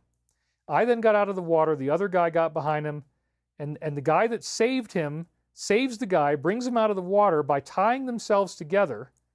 And then the guy who had jumped over the edge of the boat, symbolic of these weird, creepy men, he starts trying to do his thing on the guy who was saving him. He's that crazy that he's trying to dry you-know-what the guy that's saving him.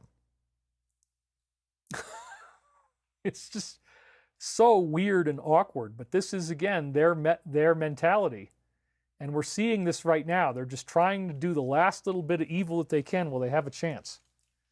The rescuer was a man, then turns into a woman who had these huge, over-exaggerated breasts, huge cleavage-bearing top on where you could really see this, and they were utterly massive, much bigger than any biological thing. The drowning man then tried to do his thing with her. This, again, symbolic of the DS. I couldn't understand why he was so selfish and trying to do all these horrible things. This is, again, unveiling what we're seeing, the perversions, the negativities. The dream is talking about this. They don't even really want to be rescued. They just want to continue to be depraved. Suddenly, this woman disappeared. I saw her on a computer screen, and I realized that she was not real. They had projected a hologram from the boat. Well, this sounds like a sting operation, doesn't it? Yeah. Now he was floating there alone in the water, wondering what the hell was going on. So as I said, this is prophetic of their sting operations and all of the footage that is about to be released. It is just really, really incredible. So then we have a prophetic dream and reading that comes in on the 12th.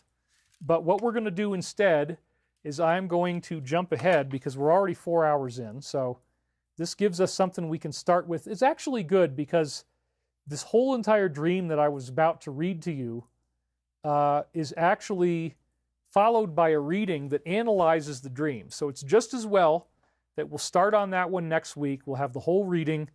This was the first time, this reading on March 12th was the first time in my entire history of doing the Michael prophecies, I believe.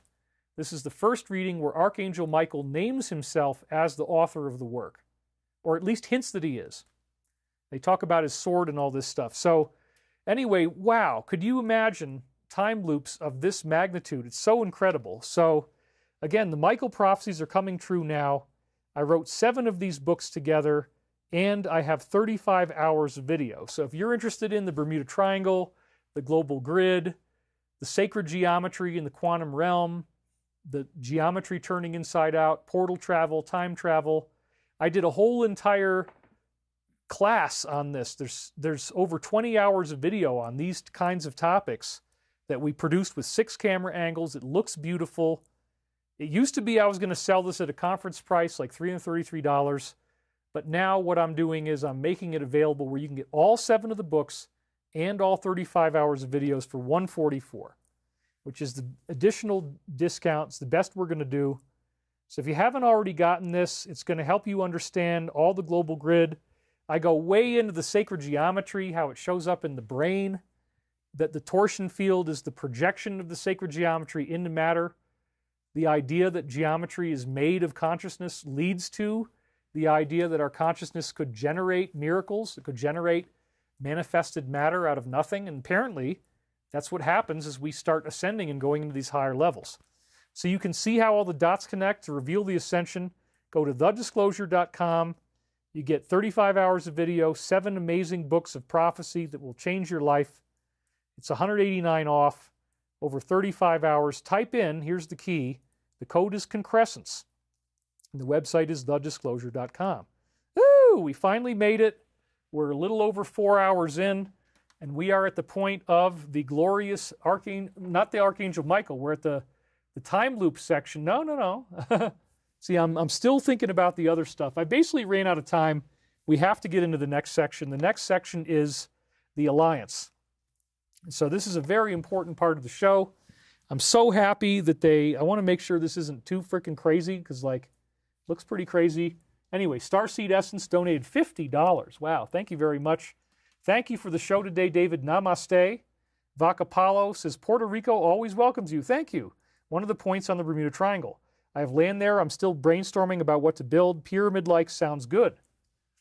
Yeah, I mean, it's an incredible time. Honestly, I didn't know what to expect. I had kind of skimmed over the beginning of March earlier, and I'm like, I don't know if there's really a whole lot of useful stuff in there.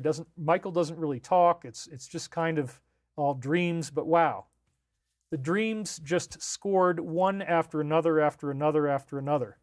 David, next week is Easter. Can you do your show on Saturday, please? Says Jackie Baby. Okay. Maybe we will. Let me think about it. I have to organize my week differently, but I will consider doing the show on Saturday so that people can have their Easter and you're not going to be spending 5 hours sitting in front of this screen. That's a good point. It's probably better to not do it on the day of, because a lot of people do have family commitments there. I mean, I don't, but I'm, living out in the woods crazy guy. So anyway, we still got 4,100 people here. Your hair needs long curls in order to be even crazier. Well, that's true. Let's just flatten some of those down a little bit with some water. Anyway, we're all on the edge of our seats. We're waiting for the Alliance to do the final step to make the arrests happen. But along the way, we had this terrifying tariff battle going on. Apparently, China says they're willing to negotiate now. I saw that this morning. Now we're hearing from somebody that the Iran thing is going, do you have a hickey on your neck? No, as I said earlier, if you look at it from over here, this is a cup burn I had a cup right here on my neck, and that actually pulls out scar tissue from the fascia.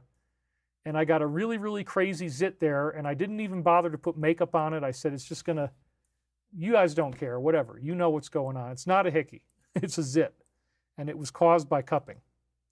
You're not crazy, David, says Johnny Samsara, just vibing. Yeah, so I'm very, very excited. I want to see the Alliance get to the final step. I'd love to be doing this work in some other capacity besides alone in my own home.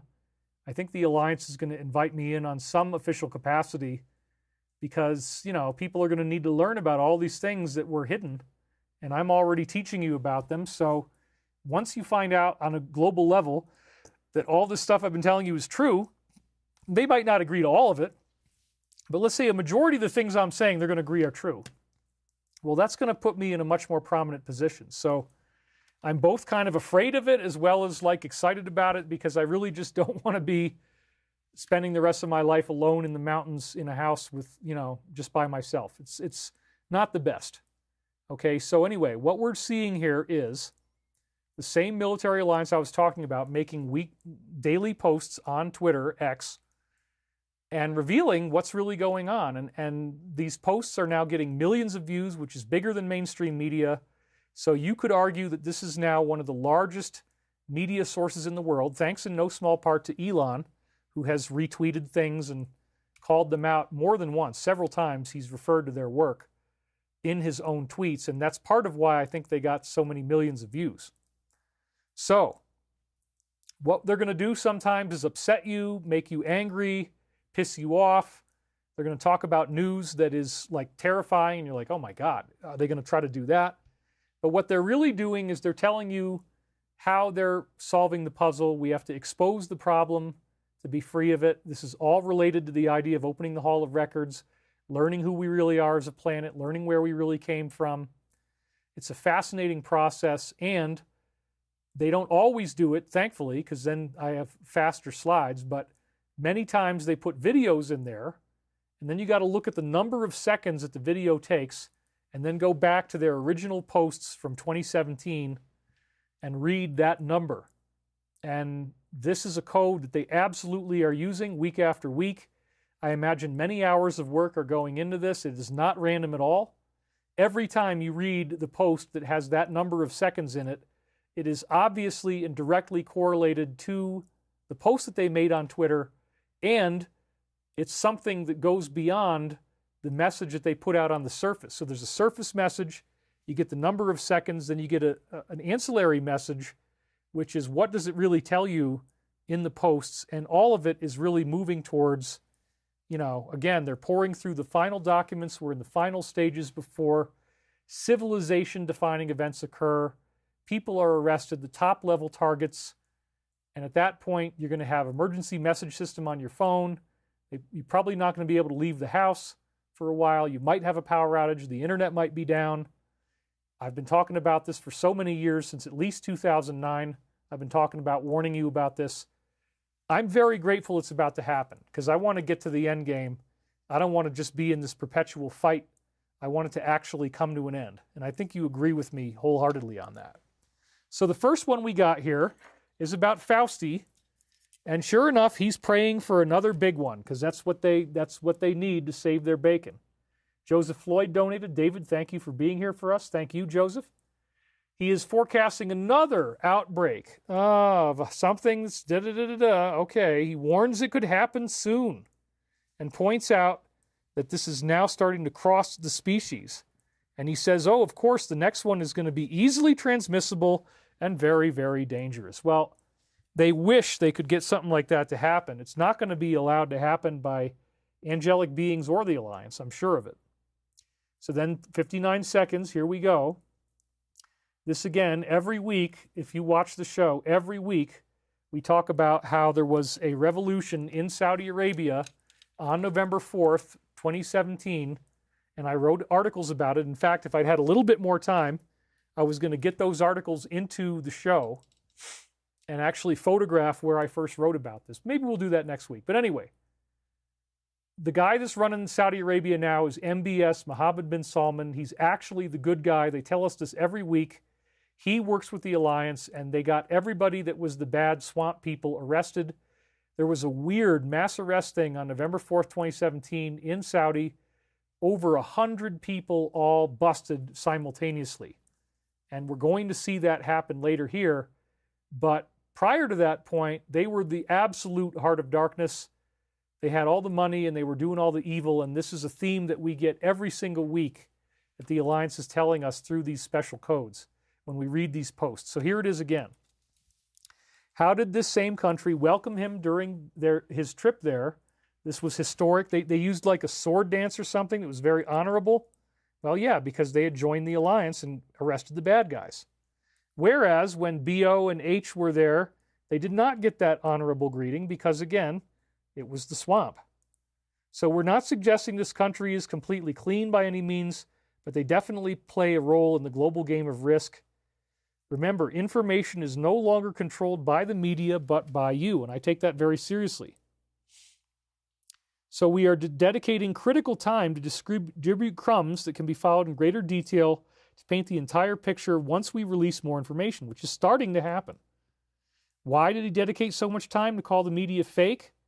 Why is this relevant? Well, we are fully prepared, here it is, that all social media will be shut down to prevent the spread of this information, including his Twitter and or mass censorship.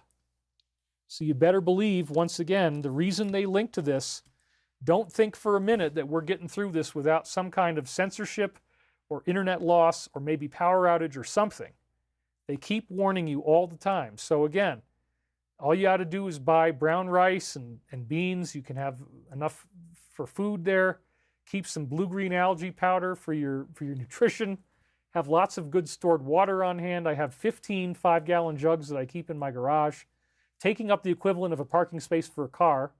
I'd rather have all those jugs than 2 cars, honestly. And I couldn't even afford to get another car right now anyway. But now we see, sure enough, protests are being orchestrated in multiple cities. And it says right here, a wave of these swept across multiple cities. And Alive and Thriving just said, the sword is given to the conquering king. I would agree. Thousands of seemingly staged demonstrators rallied against these 2 individuals in a major financially backed effort. In a scene reminiscent of her campaign stops, people get bussed in. They're waving these flags as they gather in tightly coordinated groups. And they demand that all efforts to expose fraud and abuse be stopped. They want to grant everybody permanent status, and they want to expand the government's reach. Despite branding themselves as hands-off, they ironically push for more of the system, not less. It is ironic, isn't it? So we have 2 instances of 13 and 1 of 14 here in the lengths. So let's go through those. So first of all, it says, think about the timing of him traveling to China. I've said too much. Well, we got this big thing going on with China. What if it's all staged? Remember, 34%. What was up with the 34? Well, that's post-34, which is the arrests. Is the whole thing actually something that was already planned? Maybe it's not. I mean, it looks like China genuinely got caught flat-footed on this and they're pissed off about it, but then again, that might all be optics. They say disinformation is necessary. So, again, think about the timing. And they're talking about these riots, and then they mention China. So maybe there's something going on here. And then we have good old 14, which although it is long, and it takes me a long time to read through it, I'm just going to do the highlights because it's so long. But there's some really juicy stuff in here. And right away, it says, what must be completed for military intelligence to engage over other agencies? What must occur to allow for civilian-led trials? And good people prevented bad things from happening, okay? And also it says there, they have the goods on most bad actors, they know where the bodies are buried, and he was asked to run for president. Very interesting. So then it says, again, the one organization that's left that isn't corrupt, why is the military, again, that's what they're talking about, playing a vital role. And then, you know, these operations are getting violent. That's what they were just talking about, engaging in domestic events. That is literally the 14-second video was talking about that very thing. What authority does he have specifically over the Marines? And why is this important? Well, that's what they're going to be using. Was he asked to run with assurances made to prevent tampering? Yes. Then right away, they get into the main core of what I keep telling you, which is, yes, there is an evil group running the planet. This is a German soccer match, and they summon Lucifer. Satanic rituals overtook this match as fans chanted in unison, creating a massive pentagram, which you can see right here, and then this curtain of the Lucifer shape is over it. But there is a red pentagram that's done with colored lights that shines over the audience, okay? It's freaking crazy. From within the pentagram, a colossal devilish figure rises, embodying the dark ritual's intended symbol of Satan's rise. The scene was intensified by banners, and they translated some of them that he doesn't in the video. Hearken, O night, Lucifer, rise from the abyss and take our souls. Yeah, what could go wrong? Come on, are you serious? Yep, this really did happen. Draw us to the light, rule over the world, rise from the flames and appear. And so you can see he's got a very freaked out look on his face as he's talking about this, but he's brave to discuss it. This is in a mainstream German soccer game. What the hell are they doing staging a Lucifer summoning ceremony? Well, as I keep trying to tell my dad, it's like, I know you don't like it, I know it upsets you, but this is what's going on. This is what they're really doing. They really do believe this because, again, Satan is an extraterrestrial, basically. It's an AI, and it uses certain types of extraterrestrials, greys and reptilians, and they teach, the greys in particular taught Aleister Crowley how to summon demons. That was the Lam creature that approached him. Why would Crowley be approached by a gray-looking creature if he wasn't going to end up learning something? And that's what happened. He learned something. And what he learned about was ritual magic. So, again, I've gotten trapped into this thing where I have to talk about this stuff every single Sunday of my life. I never get out of talking about this. I always have to talk about this every week. And I'm happy to do it, but it is taxing. You know, it's like so many people don't even want to look at it. They get all freaked out. They go dissociative. They don't really want to think about it anymore. They change the subject. They don't want to discuss it. No, I'm out here every week talking about it because we're all going to learn about this, and you will have a role in helping to get people to calm down when they learn the truth. So it's 99 seconds, and then this one, again, right there, who was arrested in Saudi Arabia? And, well, it was apparently the people that worked for these guys. Who was killed there? And then who really was firing? Why would we fire? So the alliance is admitting that they were the ones that they secretly backed this coup. That's why it worked so well in Saudi. And they detached the strings. It is an open season on puppets. So you better believe there's a lot more stuff getting ready to happen, folks. So then we have this black comedian who confirms that there is a secret lifestyle going on. His name is Holcomb, and he claims that WS is part of this secret society filled with individuals of this description. He suggests that famous figures are secretly involved, and they do not want you to know who they are. The lifestyle is kept tightly under wraps. Absolutely. Absolutely. None of this is new to me. Whoa, look at the number of views. 5.6 million views. That's incredible. Everybody's learning about this now. It's going this is the new mainstream media. And it's post number 92, which again is pretty freaking huge. And most of it I can't really read.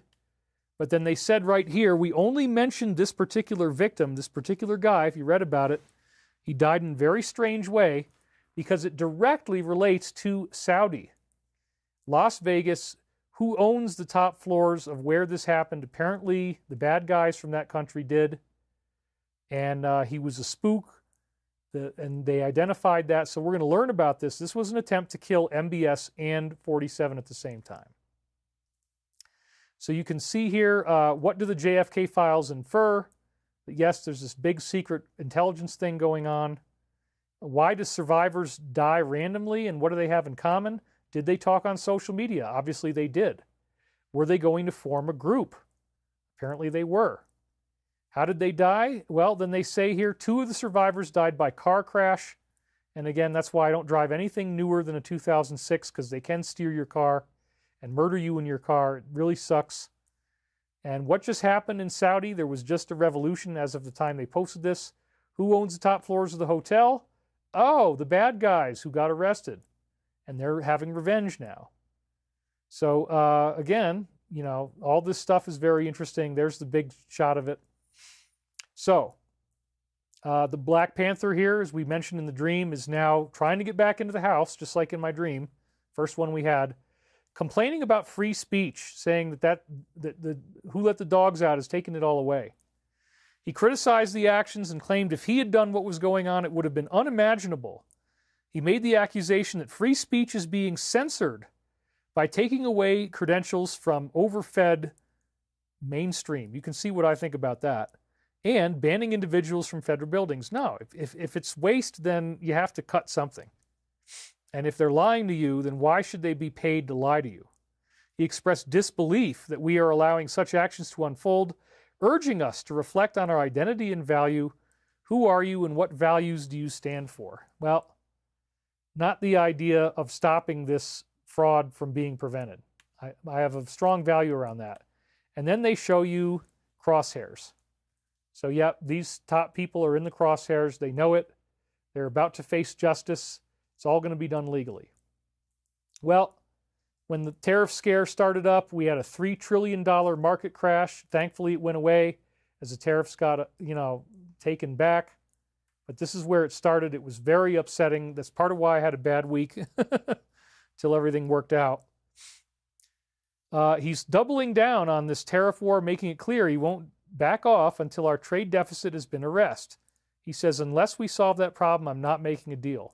The markets are reacting fast. S&P 500 down 22%, entering bear market territory. The Nikkei 225 futures halted entirely by triggering a circuit breaker. Germany, Australia, and London have all tumbled sharply. Not a single company in the world now holds a market valuation over $3 trillion. And then Michael had just said earlier that so-and-so went to Germany and he might have died from a motorbug illusion. Germany was one of the main economies that collapsed, so that's very interesting. The motorbug illusion, that he thought they were going to squash on the windshield like a bug on the windshield of a motor car, but instead everything turned around. We were fine. So we had a donation come in, Mark's Cosmic Adventures. Thank you, David. I live next to a castle, in a lake where Crowley did black magic with W.B. Yeats. We lifted a curse on the Beaverbrook family here 3 weeks ago. Wow. Congratulations for that. So we're at the 4.5 hour mark. I think we might be able to keep this to 5. Let's keep on going. So there again, we got a number of seconds. I think it's 46. And then this is the market crash, if you want to look at that up close. Amazon went down by 4.15%. Walmart, Tesla, Meta, Google, Microsoft, Apple, NVIDIA. Ugh, it was a bloodbath. So post number 46. This is one of those ones that I don't really read when I see it because, again, it's all kind of funny stuff that I don't want to say on the show. You can read it if you want to. And it's talking about him making false statements of this dangerous material, that it would never be exported from the U.S. So again, this is about arming the enemy, the treason that's going to be so shocking to people like my dad. The public gets a select taste of it. Rest assured, others have it all. We have 100% verifiable information, impossible to refute. They are going to make the case publicly. And then somebody is controlling our narrative. And does this organization have operators in the media? Yes. What will happen when it is exposed? Well, they're going to lose all their credibility, and so that is about to happen. Very exciting. Then we see Florida taking down one of the largest rings of all time, apparently. And they, according to the state's attorney general, investigators discovered over 1 million pieces of evidence, and it was all over the world. You can read the rest for yourself. Wow. So congratulations to Florida. That's incredible. And they got rid of over 1 million pieces of evidence. So post number 46, again, is the same one that we just saw. So it's exactly the same. And that way, again, do they have operators in the media and what happens if they're exposed? We just read that. So thank you guys for speeding up the show. I do believe they did that for me. So thank you guys. So then we have good old Benny once again attacking you-know-who. And this time he's using Elon to drive the wedge, claiming that Musk has it right by opposing all tariffs, saying a zero-tariff approach would benefit our economy and everyone. He appears to be stirring division between the two of them. Ah, interesting. And we know that somebody's telling him what to say. They've talked about that just last week. So post number 136 is just a list of all these banks that are all controlled by that one family we heard about before, including Iran. It ends with Iran. Interesting. And they immediately have news about Iran, that BN is nervous about any peace actually happening. He looked nervous and visibly terrified as the announcement was made that talks are moving forward to avoid war. And apparently we've had new developments on that today that I got to check out after I'm done. He hinted at a major meeting on the horizon, maybe that's about to happen now, said making a deal would be far better than doing the obvious. And you can see here his face, he looks very The two sides of his face look distinctly different. One eye is a lot lower than the other. He's got this weird half smile. He looks like he's disassociated. He's terrified. He's lost deep in thought, and he's panicking. So I agree completely. That's a good example of somebody panicking and trying to hide it. Post number 43, these crumbs are not meant to scare you, but merely inform resistance will be dealt with swiftly.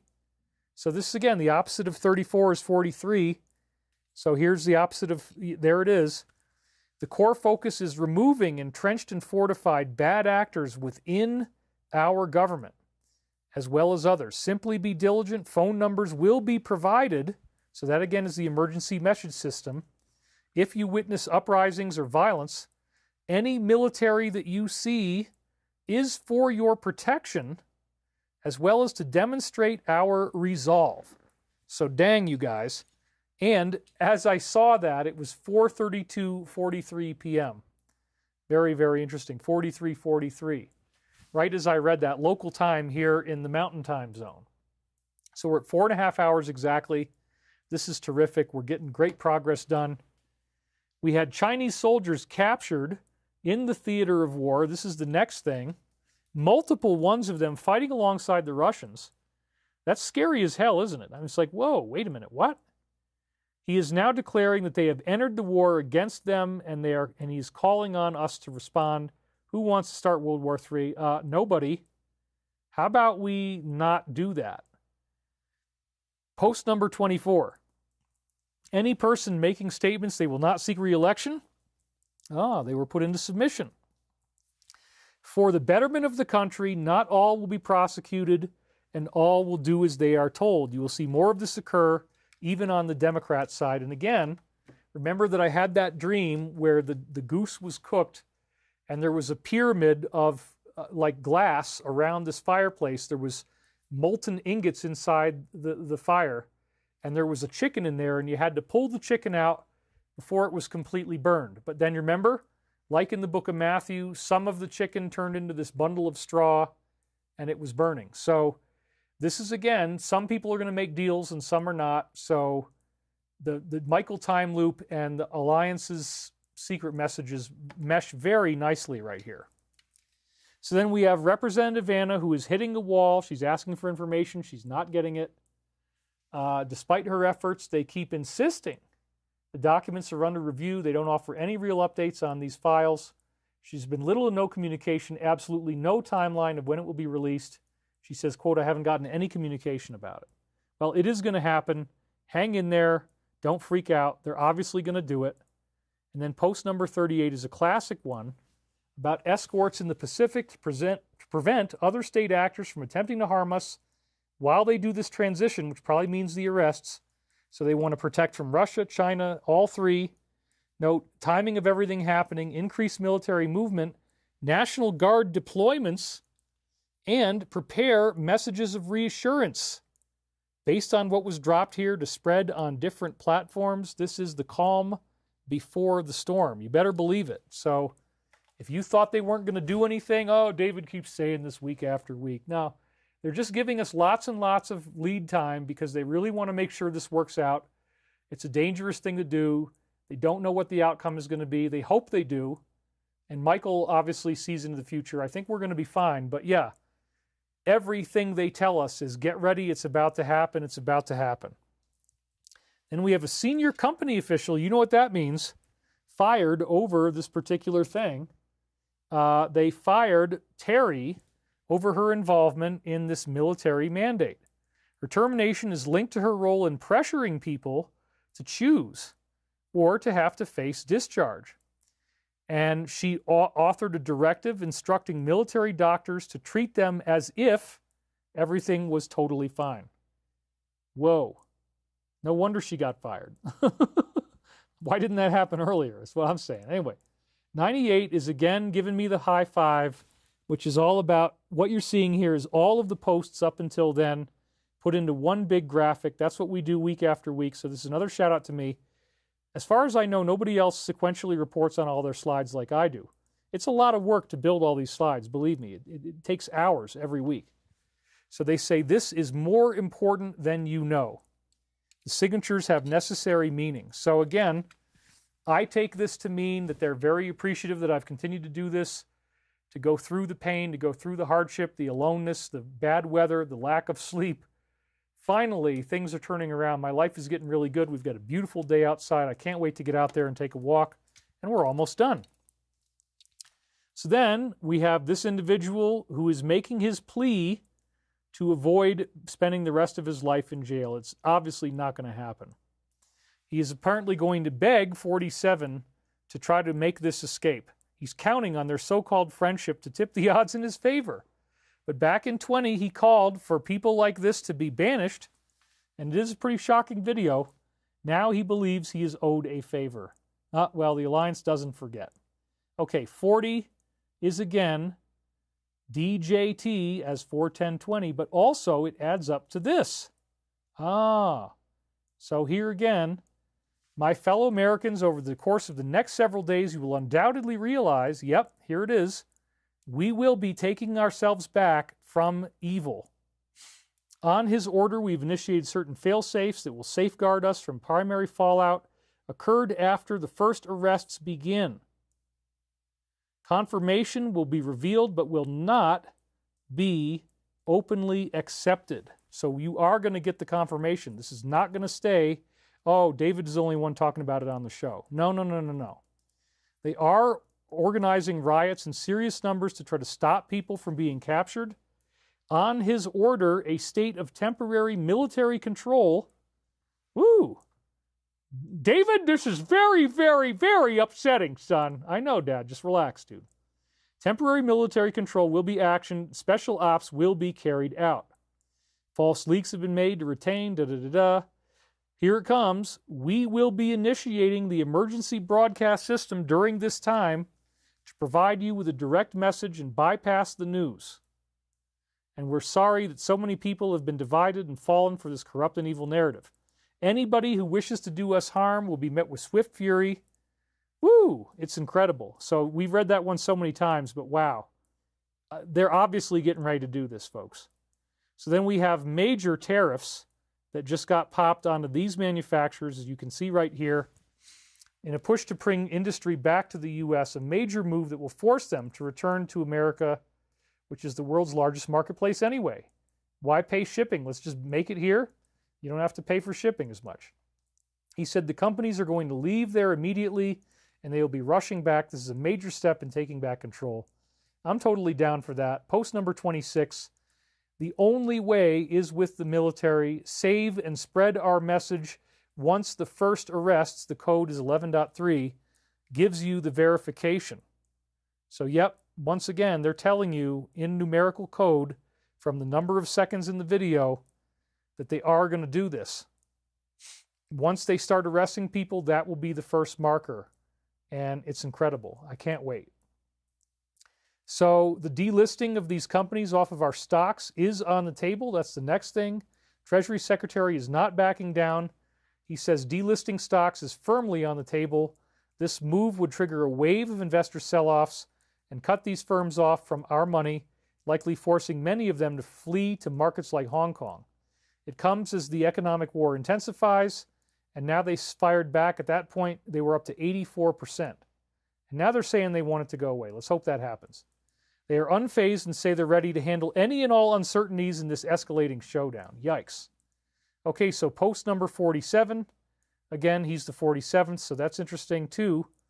But then they say right here, does anybody find it to be a coincidence that there's always something bad happens whenever they get bad news? Yep. So we can expect a lot more of this kind of stuff coming in.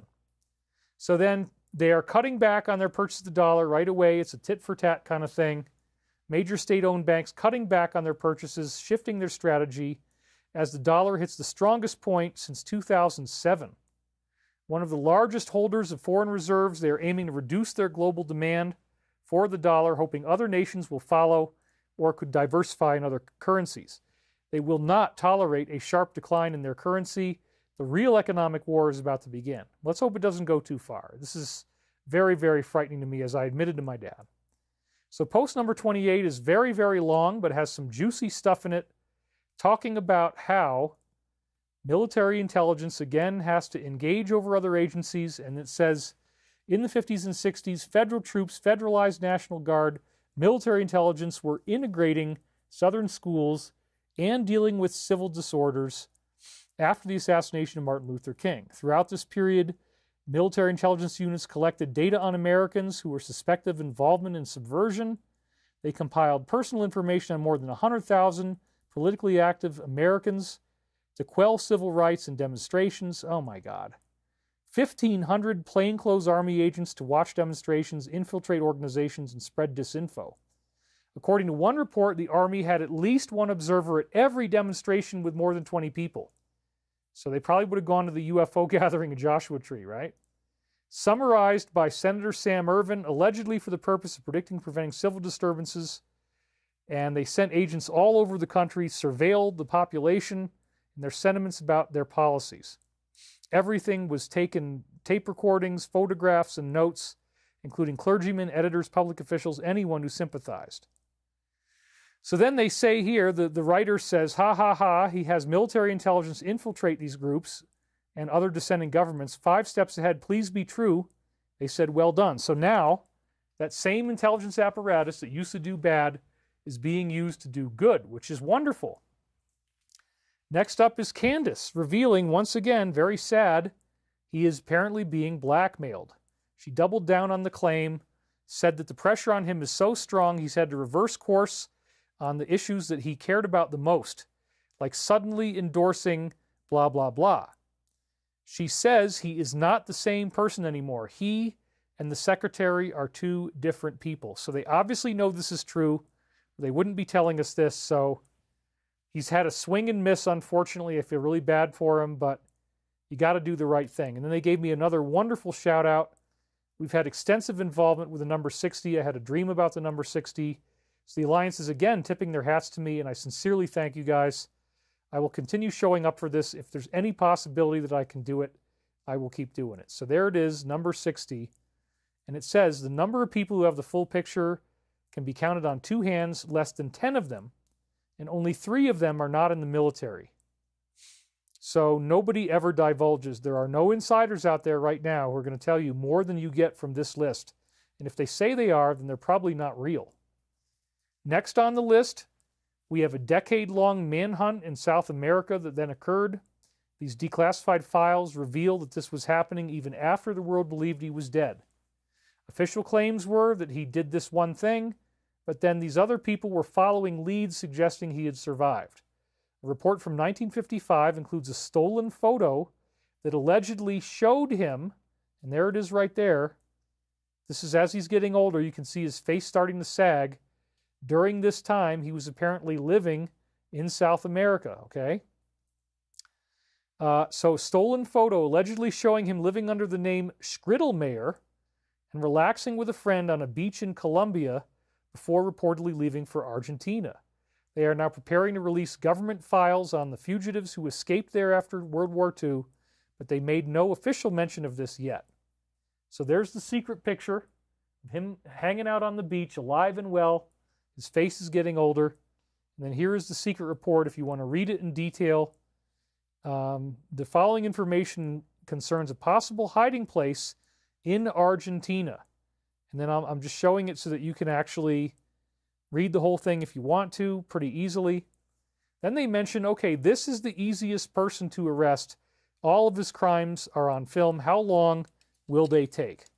And this was, again, very, very interesting because 1.7 million views. Okay, so I had just been discussing with my body worker about this individual. I mentioned his name, and I said, do you know who he is? And I said, yeah, he's the easiest person to be arrested. You know, because there's so much evidence and everybody's already seen it. It's not even hidden. And then they came out and posted the same thing that I said to her on Tuesday in my session. So thank you guys once again. That was an amazing, amazing shout out that the Alliance gave me. Literally reaching into the conversation I had with my body worker, Amy, and then throwing it out there on the internet. It was dazzling. Okay, so now she's saying we found new files. Ooh, isn't this juicy? I can't wait to find out what the heck is on there. She drops a bombshell confirming they are working to uncover long-hidden files buried. Remember, this was in the time loop with the microfilm and the goggles. Buried with the hope they'd never be found. Many documents had never been scanned and were sitting untouched at the National Archives in boxes. Her team is now searching all these other warehouses for records that were mysteriously never released. Some of these files have never even been scanned. And if you think that the stuff we've seen so far is big, wait till you see what's going to be on this stuff, guys. So that's very exciting. And again, they're working as fast as they can for us. They want to make the case as good as possible. So it's probably not going to happen tomorrow, but we're getting closer and closer and closer. This was April 10th. 500,000 views. Post number 102 is, again, this funny place in, I think it's Indonesia or the Philippines, where apparently a lot of this stuff is being done. We'll learn about that in the future, I'm sure. So, as part of this escalating conflict, he says, forget about it. We have incredible secret weapon systems far beyond whatever you could dream of. And again, a lot of this is the scalar, the torsion field type of technologies. He revealed to the press, we have secret weapons no one's ever heard of, confidently stating we are far stronger than most people understand. We have the most powerful weapons in the world, way more powerful than everybody else. That's what I've always heard. It's not even a close comparison. What kinds of secret weapons is he referring to? Well, as I said before, one of the weirdest things that Pete Peterson ever told me was that positive extraterrestrial beings apparently would not allow us to have nukes. And in 1991, sometime around there, everybody's nukes around the world melted down. You're not even allowed to have them. The warheads become like they won't even fly properly. They become radioactively inert. They just simply will not work. So everything that used to be that way, the ICB, you know what, got replaced with a laser technology. And this laser apparently can do 64,000 people a second. And there's multiple of these that come out from one unit. So imagine the unit launches, goes up into the air, breaks off into a number of capsules. Each one of these capsules has a head on it with a laser weapon that can handle 64,000 targets a second, and everybody gets it right through the medulla. You get a burn hole that goes right through the front of your face, through the medulla, out the back. Doesn't matter where you are. And it knows everybody, so they can decide on who they wanted to put into the list. So that was one of a number of crazy things. But yes, it can be very selective. They can do this on an incredibly minute level. They're tracking everybody all the time. That's one of the ones that I heard about. There's others that are probably just as crazy, but that was portrayed, by the way, in the movie Captain America: The Winter Soldier. Pete, the whole movie is about them wanting to use this very technology on the public. And they show you a map of DC, and it says this is the number of targets that it has. And Pete said that the head that they show you, the actual technology of the flying aircraft carrier that you see in movies like The Avengers and Captain America: Winter Soldier, apparently that flying aircraft carrier is real. That's what it actually looks like. They've actually built those. They have them in operation. And the idea of the head, the laser head that can do the 64,000 a second, they show it to you in the movie, and Pete said that's exactly what it really looks like. So pretty shocking. So I have independent confirmation this is likely true. And then we got 3.2 million views. Wow. 23 seconds. And again, the real important point here is they knew our agencies would grow in power so much that they could hold the executive hostage and force it to engage with bad actors. But now every agency except one is being controlled by the alliance. This is a very good thing. This was the one I talked about at the beginning. They had the same thing, that she revealed the vulnerability. Wow, I mean, that's very brave. She has evidence that they were vulnerable to alteration. And according to her, the only reliable solution moving forward is to fully return to the way we used to do things. The alliance, has it all. Wow. I could not believe it when this came out. It's like, dang, we are really getting close now. Post number 30 is, again, the one talking about the secret device in the White House so you could listen in on people. That's a big part of what the alliance was doing, and the DS, both sides. Then we had 3 members of Congress involved in a plane accident, and they said they were Republican. That's actually not true. 2 of them were Democrats. But there's some foul play going on here. They were on American Airlines. Maybe not. I don't know. But another plane struck the wing. Just so happens to have 3 congressmen in it. Congresswomen, too. The exact same airport of the helicopter crash. And they give you the names: Josh, Grace, and Nick LaLota. Passenger captured the moment the crew announced the plane would have to stop for an inspection. Everybody's freaking terrified. Post number 32. Maybe we will do it in one day, the arrests. But it cannot go slow. So they're not even saying 10 days anymore. Now they're saying it could all happen in one day. The initial wave will be fast and meaningful. It will send signals to others immediately. You will see the tide turn. You think this was intentional? Yeah. And then they said, okay, one of them was reptilian. Republican. The other 2 are both Democrats. David, I'm really glad you had that Freudian slip, because reptilian and Republican, I kind of would tend to agree with your sentiments on that. I'd say my sentiments exactly, son. You might be onto something here, so keep up the good work, boy. It's the first thing I liked about your show, is your Freudian reptilian slip. Oh, okay. Anyway, got to have some fun. Keep it exciting for the people at home. Then he announces an autism study. Apparently he's still allowed to do this much, thankfully. I feel bad for him, my God. Assembling top scientists from around the world for a groundbreaking study about what is causing this to happen. Digging into everything from food, water supply, chemicals, psychological influences. Says it's an epidemic disabling an entire nation. Most studies dismissing the link to certain things are deeply flawed. It is an environmental toxin, i.e. introduced in the way they just told us, that is causing this cataclysm. He already knows. He's talked about it. So that's good. He hasn't been totally silenced yet. Post number 93, and then they say she is a puppet and her strings have now been cut. She's on her own and fighting for her life. That's big, big stuff. Then we have a flight that was going from LA to Melbourne. Melbourne to LA, got diverted to Brisbane, which I guess means there was some foul play involved. But they want you to meditate on that. Okay. Then we have the CEO of this company now panicking over the tariffs. It's showing what everybody... Remember, we had that dream where that guy was walking around homeless. I need food, I need food. This is basically what that dream was talking about. He's in full panic mode over it, warning they're shaking global markets, pushing us towards deeper economic trouble.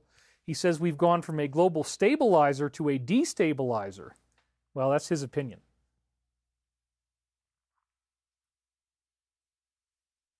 He raised red flags about rising inflation, surging home prices, says it's self-inflicted. This is not da-da-da, this is not a financial crisis, this is something that we have created. Yeah, so my dream about the starving guy is exactly what this was about. Their goose is cooked and they know it. Post number 67, they're dropping that name again about these people. But most of this I can't really read, so you just get to read it for yourself. Did they escape the country? So they're telling you right off the bat, these people are going to try to escape. Okay, and then it's a question of commercial flying versus private flying. Who is the head of the TSA? Which party did he contribute to? So you can see, again, Homeland Security interacting with them.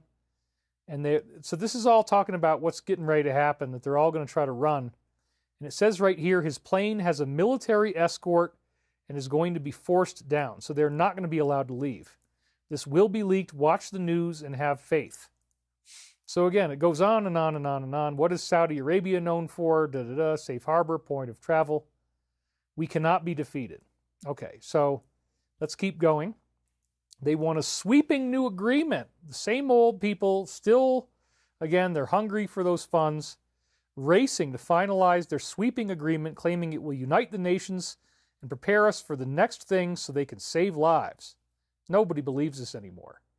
He says this deal is built on the hard lessons, aiming to fix what went wrong, a global strategy for prevention, preparedness, and response that could reshape how every future crisis is handled. And he's already signed an order to withdraw us from this organization. So this is just a whole bunch of nothing. It's not going to go anywhere. Don't freak out. And again, post number 38, The big thing is prepare messages of reassurance based on what we dropped here to spread on other platforms, the calm before the storm. Wow. And then we see Judicial Watch is suing. They want these things to be produced. He's got to show you his guns, too. That's a standard in the video. It's just part of the game. He filed a major federal lawsuit. I mean, I wish I had guns like that. But anyway, we'll get into that later. Attorney General Pam and the DOJ for refusing to release. He's actually done this. He filed this lawsuit. That's wild. Demanding access and all documents linked. He says the government's delays left him no choice to take it to court and uncover what they're hiding. Do you agree with this? Well, I wouldn't want to put myself through this at all. Lawsuits are awful, but thank you for doing that, Tom. It's awesome. So what a coincidence. The mountain that housed their whole program and testing thing collapsed. So this is talking about the Alliance actually taking them out. There's all this stuff going on that we don't see. Covert teams being eliminated. You'll never know about it. It's never going to be in the news. Critically important materials, scientists were inside when it happened, and nobody suspects we had anything to do with it. So there's going to be a lot more of those. And so again, this is in response to he's suing for these materials to be released. They are going to be released. This is not going to be something that you keep waiting and waiting and waiting forever for. So just hang in there. It's all going to be fine. So now they're talking about Real ID, and they're really not happy about it. They say, they make it clear on the Telegram this week that, they're not happy at all.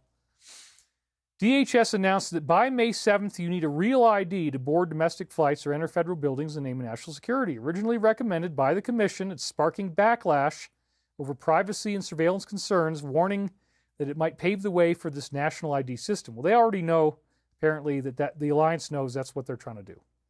Others fear this puts sensitive personal documents at risk, exposing millions of people to being hacked, having their identities stolen, and government overreach. Will you comply? Well, I got my driver's license redone here in Colorado. It is a Real ID. So, for me, it's just like, okay, well, that's what I've already got. But maybe if you have an older expired driver's license or something, it might not have that on there, but almost all of them do.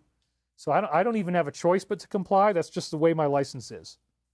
Okay, but there you can see, if you don't have it with the Real, it says federal limits apply. Mine does not say that.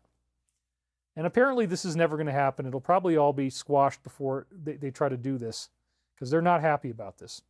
So then once again, post number 40 brings us to post number 34, 4 plus 10 plus 20. And again, it says confirmation of what is occurring once we arrest the first guy will then be revealed, and it will not be openly accepted. So again, it says temporary military control will be actioned, special ops will be carried out, and we will be initiating the emergency broadcast system during this time to project a direct message and avoid the compromised news. Wow. So do you think maybe they're getting ready to do this? Oh yeah. I'm not making all this up. I'm just giving I'm just reading what they tell me to read. And it all looks very promising. So now she wants the Supreme Court to intervene and repeal. That is very unlikely to happen. She wants the conviction thrown out, arguing that she was protected under non-prosecution deals. I don't think that's going to work.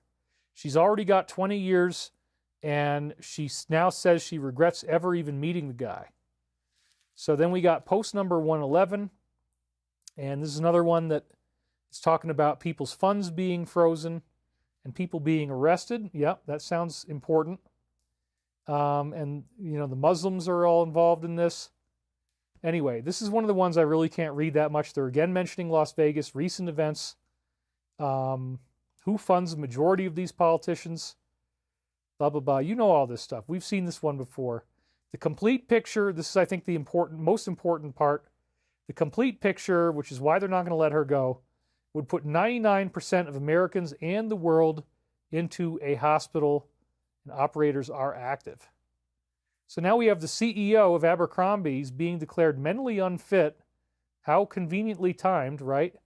Right after he's been arrested for whatever he was doing. Now he says, oh, no, my mind doesn't work. I can't be on trial. He's reportedly suffering from advanced dementia, now is requiring, so he says, round-the-clock care.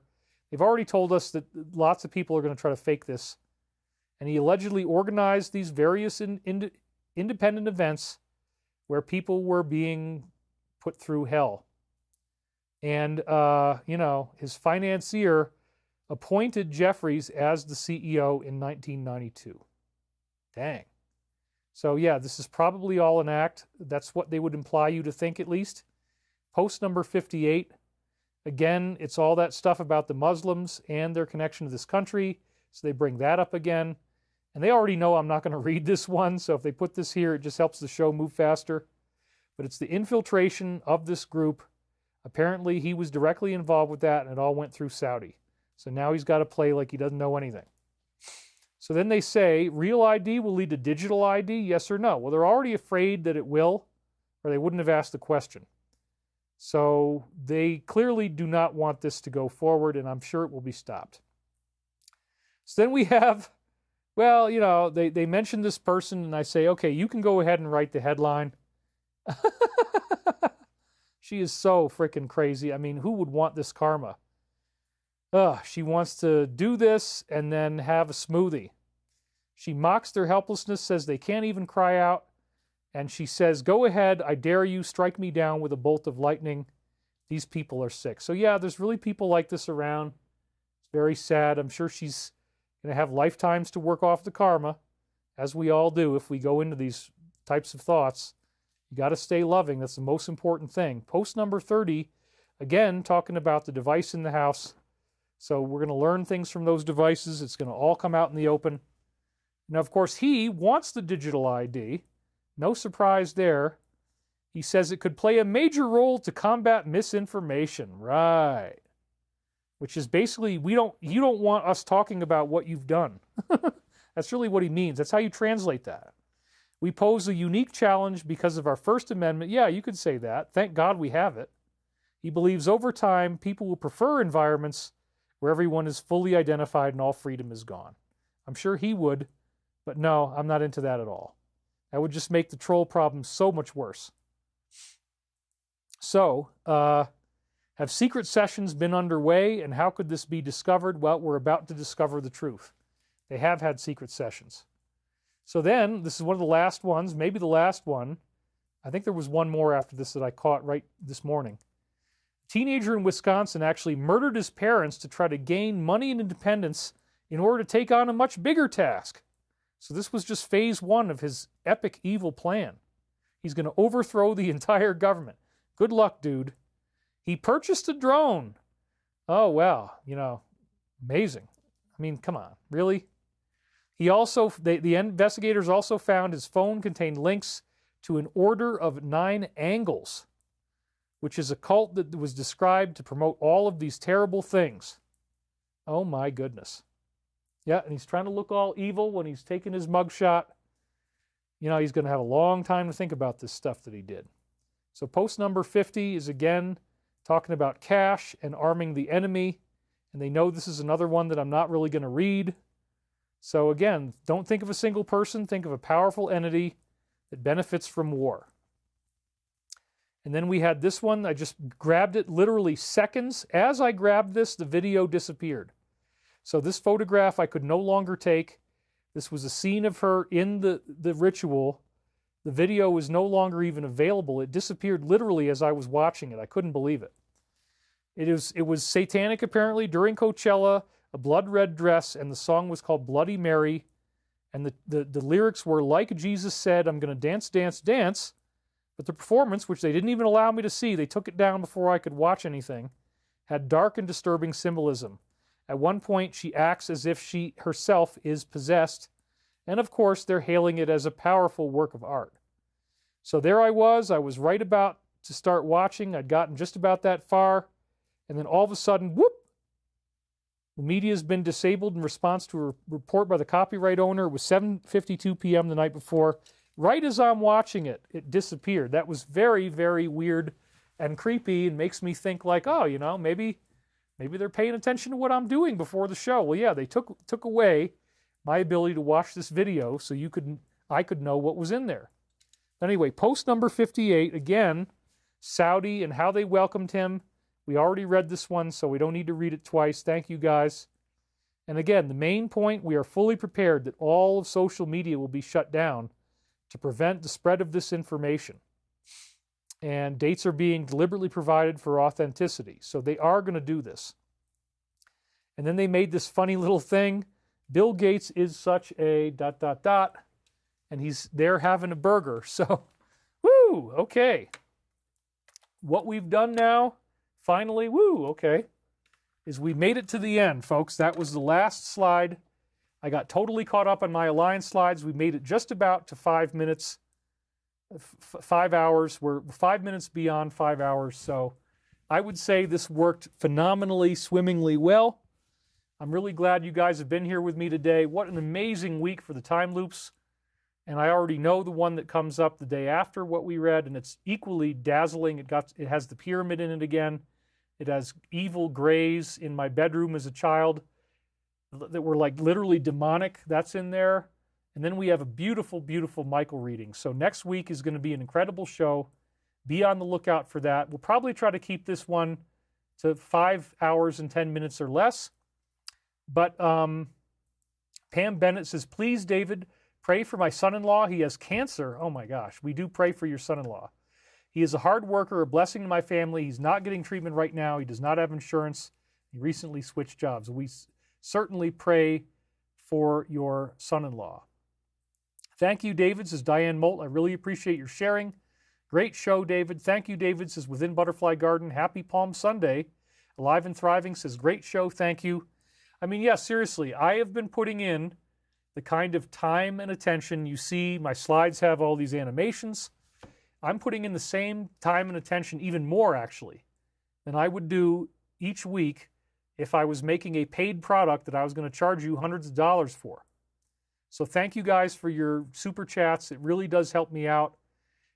Because we have the aerospace thing, because products like this will eventually augment my income very nicely, you know, I'm not going to have to worry about making money anymore. So I want to make it clear that I could sell this stuff, but I'm not. And I'm voluntarily taking a much lower income and maintaining basically a poor lifestyle because I'm waiting for the big money to come in from the company. I want you guys to have this information.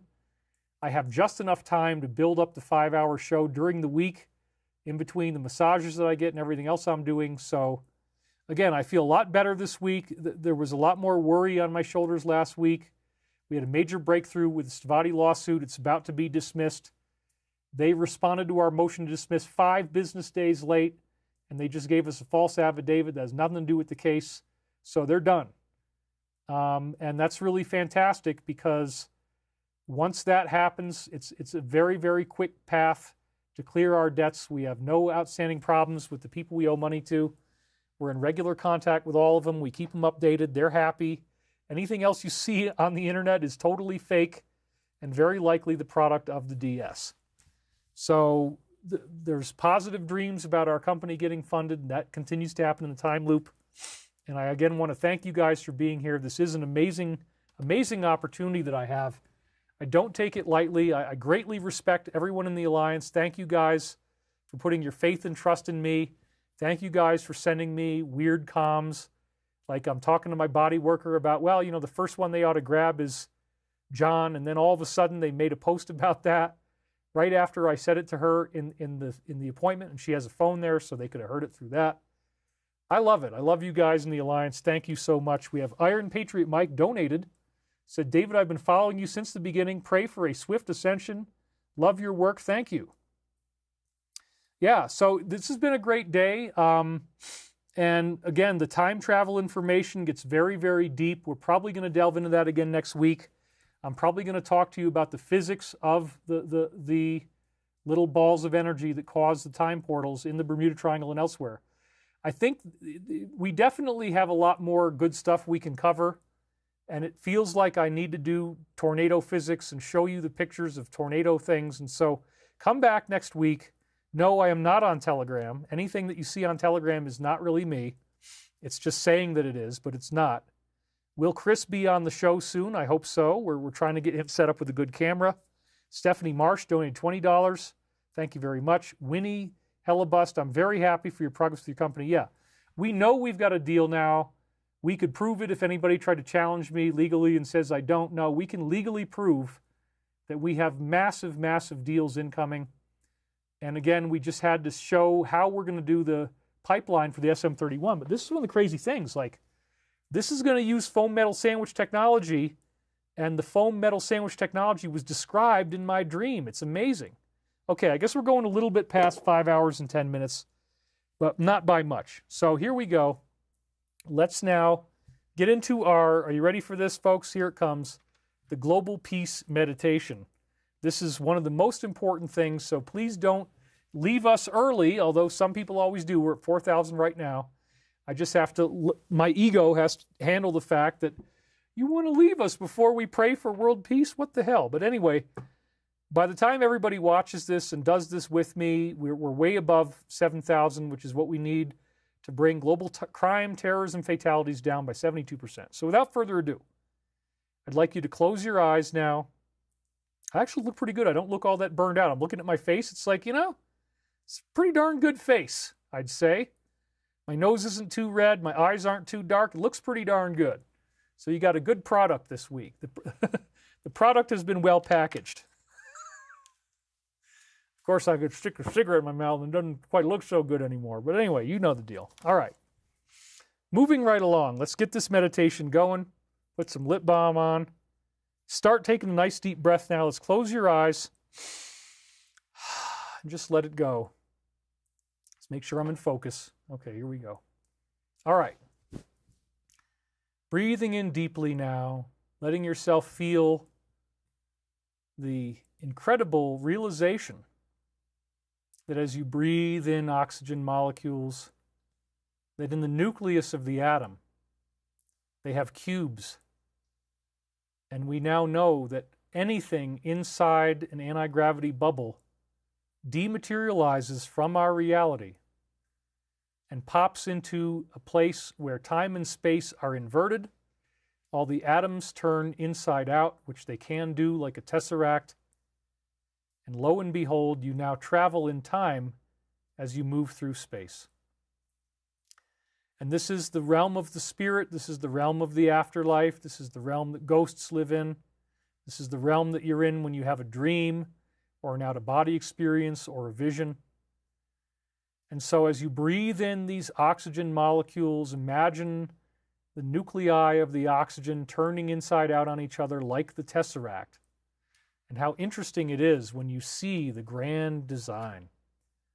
Breathing deeper now, letting those cubical oxygen molecules merge their spiritual energy with your body, bringing you deeper and deeper into the calm, into the quiet, into the everlasting peace of this moment, where you are so happy because all of the arrests have been done and you have evolved into the next level of consciousness. Everything that these beings were telling us eventually will, I believe, come true. Envisioning that glorious future where we are meeting with these entities face to face, the cosmic family reunion occurs, that we have discovered that there was an evil on this planet, it has been purged, unleashing incredible prosperity, happiness for everyone, a true end of all the suffering and misery on earth. Even the people from the group itself, I suspect, will have to look and see that the planet has gotten much, much better. Taking in these cubical oxygen molecules, understanding that eventually we can create our own time portals. We create our own little bubble. We pinch off that bubble and we can travel through space and time as we wish.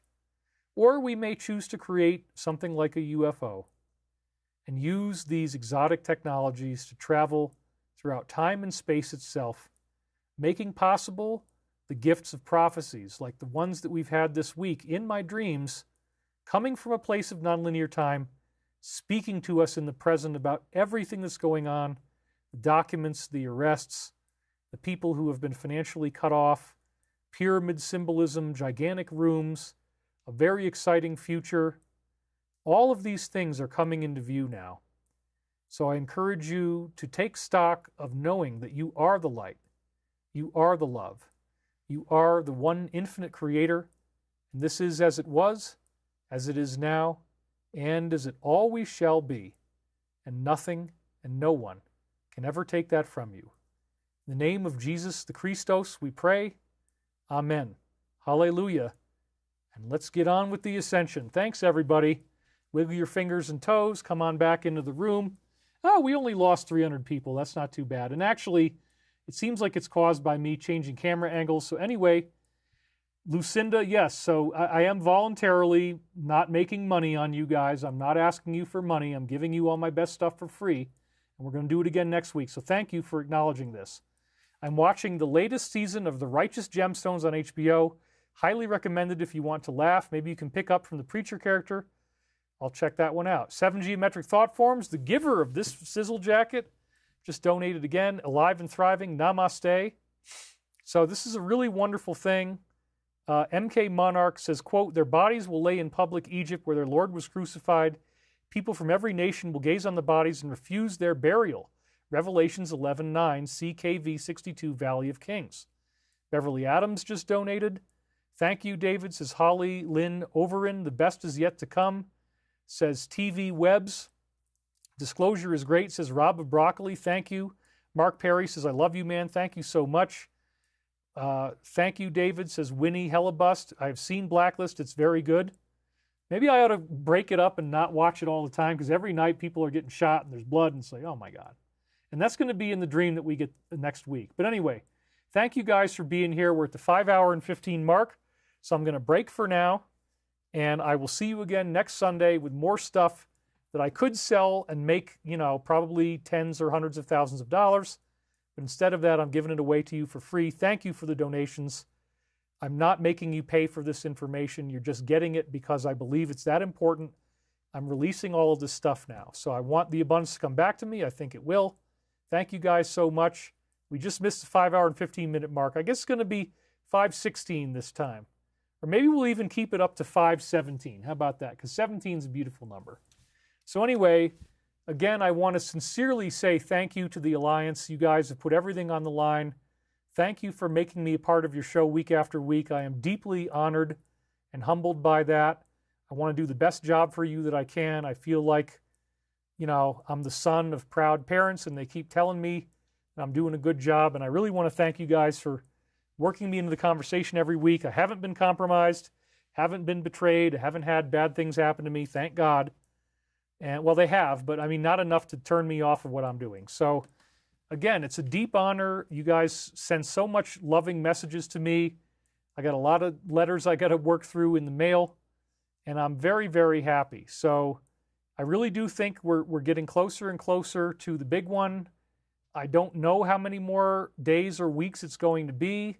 Nobody really knows what the plan is, but be ready for anything, folks. So again, I want to thank you for watching. Tune in next week, and we will very likely be talking about the science of portals. In fact, that's a great title. Maybe that's what I'll call it, the science of portals. Okay. Next Sunday, same time, 11 a.m. Pacific, 2 p.m. Eastern. I will see you there. You probably don't hear from me too much on Twitter, but if I ever do post, it's David_Wilcock. You can get advance notice of the show coming out.